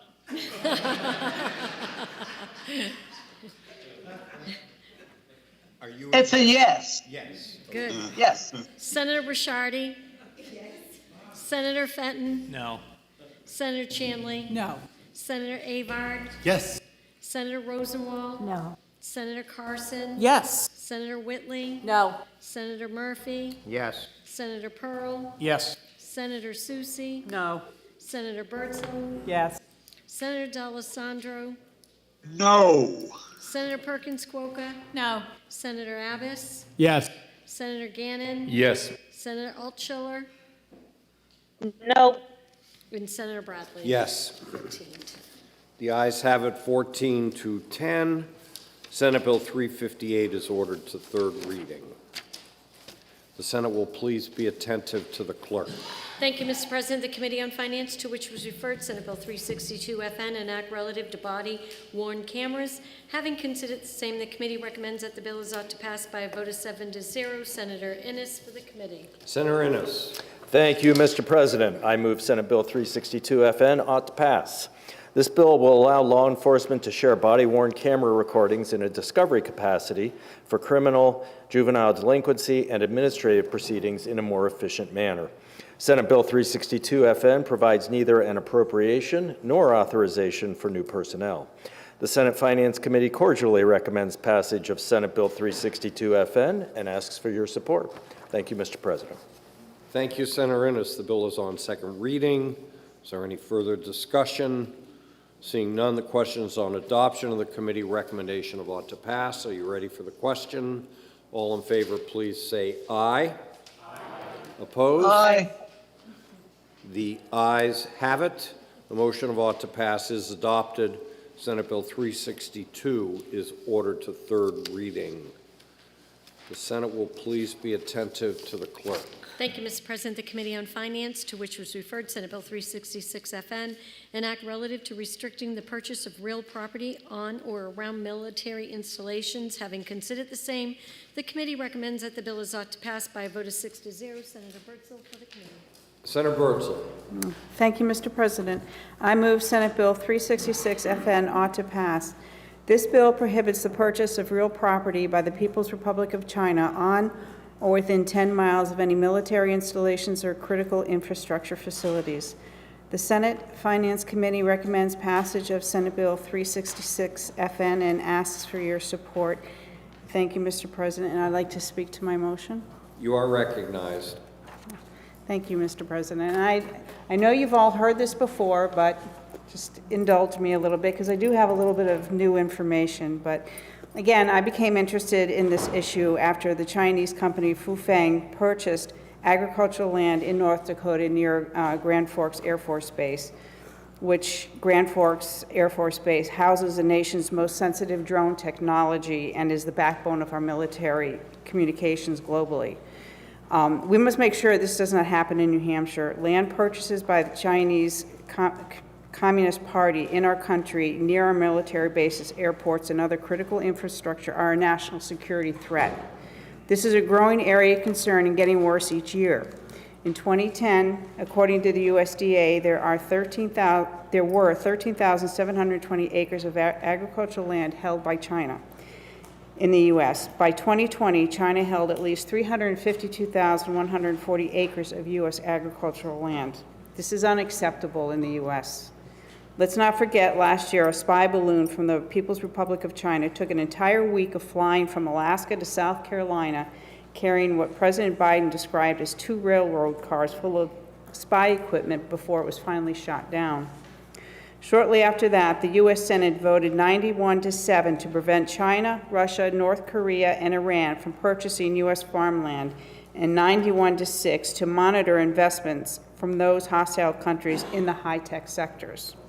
This was a broad bipartisan acknowledgement that foreign nations, that China and other hostile nations should not be trusted with large chunks of our vital American infrastructure. According to the DA, China is also the primary source of fentanyl and fentanyl-related substances trafficked in the U.S.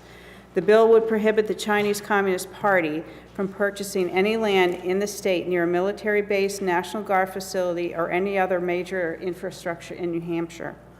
And China is notorious for stealing American intellectual property and facing absolutely no repercussions for it. The CCP is collecting data on our citizens through TikTok, and just last week the U.S. House passed a bill that would ban TikTok if the CCP-controlled company that owns the app doesn't sell it. Just last month, numerous Chinese nationals were arrested trying to illegally cross the northern border into our country. In addition, I will say I found out that the Border Patrol arrests on Chinese nationals in fiscal year 21, it was 342. In fiscal year 22, it was 1,987.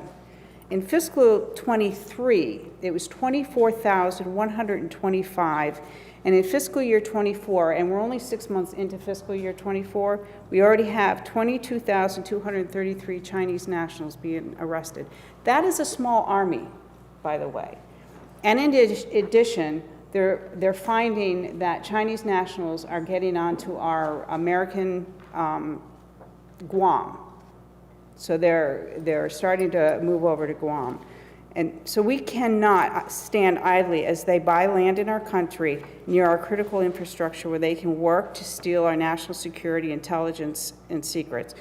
And China did pass a bill a couple of years ago that anyone who, any company that is a Chinese company, they are required to work with the CCP for anything that the CCP wants. So they can compile, any Chinese company can compile information on our companies and send it, they are required to send it back to the CCP.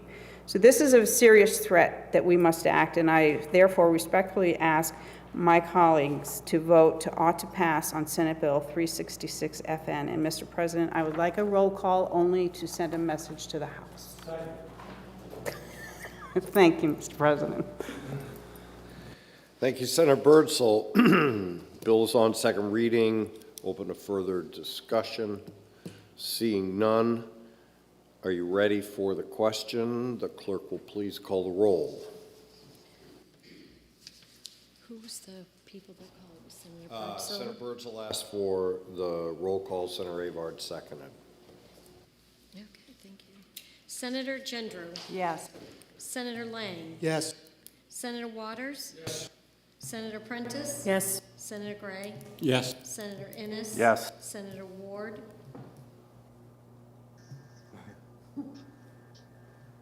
Yes. Yes. Yes. Shanley? Yes. Senator Avard? Yes. Senator Rosenwald? Yes. Senator Carson? Yes. Senator Whitley? Yes. Senator Murphy? Yes. Senator Pearl? Yes. Senator Susie? Yes. Senator Birdsell? Yes. Senator D'Alessandro? Yes. Senator Perkins Coca? Yes. Senator Abbas? Yes. Senator Gannon? Yes. Senator Altschiller?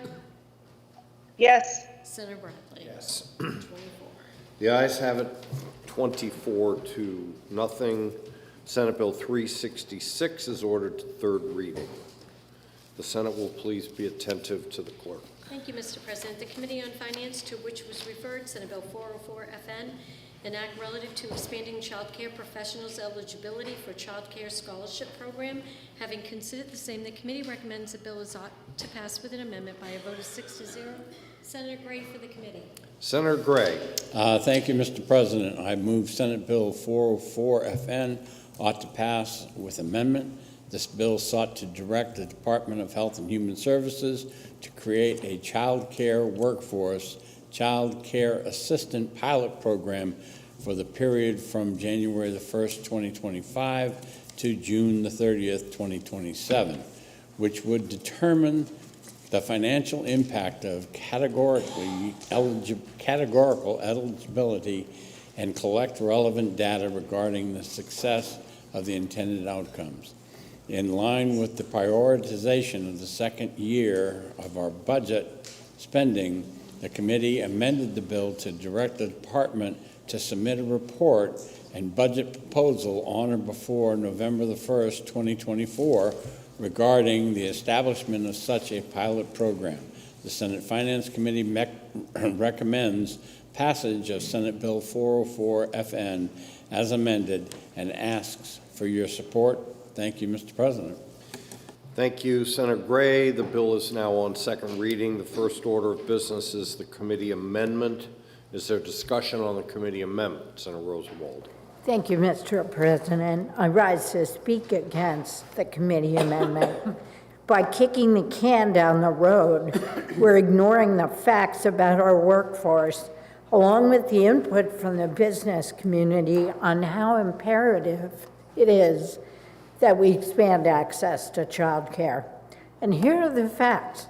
The Department of Employment Security told us more than a year ago that women with children below school age have not returned to the workforce post-pandemic in the same numbers that their male counterparts have. The department also confirmed that child care openings and the child care workforce have both shrunk compared to pre-pandemic levels. We also know that center-based child care is so expensive that in many cases, returning to work makes no financial sense for younger women. The cost for full-time infant care in New Hampshire is currently 12% of median family income for a two-parent household, but 38% of median income for a single-parent household. And the recommended cap on child care spending is only 7% of household income. And here's what we've heard from the business community about their struggles to fill the job openings that will move our economy forward. Employers cite two issues to their growth: the cost and availability of housing and the cost and availability of childcare. Last year in the budget, we took important steps by expanding the child care scholarship to make child care more affordable for lower income families. This bill would have made the child care scholarship available to child care workers who didn't otherwise qualify. When you look at the department's fiscal note, their calculations include the assumption that every child in a qualifying family would enroll full-time from 6 weeks of age to 14 years. And we know that's just not how families use childcare. But that assumption made the fiscal cost of the bill very high. But there's just no basis to assume that care would be required full-time for every child for 14 years. So, Mr. President, I hope we will listen to the needs of our businesses and base our decisions on their input and data from our own experts, and not delay this needed workforce expansion. Let's vote down the committee amendment. Thank you.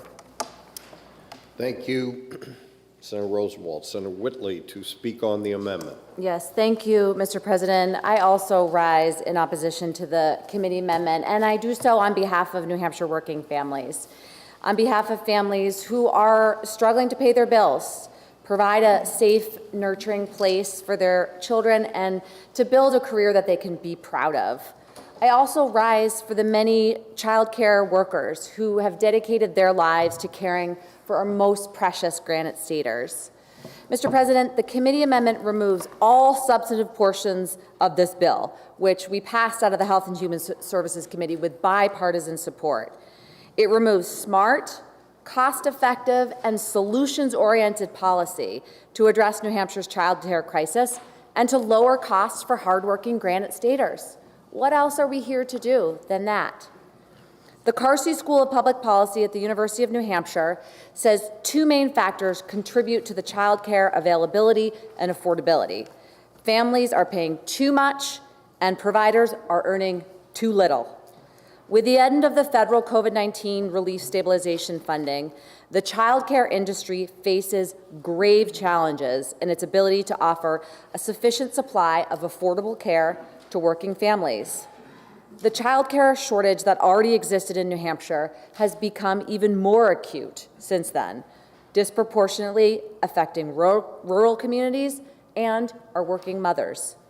It is undeniable that addressing child care shortages is an economic imperative for our state, both for our families, our businesses, and our potential as a state to build a modern economy that continues to grow as our state ages. Access to quality childcare allows parents to remain in the workforce, achieve economic stability, and contribute to our economy. But without adequate care, we won't be able to address the significant workforce shortages our state continues to face. And to make that very real, at last count, there are only 28 available workers for every 100 open job positions in our state. Don't we have an imperative to solve that problem? Well, you have one right here. The lack of childcare is a significant issue for New Hampshire businesses, as my colleague said. I know, we all know, because they've told us. It's impeding our businesses' ability to recruit and retain a workforce and fill critical vacancies. This is limiting opportunities for growth and stifling their potential for economic success. As we face a federal funding cliff in the childcare sector, New Hampshire's total childcare workforce continues to shrink, decreasing the overall availability of care for working families. We continue to see centers lose younger workers due to low compensation and benefits. Yet those centers in New Hampshire who have been the most effective in retaining their workers have offered subsidized childcare slots to their employees, offsetting a very significant expense for their workers with children. The legislation originally sent to Finance allowed childcare workers to automatically qualify for New Hampshire's Child Care Scholarship Program.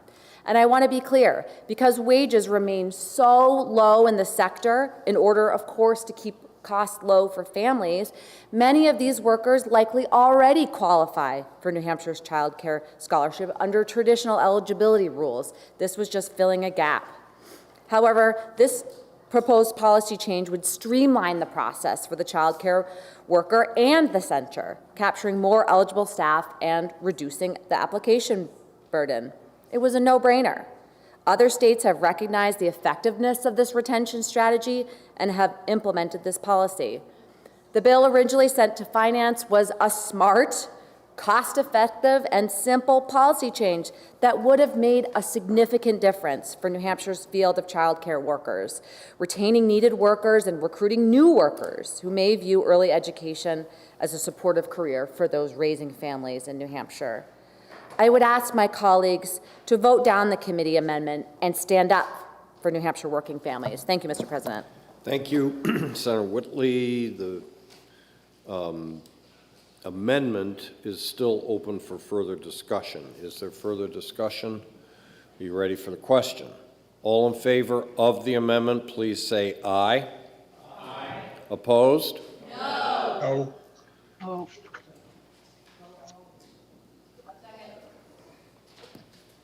Okay. A roll call has been requested.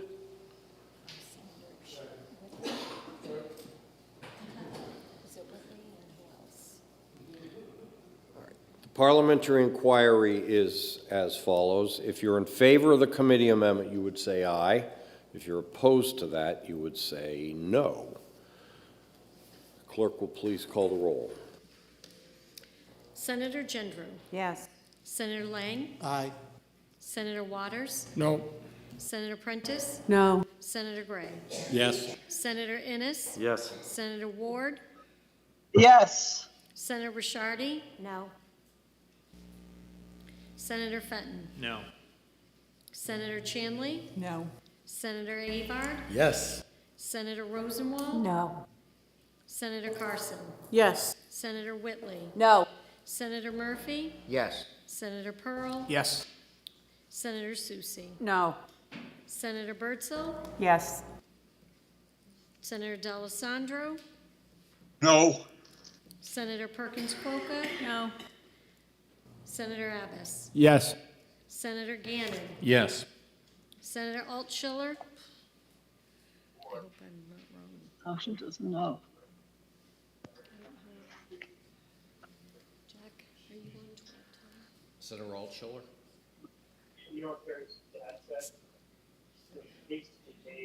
No. No? No. Okay. And Senator Bradley. Yes. 13. The ayes have it, 13 to 11. The committee amendment is adopted. The bill is open for further discussion and amendment. Is there any further discussion or amendment? Seeing none, are you ready for the question? All in favor of the ought to pass as amended motion, please say aye. Aye. Opposed? Aye. No. No.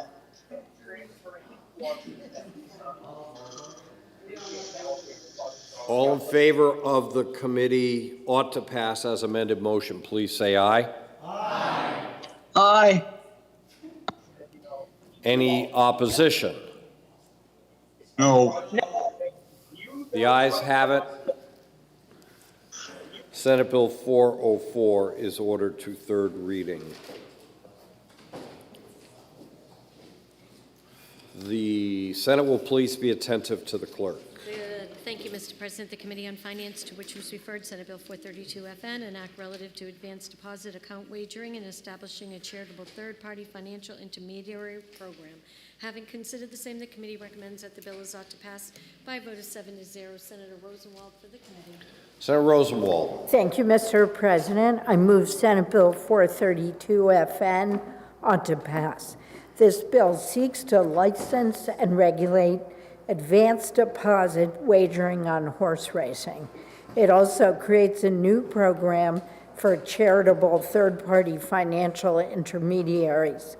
These intermediaries will apply with the Lottery Commission to receive funds from advanced deposit wagering activities for the purposes of issuing grants to charitable organizations that do not currently participate in charitable gaming. All funds collected from advanced deposit wagering will be transferred to intermediaries. Thus, Senate Bill 432 FN has no net impact on state revenue or expenditures. The Senate Finance Committee recommends passage and asks for your support. Thank you, Mr. President. Thank you, Senator Rosenwald. The bill is now on second reading. Is there any discussion? Seeing none, the question is on adoption of the committee recommendation of ought to pass on Senate Bill 432. Are you ready for the question? All in favor, please say aye. Aye. Any opposed? Aye. Aye. Any opposed? The ayes have it. The motion of ought to pass is adopted. Senate Bill 432 is ordered to third reading. The Senate will please be attentive to the clerk. Thank you, Mr. President. The Committee on Finance, to which was referred Senate Bill 442 FN, an act relative to student eligibility for education freedom accounts. Having considered the same, the committee recommends that the bill is ought to pass with an amendment by a vote of 5-2. Senator Innes for the committee. Senator Innes. Thank you, Mr. President. I move Senate Bill 442 FN ought to pass with amendment. This bill sought to add eligibility to the Education Freedom Account program for any student whose enrollment transfer request was denied pursuant to RSA 193:3 and exhausted all appeals granted in said RSA. The committee extensively reworked Senate Bill 442 FN. Currently, the bill raises the annual household income threshold for eligible students and reduces the amount that the scholarship organization may retain to cover administrative costs. It extends the phase-out grants provided under the Education Freedom Account program and directs the Department of Education to submit an annual report regarding program funding and its costs. And it revises the definition of average daily membership in attendance and average daily membership in residence for school funding from the Education Trust Fund for the purpose of home-educated pupils and pupils participating in the Education Freedom Account program. The Senate Finance Committee respectfully recommends passage of Senate Bill 442 FN as amended and asks for your support. And thank you, Mr. President, and I would like to speak to the bill if I may. It's hard for me to believe, Mr. President, but it was 33 years ago that I walked into a university as a professor. And one of the interesting things about our university system is that it is the best in the world. The United States has the best higher education in the world. People come from everywhere to attend. And what's interesting is that we have choice, and students pay to attend universities. And they pick that university that best suits their needs, their area of study, their method of learning, their approach to the classroom. It's expensive, so we provide support. Everybody fills out a FAFSA. Some students, like me, are Pell Grant children. I'm grateful for that program. I wouldn't be here without it. And we're fortunate in that in this state, we have a program to help students with school choice at the K-12 level.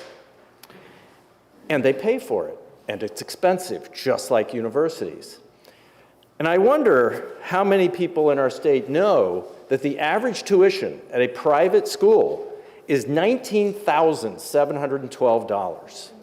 We're providing support to some students to attend, a few $1,000s, $5,000. That still leaves $15,000 for the family to cover. We're considering in this bill and amendment raising the limit for eligibility to 400% of the level of poverty, which puts us just about at the state median income level, which is around $120,000. Now imagine you're two parents, both working, making $60,000 a year, and you have two children. You want to send them to private schools. If you get the EFA, that helps. You're still left with a $30,000 bill. Keep in mind, you're making $120,000 and then paying income tax on that. So we're talking about asking families to carry an enormous burden so their child can attend a school that fits their needs. Maybe they're bullied at the K-12 school that they're attending. Maybe the programming isn't quite what they need. Maybe they're super creative and there's a better place to go. This is one of the reasons that our EFA program is one of the most popular school choice programs in the country, benefiting over 4,000 students per year. Low-income and working families get the best education possible for their children at a quarter of the total taxpayer cost as local districts. EFAs make school choice more affordable for thousands of New Hampshire families while protecting taxpayers. Let's build on success. If we pass this, we can expand eligibility so EFAs cover families earning less than the New Hampshire median income, which again is about $124,000. We can lower the administrative costs of EFAs because we've been more efficient than we expected. We're lowering the amount of money that goes to the scholarship organization from 10% to 8%. If we pass this, we can extend the popular phase-out grants that give local schools 3 years to adjust costs for students that choose EFAs while improving reporting on the program. And it's a 3-year extension out to 2029. So let's do the right thing today. Make the most popular school choice programs in the country even better, encourage competition, get students where they belong and where they can learn the best. It's good for the students, it's good for families, it's good for our state, it's good for society, Mr. President. And I encourage the body to pass this. Thank you, Senator Ennis. The bill is on second reading. The first order of business is the committee amendment. Is there discussion on the committee amendment? Seeing none, all in favor of the committee amendment, please say aye. Aye. Aye. Any opposed? No. No. The ayes have it. The committee amendment is adopted. The question is on adoption of the recommendation of ought to pass as amended. Is there discussion? I think Senator Rosenwald is recognized. No, I don't think that. You are recognized. Thank you very much, Mr. President. I do rise to oppose the OTPA motion. I think this bill is premature for several reasons. First, we don't know very much about how effectively the program is being run. It's entirely operated by a private contractor that has not provided information to the Department of Education on policies and procedures for accounting for the $30 million we've spent to date. In fact, so little information has been requested by and provided to the department that they have been so far unable to comply with a robust, statutorily mandated performance audit. Secondly, we know that 75 to 80% of the students receiving vouchers were already not attending public schools. So they represent new education trust fund expenditures for adequacy. Raising the income threshold to 400% of poverty, which for a household of 4 is $125,000 a year, will drain more money out of the education trust fund. And considering that this fund is significantly below its revenue target, with 3/4 of the year already passed, such an increase in the number of families eligible for the program seems unwise.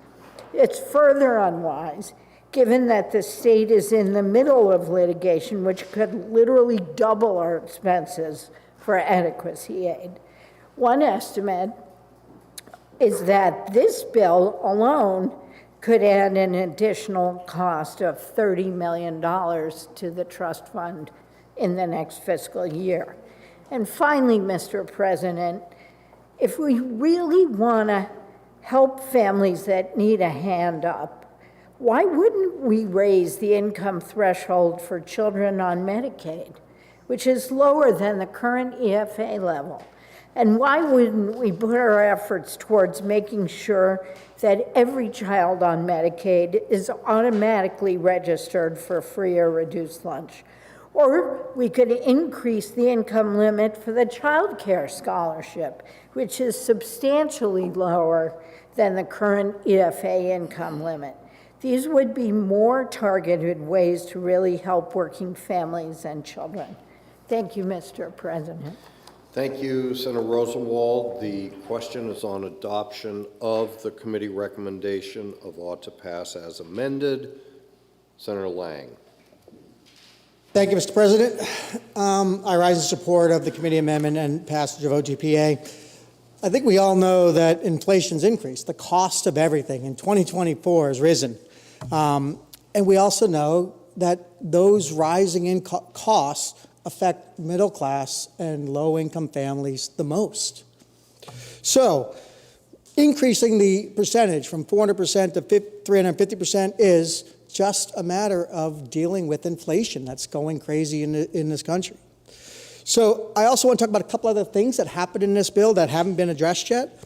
We extend the phase-out grants. For those of you who don't know what phase-out grants are, phase-out grants is where we give the public school where the child is leaving to go to take the EFA and go to another school, and that could be another public school that's leaving and taking their money. We still give them money for 3 years. We give those public schools in the first year, that public school still gets 100% of the revenue as if the EFA child was still in the public school. In the second year, we give the public school, and it's still 50%. And then the third year, we give them 25%. Again, the idea being that we give these schools time to deal with the decreasing enrollment that they have going on. So we extend these phase-out grants for an additional 3 years. Currently, it's scheduled to be sunsetted in 2026. We push that out to 2029. And one of the other things this amendment does is it improves reporting from the Department of Education so that school districts know how many EFA students are leaving their school and getting grants, so they have a better idea of what their phase-in grants will look like. Additionally, we also add some more revenue to schools by way of ADM. Local school districts may not be the best choice for every child, but there are courses offered at our local schools that could still be a part of a child's educational path. This amendment would allow local school districts to offer courses to EFA students just as they've already done for homeschool students, and that local school district would receive 15% of that child's adequacy education payment from the Education Trust Fund, just like homeschooled students. So again, there's a lot of good in this bill. We deal with the fact that we have inflation, the cost of everything's gone up, and again, we know that the cost of, when inflation rises, it hurts the middle class, it hurts the lower income families the hardest, and it allows these parents to still give their children educational choice and find an educational path that fits their unique child. Thank you, Mr. President. Thank you, Senator Lang. Senator Murphy. A question for the senator from District 7, please. Senator Ennis. Thank you. Thank you for taking the question. Are we doing anything to make sure that the kids are learning anything? Is there any assessment? Can you talk about that, please? Yeah, of course. Assessment is critically important, and we do it all the time. My students really don't like my assessments of their performance that well, but it's a necessary thing. And the schools that the students attend have several different options for proving to us that they're effective in what they do. We're all familiar with the PSAT, the SAT. There's also the Iowa Test of Basic Skills. The Hawkeyes have put together a pretty nice test of student performance and capabilities. There's also the New Hampshire statewide assessment as another option. And there could be a report card from the private school accepting the EFA funds, or finally, a signed evaluation from a certified non-public school teacher reviewing the student's portfolio and concluding the child has or has not made educational progress. And the portfolio approach is one that many universities use. It's a very standard approach, evaluated by an outside party. That makes a lot of sense and works pretty well. And when we look into the numbers, we find that about 2/3, over 2,000 students took one of those approved standardized tests that I mentioned. Another 888, just less than a third, had a teacher review their academic portfolio, and 20 took the New Hampshire statewide assessment. Only 2 submitted their private school report card. So the measures are there, we're checking their performance, and we've got good data to suggest that they're doing well. Thank you for your question. Thank you, Senator. Senator Chandley for a question. The senator from District 13. Senator Rosenwald. Senator, thank you for taking my question. Do private schools have scholarships available? Oh, thank you for the question. I think that's a really good one because we've heard that inflation's going up, so families can't afford private school tuition. Yes, private schools have scholarship funds, and this is how many, many students are able to afford to go there. And in fact, with the stock market rising, the value of those endowed scholarship funds has also risen. Thank you. Thank you. Thank you. Senator Lang, question. Senator from District 7. Senator Innes. Yes, sir. Thank you, Senator, for taking my question. So recently, Senate Education heard a bill that expands adequacy grants for homeschoolers taking courses in their local district to include 7th and 8th grade courses. How does this amendment deal with that? Local school districts receive 15% of ADM for homeschooled students who take high school courses. House Bill 637, currently in the Senate Education Committee, would include 7th and 8th grade, as noted. This amendment would give local school districts a share of the average daily membership for homeschool and EFA students that enroll in courses at their local high schools, grades 7 to 12. Grade 7 is typically when students start switching classes and going to individual subjects, not in 6th grade. Funded from the Education Trust Fund. If, for example, Senator, an EFA student enrolls in an AP Science course at their local district school, that school would be compensated 15% for providing that instruction. This approach works for homeschool students, makes sense, it's applied often, and would work well for EFA students as well. It's all about expanding options, giving students choices to go to those programs and those courses that best meet their needs. And it could be a private school student would get a better service from a particular course, maybe just one, maybe 2, from a public school. And this accommodates that cost and takes care of the program. Thank you for taking my question. Thank you. The question is on adoption of ought to pass as amended. You're entitled to come on the floor.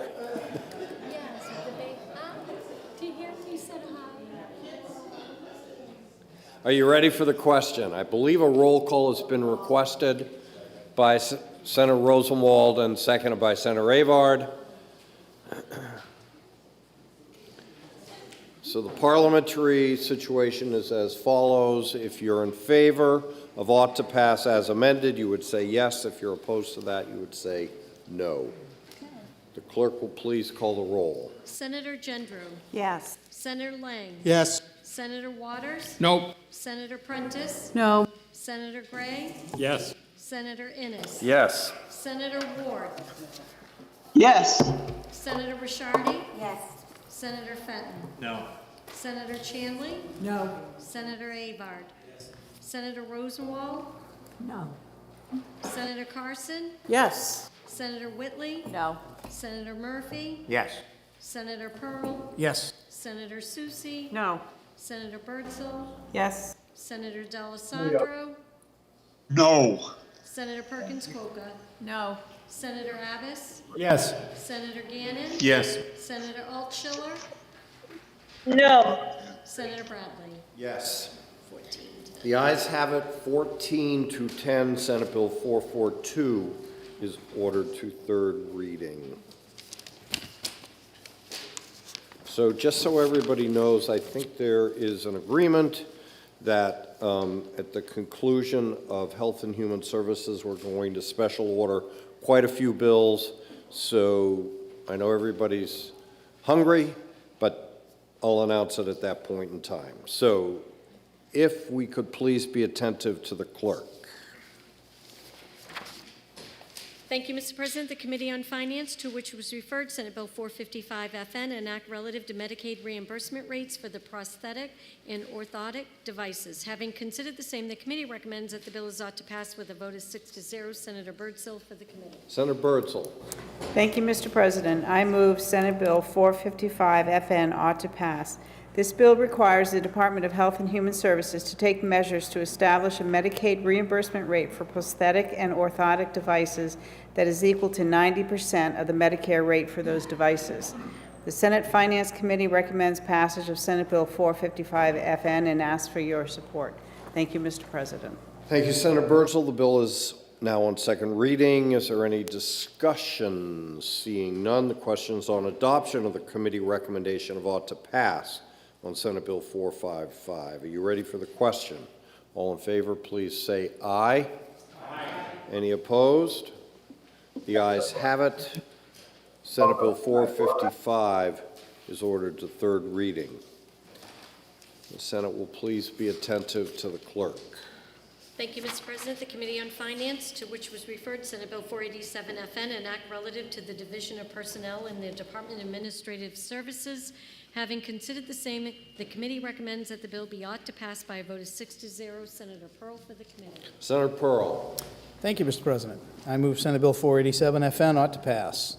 This bill separates the Personnel Appeals Board from the Department of Administrative Services. It establishes the Personnel Appeals Board as an independent entity from all state agencies. The Senate Finance Committee recommends passage of Senate Bill 487 FN and asks for your support. Thank you, Mr. President. Thank you, Senator Pearl. The bill is now on second reading. Is there any further discussion? Seeing none, are you ready for the question? All in favor, please say aye. Aye. Any opposed? The ayes have it. And Senate Bill 487 is ordered to third reading. The Senate will please be attentive to the clerk. Thank you, Mr. President. The Committee on Finance, to which was referred Senate Bill 508 FN, an act relative to the duties of the Superintendent of the County Department of Corrections concerning mental health and substance use disorder, screening of inmates, and coordination for services upon re-entry into the community.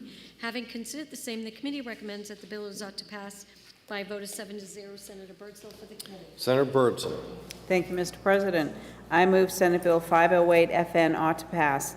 This bill requires the Superintendent of the County Department of Corrections to require his or her contracted behavioral health treatment providers to use validated screening tools for mental health and substance use disorder, and to permit, where such providers exist, licensed community-based treatment providers who meet the security criteria for access to the facility to have contact with people in custody for the purpose of coordinating services upon re-entry into the community.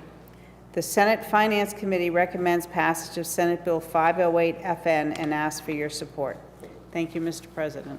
Thank you, Senator Birdsell. The bill is on second reading. Is there any further discussion? Seeing none, the question is on adoption of the committee recommendation of ought to pass on Senate Bill 508. Are you ready for the question? All in favor, please say aye. Aye. Aye. Any opposed? The ayes have it. Senate Bill 508 is ordered to third reading. The Senate will please be attentive to the clerk. Thank you, Mr. President. The Committee on Finance, to which was referred Senate Bill 511 FN, an act relative to salt reduction in Merrimack. Having considered the same, the committee recommends that the bill be referred to interim study by a vote of 7-0. Senator Innes for the committee. Senator Innes. Thank you, Mr. President. I move Senate Bill 511 FN be referred to interim study. This bill sought to establish a procedure for the town of Merrimack to request the Department of Transportation implement a low salt area within the Merrimack Village District wellhead protection area, and to the maximum extent possible, pre-treat with liquid de-icers and other de-icing products for a winter weather event to reduce the hazards while minimizing the use of granular salt and chlorides. According to the bill's fiscal note, to accomplish liquid de-icing, the Bureau of Turnpikes would need to purchase a tanker truck. An additional storage tank at the Merrimack site would also be required, and an additional employee would need to be hired to operate the truck and focus primarily on this area of the turnpike. As a result, the Senate Finance Committee recommends Senate Bill 511 FN be referred to interim study and asks for your support. Thank you, Mr. President. Thank you, Senator Innes. The motion is referred for interim study. Is there any discussion? Senator Chandler. Thank you, Mr. President. I rise in opposition to the interim study motion on SB 511, and I ask you, my colleagues, to indulge me just a minute while I give you a tiny bit of history. We all know that Merrimack private wells, as well as Merrimack Village District wells, have been poisoned by PFAS. We've heard that story. We've worked really hard to address that in some way that we can here. But what I think folks are less aware of is that the Natticook Brook aquifer for MVD Production Well 3 has been contaminated by the runoff of salt. Sodium and chloride have increased in the Natticook Brook Aquifer MVD Production Well 3 by over 1,000% since 1992. According to the commissioners of the MVD, that body has had to terminate use of the Production Well 3, and replacement costs have exceeded $2 million. Contamination of this well was a result of excessive use of rock salt. When I learned of the situation from residents and officials of Merrimack, I put forward HB 511. It was much more prescriptive bill which directed the Department of Transportation as to how to treat the roads in Merrimack. After the public hearing, some members of the Transportation Committee worked very hard with the Department of Transportation to craft an amendment that would help the town and the state resolve the problem. It would require that both parties sign a memorandum of agreement, and it seemed a very reasonable approach. And I thank the senator from Dover for his participation and the chair of the committee for her leadership in ensuring that the bill passed out of the policy committee and passed on the floor of the Senate. I was very disappointed to learn that the Finance Committee did not see fit to move this bill forward and instead recommended interim study. The Finance Committee is concerned, as they should be, with finance, but frankly, I think that the investment of the money required would far offset the cost of the continued contamination. The folks at DOT are and I was also surprised that the fiscal note didn't change when the bill changed. The folks at DOT are the experts, and I'm not going to argue the cost of the truck or the necessity of having the truck to do the job properly. But the FN specifies that the state would need to purchase a $400,000 vehicle to fulfill its obligation. It also mentions that a tanker may not be available for purchase until after the 24-25 year. Delaying this now would be terrible for the town. Upon learning of the Finance Committee decision, I reached out again to Commissioner Cass and to John Corcoran, who were in fact enthusiastic about the purchase. As Mr. Corcoran said, this would allow them to consider various lower and non-saline options when treating roadways and to distribute them in other sensitive areas. Moreover, the truck would not be solely for the benefit of the town of Merrimack. It would be for the benefit of the New Hampshire Department of Transportation as it carries out its very important work ensuring safe roadways. Please join me in voting against the interim study so that we can make the necessary investment in protecting the aquifer in Merrimack and protecting water sources throughout our state. Thank you very much, Mr. President. Thank you, Senator Chandler. The motion is refer for interim study. Is there any further discussion? Are you ready for the question? All in favor of the motion for interim study, please say aye. Aye. Aye. Opposed? No. The ayes have it. The motion of refer for interim study is adopted. The Senate will please be attentive to the clerk. Thank you, Mr. President. The Committee on Finance, to which was referred Senate Bill 518 FN, an act relative to incentivizing landlords to accept housing choice vouchers. Having considered the same, the committee recommends that the bill be re-referred to interim study by a vote of 7-0. Senator Gray for the committee. Thank you, Mr. President. I move Senate Bill 518 FN be referred to interim study. This bill sought to establish a landlord housing initiative program within the New Hampshire Housing Finance Authority. The Landlord Housing Incentive Fund would be created within the program, offering financial incentives to residential landlords to rent housing units to voucher recipients and to provide training and support to voucher recipients. Additionally, the Housing Finance Authority would have been appropriated $1 million of general funds for fiscal year 2025 to be deposited into the Landlord Housing Initiative Fund. Remaining cautious of limited resources and having set priorities, the Senate Finance Committee recommends that Senate Bill 518 FN be referred to interim study and ask for your support. Thank you, Mr. President. Thank you, Senator Gray. The motion is refer for interim study. Is there any further discussion? Senator Rosenwald. Mr. President, having had a week now to think about this bill, I regret my vote for interim study, and I rise now to speak against that motion. It is hard for anybody in New Hampshire to find housing, but especially so for low-income individuals. Under your leadership, Mr. President, we've taken significant steps to add money to the Affordable Housing Fund. But we all understand that building housing takes years. We also thought we had done a solid job of preventing homelessness among young people and supporting temporary housing by appropriating federal funds through the Fiscal Committee. However, we recently learned that of the $45 million we agreed to spend 2 years ago to prevent homelessness, less than half, only $19 million, was actually spent. This bill would have set up an incentive fund for landlords to accept housing vouchers, and it contained a $1 million appropriation.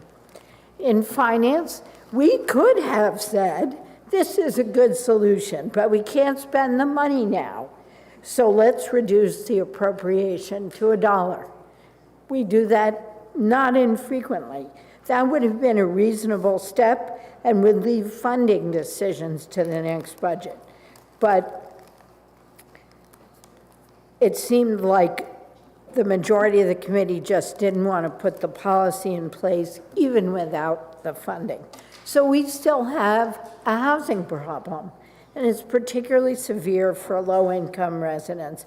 I don't think it's going away anytime soon, and sending this bill to study just doesn't do anything to solve the problem. Thank you. Thank you, Senator Rosenwald. The motion is refer for interim study. Is there any further discussion? Seeing none, all in favor of the motion of refer for interim study, please say aye. Aye. Aye. Opposed? No. The ayes have it. Senate Bill 518 is referred for interim study. The Senate will please be attentive to the clerk.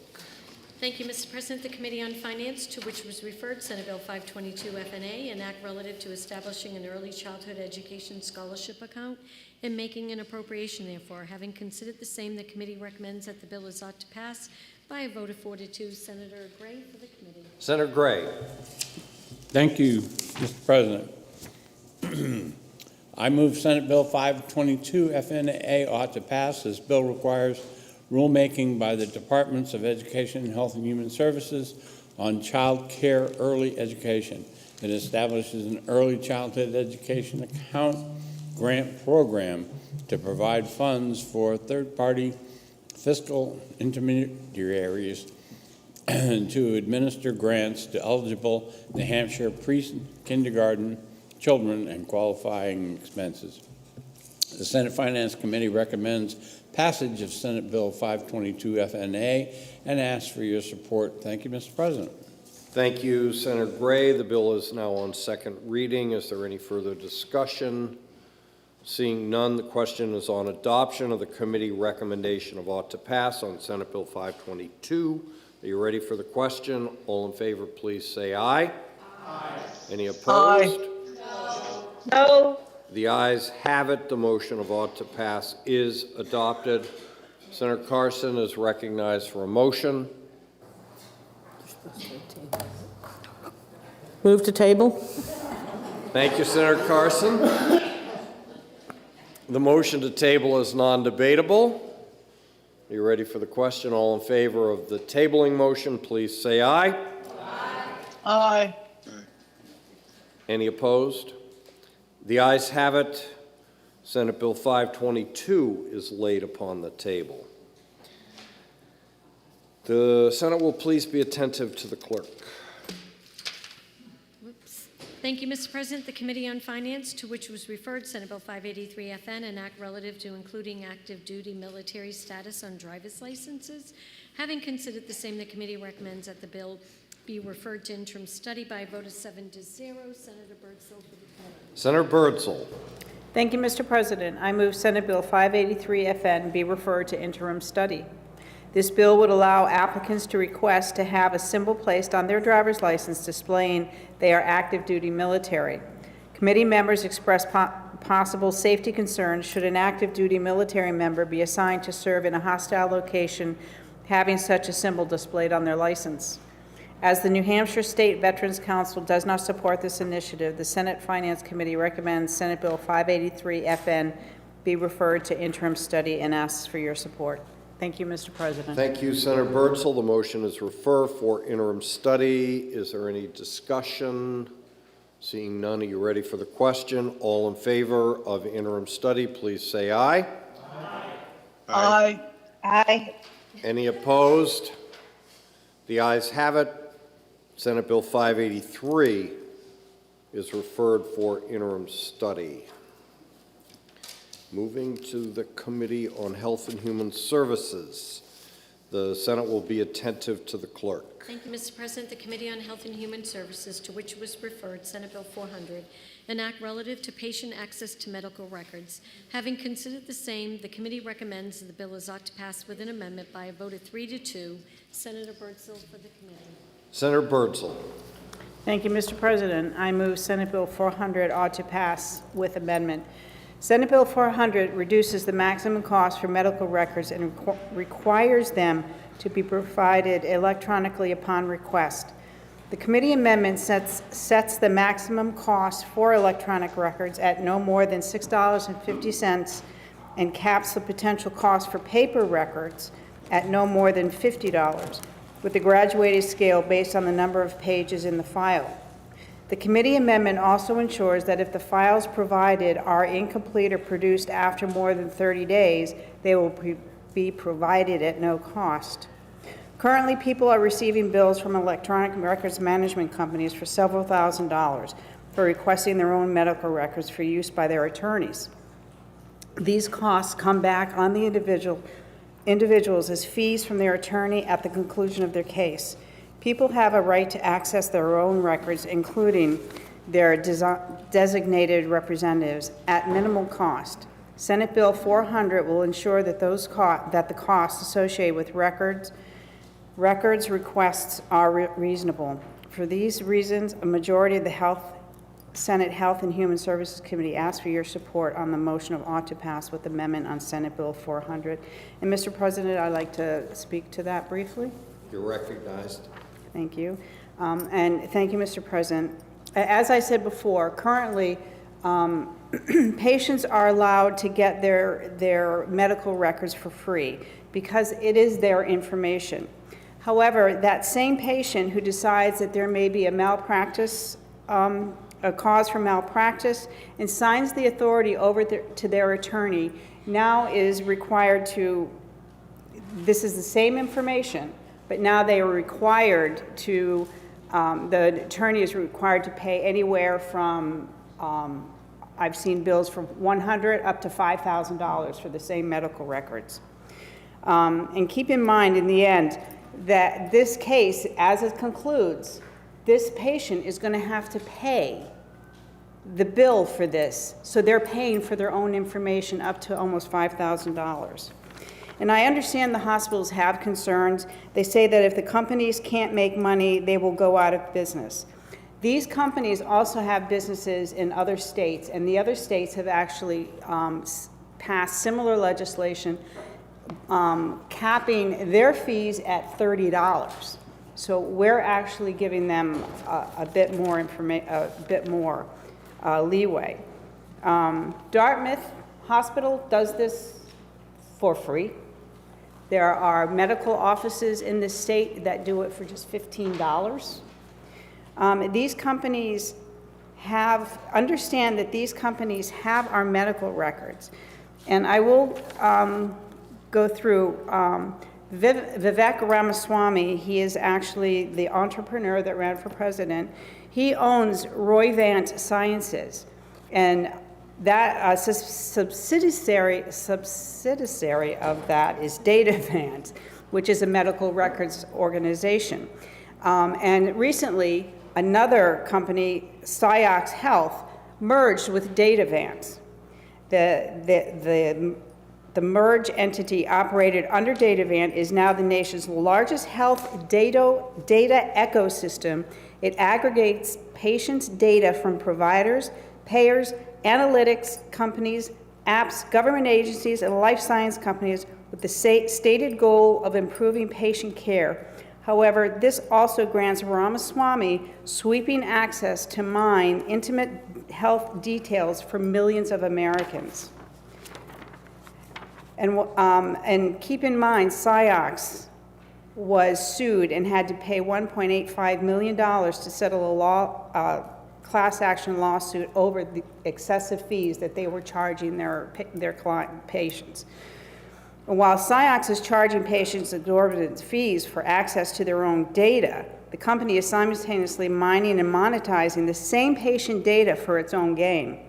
Though its merger with Ramaswamy's Datavant, Ciox is now part of the largest health data ecosystem in the country, and this means that every time a patient pays Ciox inflated fees to get their records, they are unwittingly feeding the insatiable data machine that Ramaswamy built. So not only is Ciox profiting from patients' need to access their own health information, it is then turning around and profiting a second time by using those patients' data. So I would say there's no reason that these companies are going to go out of business. These other states that have passed this piece of legislation, these companies are still working in these states. So I ask that you support Senate Bill 400. Thank you, Mr. President. Thank you, Senator Birdsell. The first order of business, the bill is on second reading, and the first order of business is the committee amendment. Is there any discussion on the committee amendment? Seeing none, all in favor, please say aye. Aye. Any opposed? Aye. Any opposed? The ayes have it. And the committee amendment is adopted. The bill is on second reading. Is there any further discussion or amendment? Senator Prentice. Thank you, Mr. President. So with some hesitation, I rise in opposition, but I want to qualify my opposition, and I think that the work that Senator Birdsell has done and the points Senator from District 19 has done and the points that she has raised are valid. And I do think that there should be caps, that there shouldn't just be, this unfettered charge whatever you want. I believe the data belongs to the patients. It's just, I feel the need to make the point that, especially from the electronic perspective, it is not as simple as just the click of a mouse, a keyboard or a mouse to transfer the data. Medical records, even in the electronic form, are not completely interoperable. And what that means is that data fields don't all just merge together so that you can sweepingly pull a record and transfer it. Many hospitals still use paper forms to say complete an anesthesia record. Emergency medical services, my own crews, they complete an electronic medical record, but it's not interoperable with the hospital medical record. So that has to be uploaded into the system as a PDF. Where these PDFs live have to actually be, to put a full record together, be pulled out and put together, and there's labor involved in that. So I just want to, I agree that there should be caps, and I wish that we could have found more of a middle ground in this, but I felt the necessity just to say that that's my concern on this. So thank you for your work, Senator from District 19. Thank you, Mr. President. Thank you, Senator Prentice. The question is on adoption of ought to pass as amended. Is there any further discussion? Seeing none, are you ready for the question? All in favor, please say aye. Aye. Any opposed? Okay. The ayes have it. The motion of ought to pass as amended is adopted. Senate Bill 400 is ordered to third reading. The Senate will please be attentive to the clerk. Thank you, Mr. President. The Committee on Health and Human Services, to which was referred Senate Bill 406 FNA, an act relative to emergency housing assistance and making an appropriation therefore. Having considered the same, the committee will recommends that the bill is ought to pass with an amendment by a vote of 5-0. Senator Birdsell for the committee. Senator Birdsell. Thank you, Mr. President. I move Senate Bill 406 FN ought to pass with amendment. Senate Bill 406 FNA, as introduced, directed the Department of Health and Human Services to establish a homeless prevention pilot program to be administered through municipalities and community action programs, and made an appropriation to the department to assist municipalities in providing emergency housing assistance and preventing homelessness. The committee amendment redirects the funding to bolster existing programs within the department. There is a homelessness crisis in New Hampshire, especially in our cities and larger communities. Immediate action is needed to support our existing homeless shelters and keep them open. This is not the time to delay the distribution of funding by standing up a new program and reinventing the wheel. Senate Bill 406 FNA, as amended, will ensure that we keep our shelters open and prevent this crisis from spiraling even further. For these reasons, Senate Health and Human Services Committee asks for your support on the motion of ought to pass with amendment on Senate Bill 406 FNA. Thank you, Mr. President. Thank you, Senator Birdsell. The bill is now on second reading. The first order of business is the committee amendment. Is there any discussion on the committee amendment? Seeing none, all in favor of the committee amendment, please say aye. Aye. Any opposed? The ayes have it. The committee amendment is adopted. The bill's on second reading. Is there any further discussion or amendment? Senator Fenton. Thank you, Mr. President. I'll be brief. I don't want to be between hungry senators and their dinner. I do rise in favor of the ought to pass motion on Senate Bill 406. I know that all of my colleagues, and especially you, Mr. President, care about the homeless situation we have here in New Hampshire. Our shelters are struggling, and this bill gives much-needed relief to those shelters. Ending homelessness is something very important to me, just like I know it is important to all of us. My mom was homeless as a child.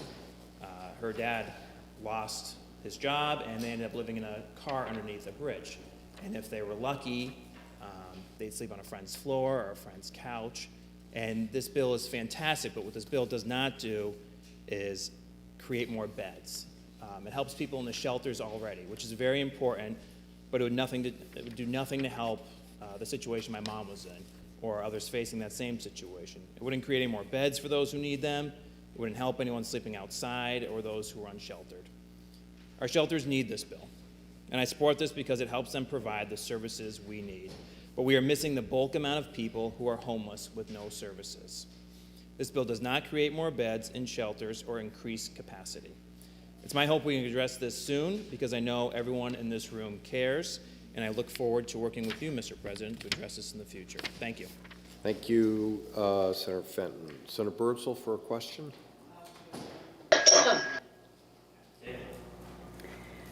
Senator, would you believe that I will gladly work with you in the next budget to make sure that we can look at a program and try and initiate one? Thank you for the question. I absolutely believe that. Thank you. The question is on adoption of the recommendation of ought to pass as amended on Senate Bill 406. Seeing no further discussion, are you ready for the question? All in favor, please say aye. Aye. Any opposed? Aye. Any opposed? The ayes have it. And the motion of ought to pass as amended is adopted. Senate Bill 406 is ordered to the Committee on Finance. The Senate will please be attentive to the clerk. Thank you, Mr. President. The Committee on Health and Human Services, to which it was referred, Senate Bill 556FN, an act relative to insurance reimbursement for health services provided by advanced practice registered nurses. Having considered the same, the committee recommends that the bill is ought to pass with an amendment by a vote of 4-1. Senator Prentice for the committee. Senator Prentice. Mr. President, I am introducing Senate Bill 556 FN, ought to pass as amended. Thank you for this opportunity. So 556, as introduced, provides certain requirements for insurance reimbursement for health services provided by advanced practice registered nurse practitioners by establishing parity of healthcare services provided by nurse practitioners and advanced practice registered nurses. The committee amendment relocates the language to the Nurse Practice Act, which stakeholders felt was more appropriate, and changes the effective date to January 1, 2025, which will give insurance carriers time to adjust to the changes. There are 2,800 advanced practice registered nurses in New Hampshire. These are providers who are licensed to practice independently and provide primary care in communities across the state. 556 will make New Hampshire more attractive for incoming workers.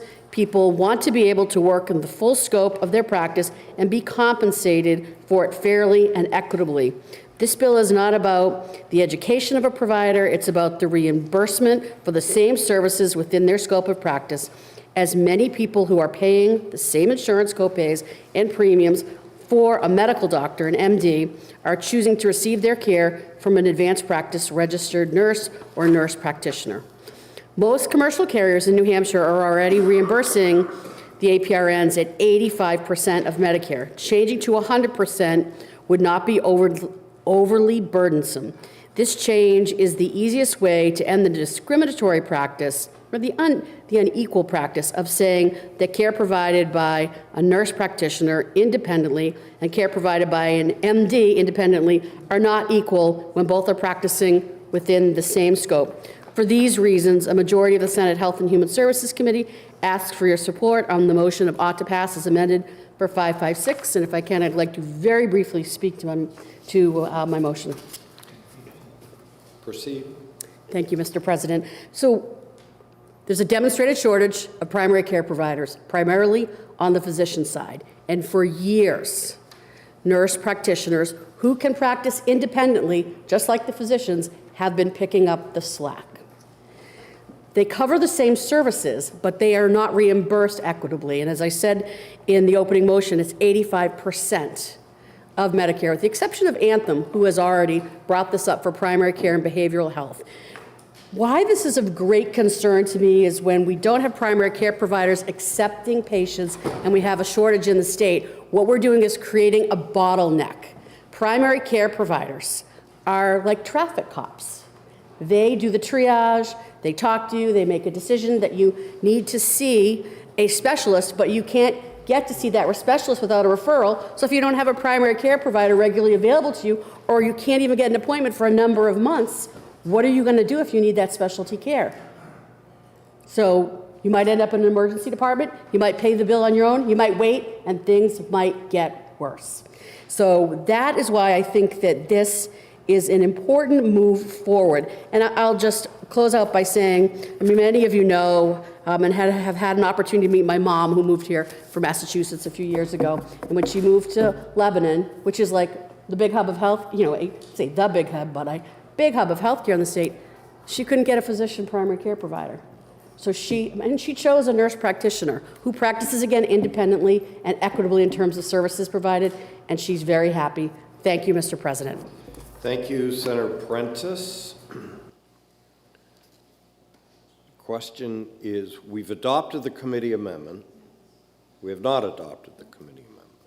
So the first order of business is the committee amendment. You have me surprised there. Is there any discussion on the committee amendment? Are you ready for the question? All in favor of the committee amendment, please say aye. Aye. Any opposed? Aye. Any opposed? The ayes have it. The committee amendment is adopted. Is there any further discussion on the motion of ought to pass as amended? All in favor, please say aye. Aye. Aye. Any opposed? The ayes have it. The motion of ought to pass as amended is adopted. Senate Bill 556 is ordered to the Committee on Finance. All right, in the hopes of expediting today's session, without objection, the following bills are special ordered to the next session.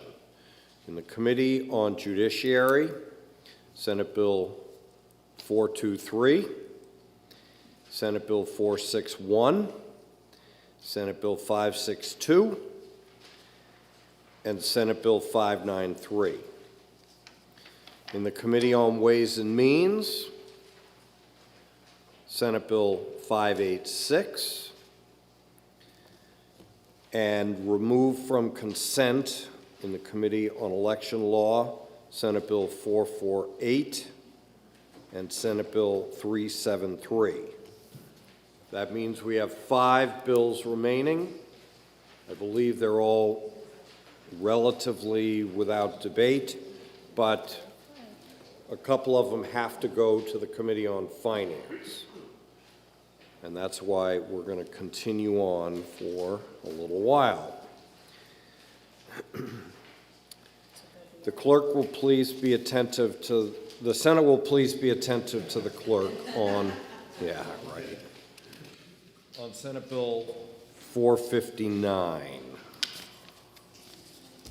The Committee on Judiciary, to which was referred Senate Bill 459 FN, an act relative to the presumption of harm under the Child Protection Act. Having considered the same, the committee recommends that the bill is ought to pass by a vote of 4 to 1. Senator Carson for the committee. Senator Carson. Thank you, Mr. President. I move Senate Bill 459 FN ought to pass. This bill revises certain definitions under the Child Protection Act, revises circumstances creating a rebuttable presumption of harm, and expands the child abuse reporting requirements. This bill builds on the work of the Oversight Commission on Children's Services with the ultimate goal of ensuring the safety and welfare of our state's children. Senate Bill 459 FN incorporates trauma-informed and developmental knowledge to make New Hampshire law consistent with the extensive research that has been done in this field. This bill takes all of this into account and revises current statute to better protect our children. For these reasons, a majority of the Judiciary Committee asks for your support on the motion of ought to pass on Senate Bill 459 FN. Thank you, Mr. President. Thank you, Senator Carson. The bill is on second reading. Is there any further discussion? Senator Whitley. Thank you, Mr. President. I rise in support of the committee amendment. I want to first thank my friend from District 14.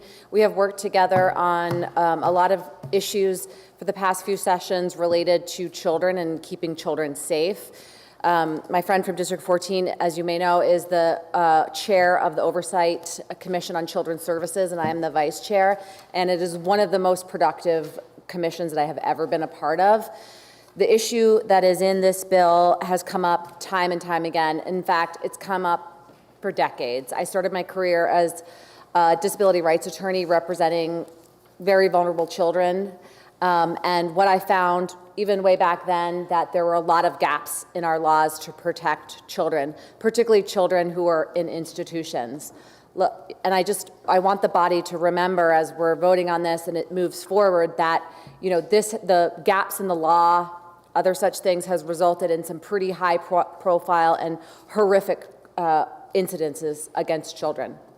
That is real, and we are paying the price for that now. So I think this legislation is comprehensive, it's important, and I thank the body for moving it forward. Thank you, Mr. President. Thank you, Senator Whitley. The bill is on second reading. Is there any further discussion? The question is on the adoption of the committee recommendation of ought to pass on Senate Bill 459. Are you ready for the question? All in favor, please say aye. Aye. Any opposed? Aye. The ayes have it. Senate Bill 459 is ordered to the Committee on Finance. The Senate will please be attentive to the clerk, and we're moving to Senate Bill 462. Thank you, Mr. President. The Committee on Judiciary, to which was referred Senate Bill 462, an act relative to removing the cap on damages for wrongful death, loss of consortium claims. Having considered the same, the committee recommends that the bill is ought to pass with an amendment by a vote of 4-1. Senator Carson for the committee. Senator Carson. Thank you, Mr. President. I move Senate Bill 462 ought to pass with amendment. As introduced, this bill would have removed the cap on damages for the wrongful death loss of consortium claims. The committee amendment seeks not to remove the caps, but raise them to $500,000 for an adult and $300,000 for children. The loss of a spouse impacts New Hampshire citizens the same way, whether they are killed or permanently harmed by negligent conduct. What isn't the same is how the law treats their losses. This bill will correct that disparity by raising the caps on loss of consortium claims in wrongful death cases, caps that have not been raised since their inception in the 1990s. This bill is limited in scope, doesn't create a new cause of action that would increase lawsuits, excuse me, doesn't create any new classes of plaintiffs, and doesn't increase litigation costs. Mr. President, it's time this legislature took a long, hard look at this issue, as we heard in committee, that the federal court will not even apply this current New Hampshire law because it is not representative of justice. For these reasons, a majority of the Judiciary Committee asks for your support on the motion of ought to pass with amendment on Senate Bill 462. Thank you, Mr. President. Thank you, Senator Carson. The first order of business is the committee amendment. Is there any discussion on the committee amendment? Seeing none, the question is on adoption of the committee amendment. Are you ready for the question? All in favor of the committee amendment, please say aye. Aye. Aye. All opposed? The ayes have it, and the committee amendment is adopted. The bill is on second reading. Is there any further discussion or amendment? Senator Gannon. I would like to discuss, Mr. President. We said which, so, okay. Thank you, Mr. President. This bill will raise the rates of every single person in this room, every business, every other citizen of New Hampshire.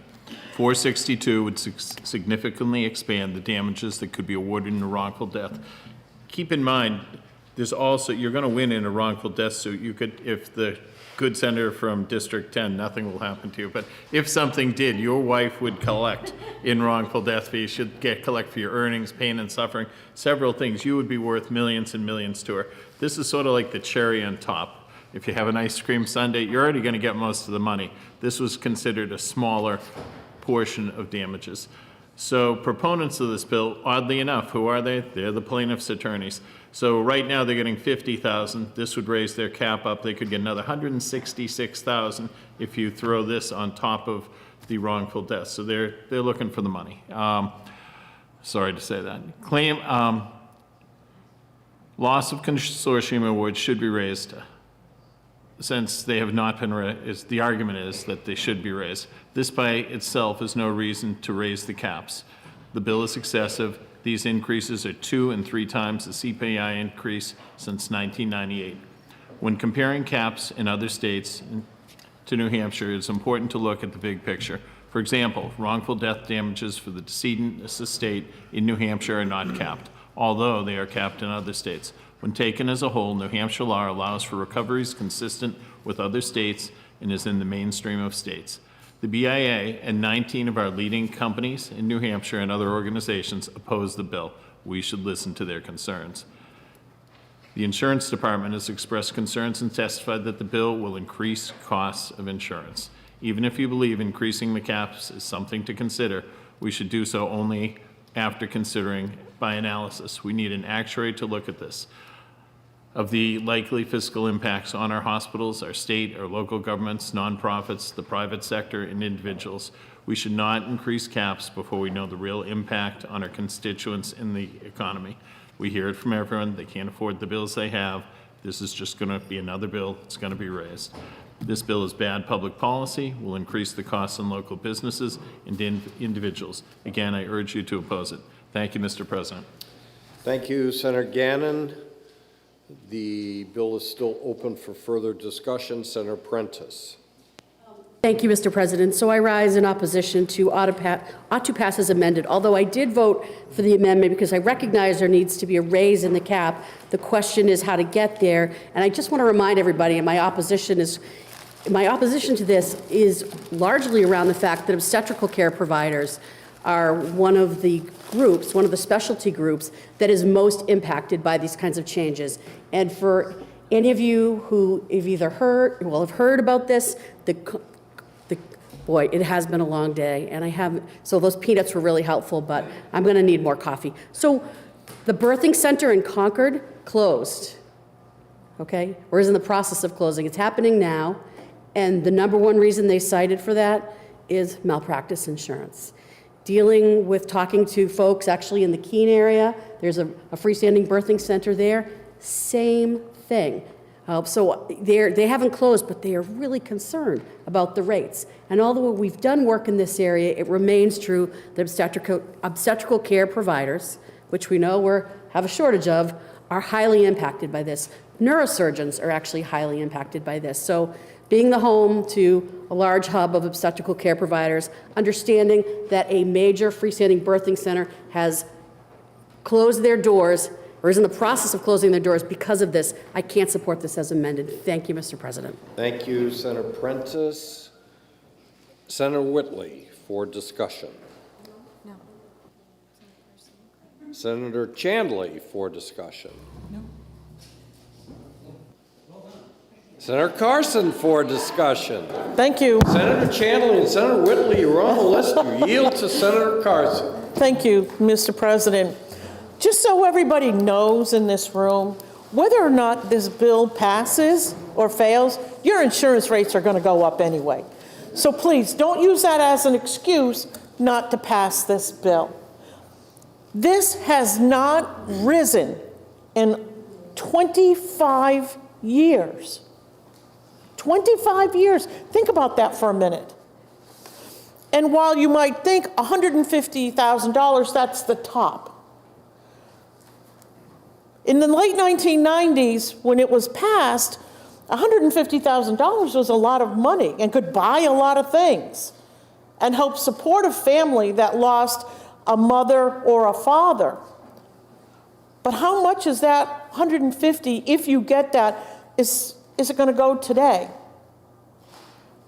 Think about a mom who lost her spouse or her partner, her children's father. She's got to go back to work, perhaps. The kids have daycare. We had discussions about how expensive daycare is. There's no guarantee that you're actually going to win a lawsuit if you sue and get the big payday, as we've heard. I don't see it as a payday. I see it as compensation when someone is at fault who has taken the life of a loved one and devastated a family. And let me just give you this example. Say you decide that you want to go to Portland, Maine, and you want to go and have a special dinner with your partner, your spouse. You go and have the dinner, you're on your way home, and you get into an automobile accident, and that person is killed. In the state of Maine, their loss of consortium is $1 million. $1 million. And quite frankly, that is the standard that the federal court uses because ours is so pitiful. You cross into New Hampshire, you get into that same accident, they're only worth $150,000. I think it's time that we raise this. I think it's fair. And I'm just going to leave that there, Mr. President. It's time. It's time. Thank you very much. Thank you, Senator Carson. Our last speaker is Senator Abbas. Mr. President, I'll be brief. I rise in support of the committee's recommendation of ought to pass as amended. One issue that did come up, I understand virtually every insurance company, because, well, I don't blame them, opposed raising the cap on potential liability.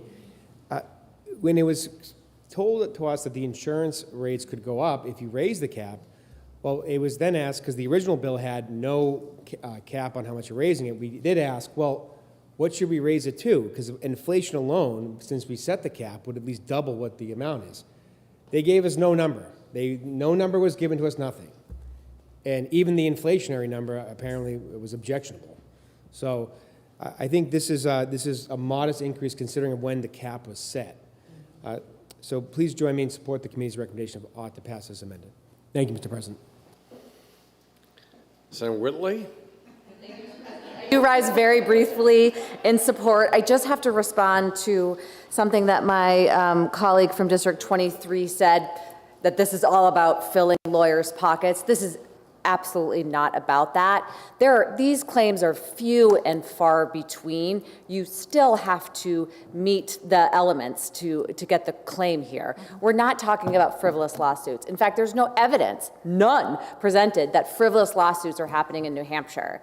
We are a very small state. We are a much smaller bar. It doesn't happen. And if it did, it would very much impact your reputation as a lawyer. So to say this is to line pockets is deeply unfair, but what it does do is provide just a modicum of compensation for families who have gone through incredible difficulties. That's what we're talking about here. So I just wanted to be clear about that. Thank you, Mr. President. Thank you, Senator Whitley.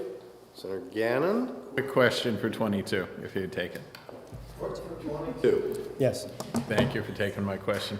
One, I do apologize to trial lawyers. I just meant it does seem coincidental that they're making a lot more money off that. I did not mean to impose on all trial attorneys like yourself that they're doing it only for one reason. No worry, just like the insurance companies will, you know. My question is, just so everyone understands that there's a wrongful death action here, which could be the majority, which could be a lot of money. Like if you yourself died, you'd be getting probably millions of dollars for your wife, for your lost income, your pain, your suffering. That's the big part of the suit. This is a small part that is now becoming big.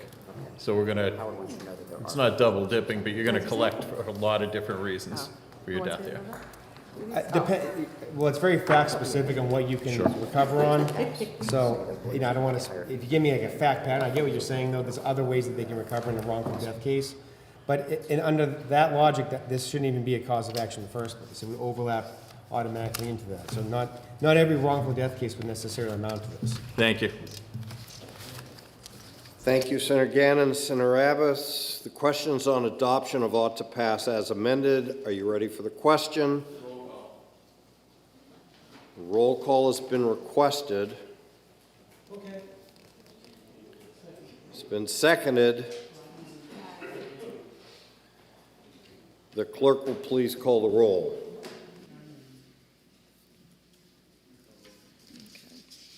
Senator Gendreau. No. Senator Lang. No. Senator Waters. Yes. Senator Prentice. No. Senator Gray. No. Senator Innes. Yes. Senator Ward. Yes. Senator Bishardi. Yes. Senator Fenton. No. Senator Chanley. Yes. Senator Ava. Yes. Senator Rosenwald. Yes. Senator Carson. Yes. Senator Whitley. Yes. Senator Murphy. No. Senator Pearl. Yes. Senator Susie. Yes. Senator Birdsell. Yes. Senator D'Alessandro. Yes. Senator Perkins Quokka. Yes. Senator Abbas. Yes. Senator Gannon. No. Senator Altschiller. Yes. Senator Bradley. Yes. The ayes have it, 17-7.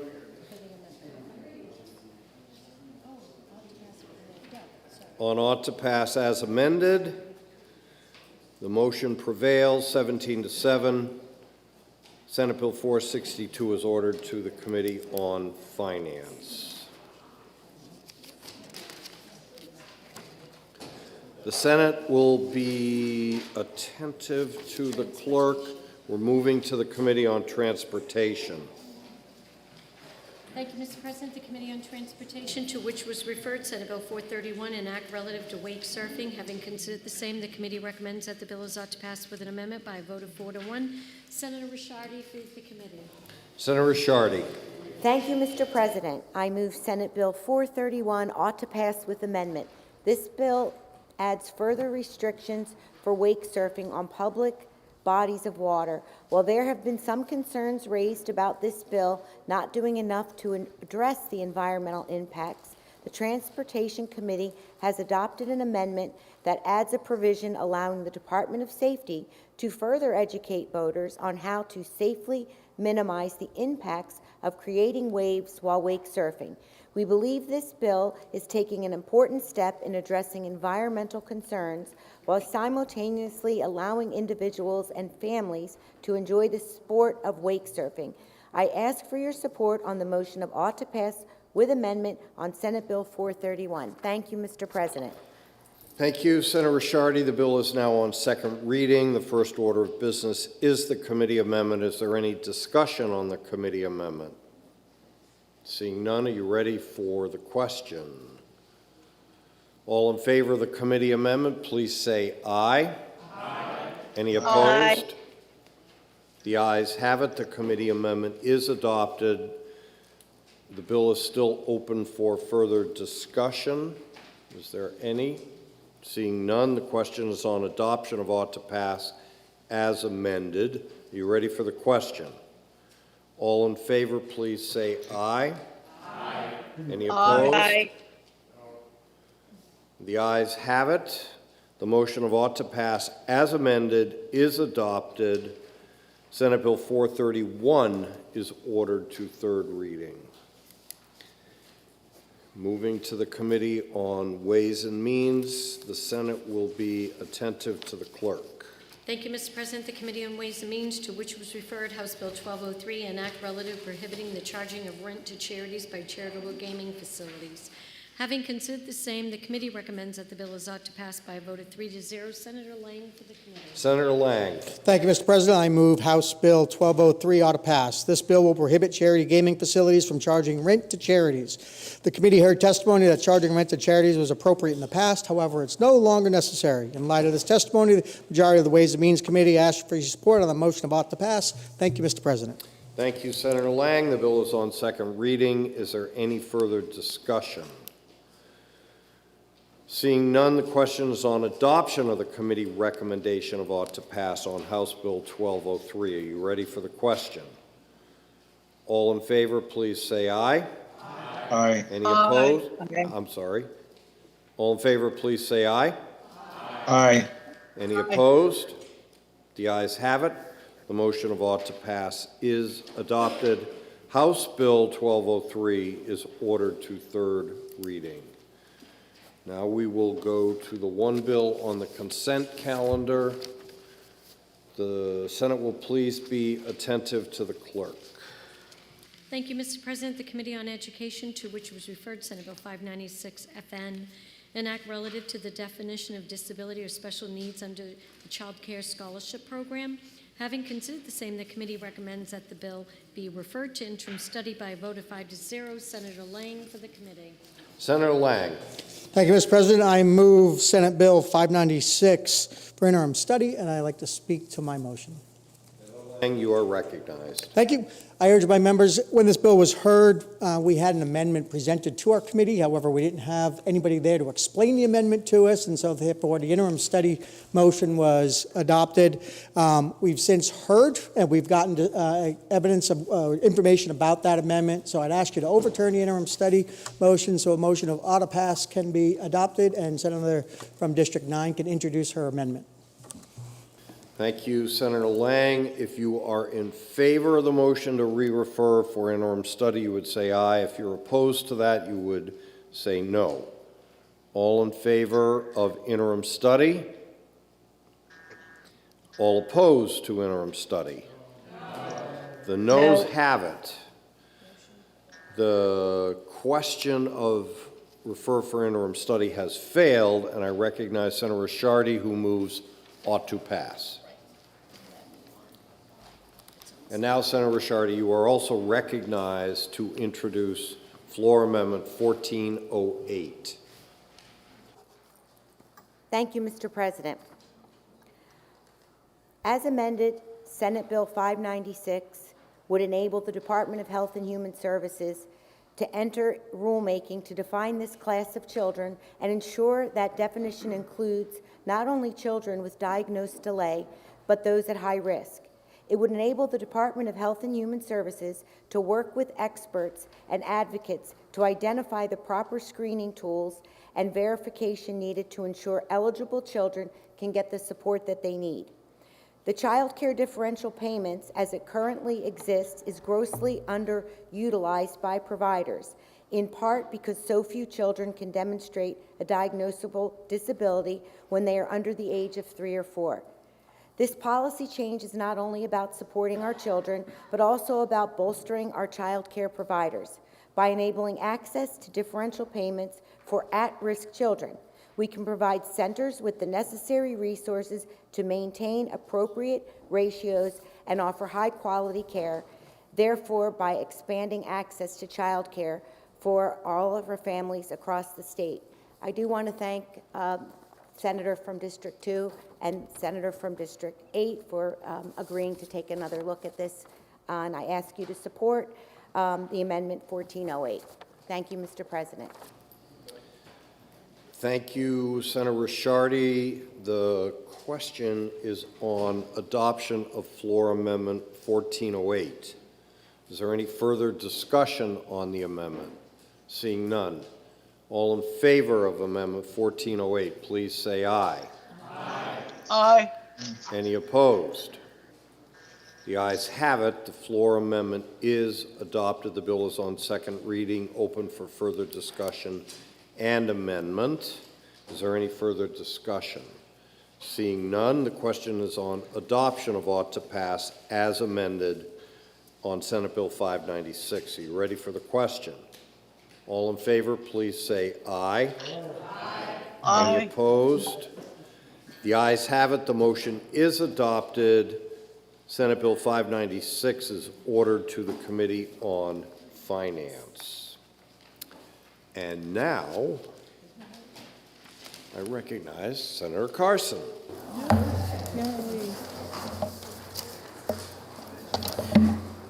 Thank you, Mr. President. I move that the Senate adjourn from the early session, that the business of the late session be in order at the present time, that all bills and resolutions ordered to a third reading be, by this resolution, read a third time, all titles be the same as adopted, and that they be passed at the present time.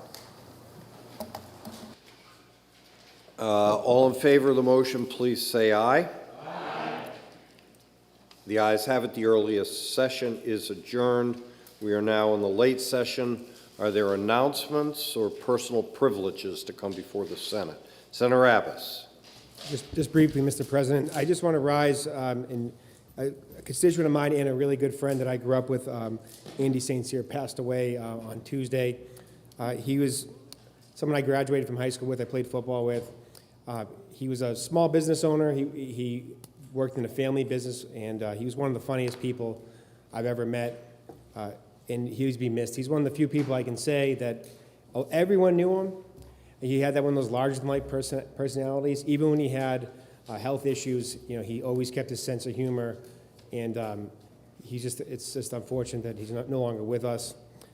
I go way back in the day with him, and he used to love, as a joke, to send me mean tweets that he would, because he was confined to, he had mobility issues and he was bedridden for many years, but he would also send me those as a joke just because he knows I have a good sense of humor. So please don't all of you start doing that, but that's the relationship me and Andy had, and you know, it's just unfortunate that he's no longer with us, but he's always going to be a friend, and I just wanted to say that we lost a good one this week, so thank you. Rest in peace, Andy. Thank you, Senator Abbas. Further personal privileges, unanimous consent? Seeing none. So, first of all, I just want to thank all of you for having to deal with the chaos of the blizzard yesterday and Wednesday. I think everybody deserves a lot of credit for making today work. So thank you very much for that. I think all of us should thank all the staff in this building, our staff, for doing a great job of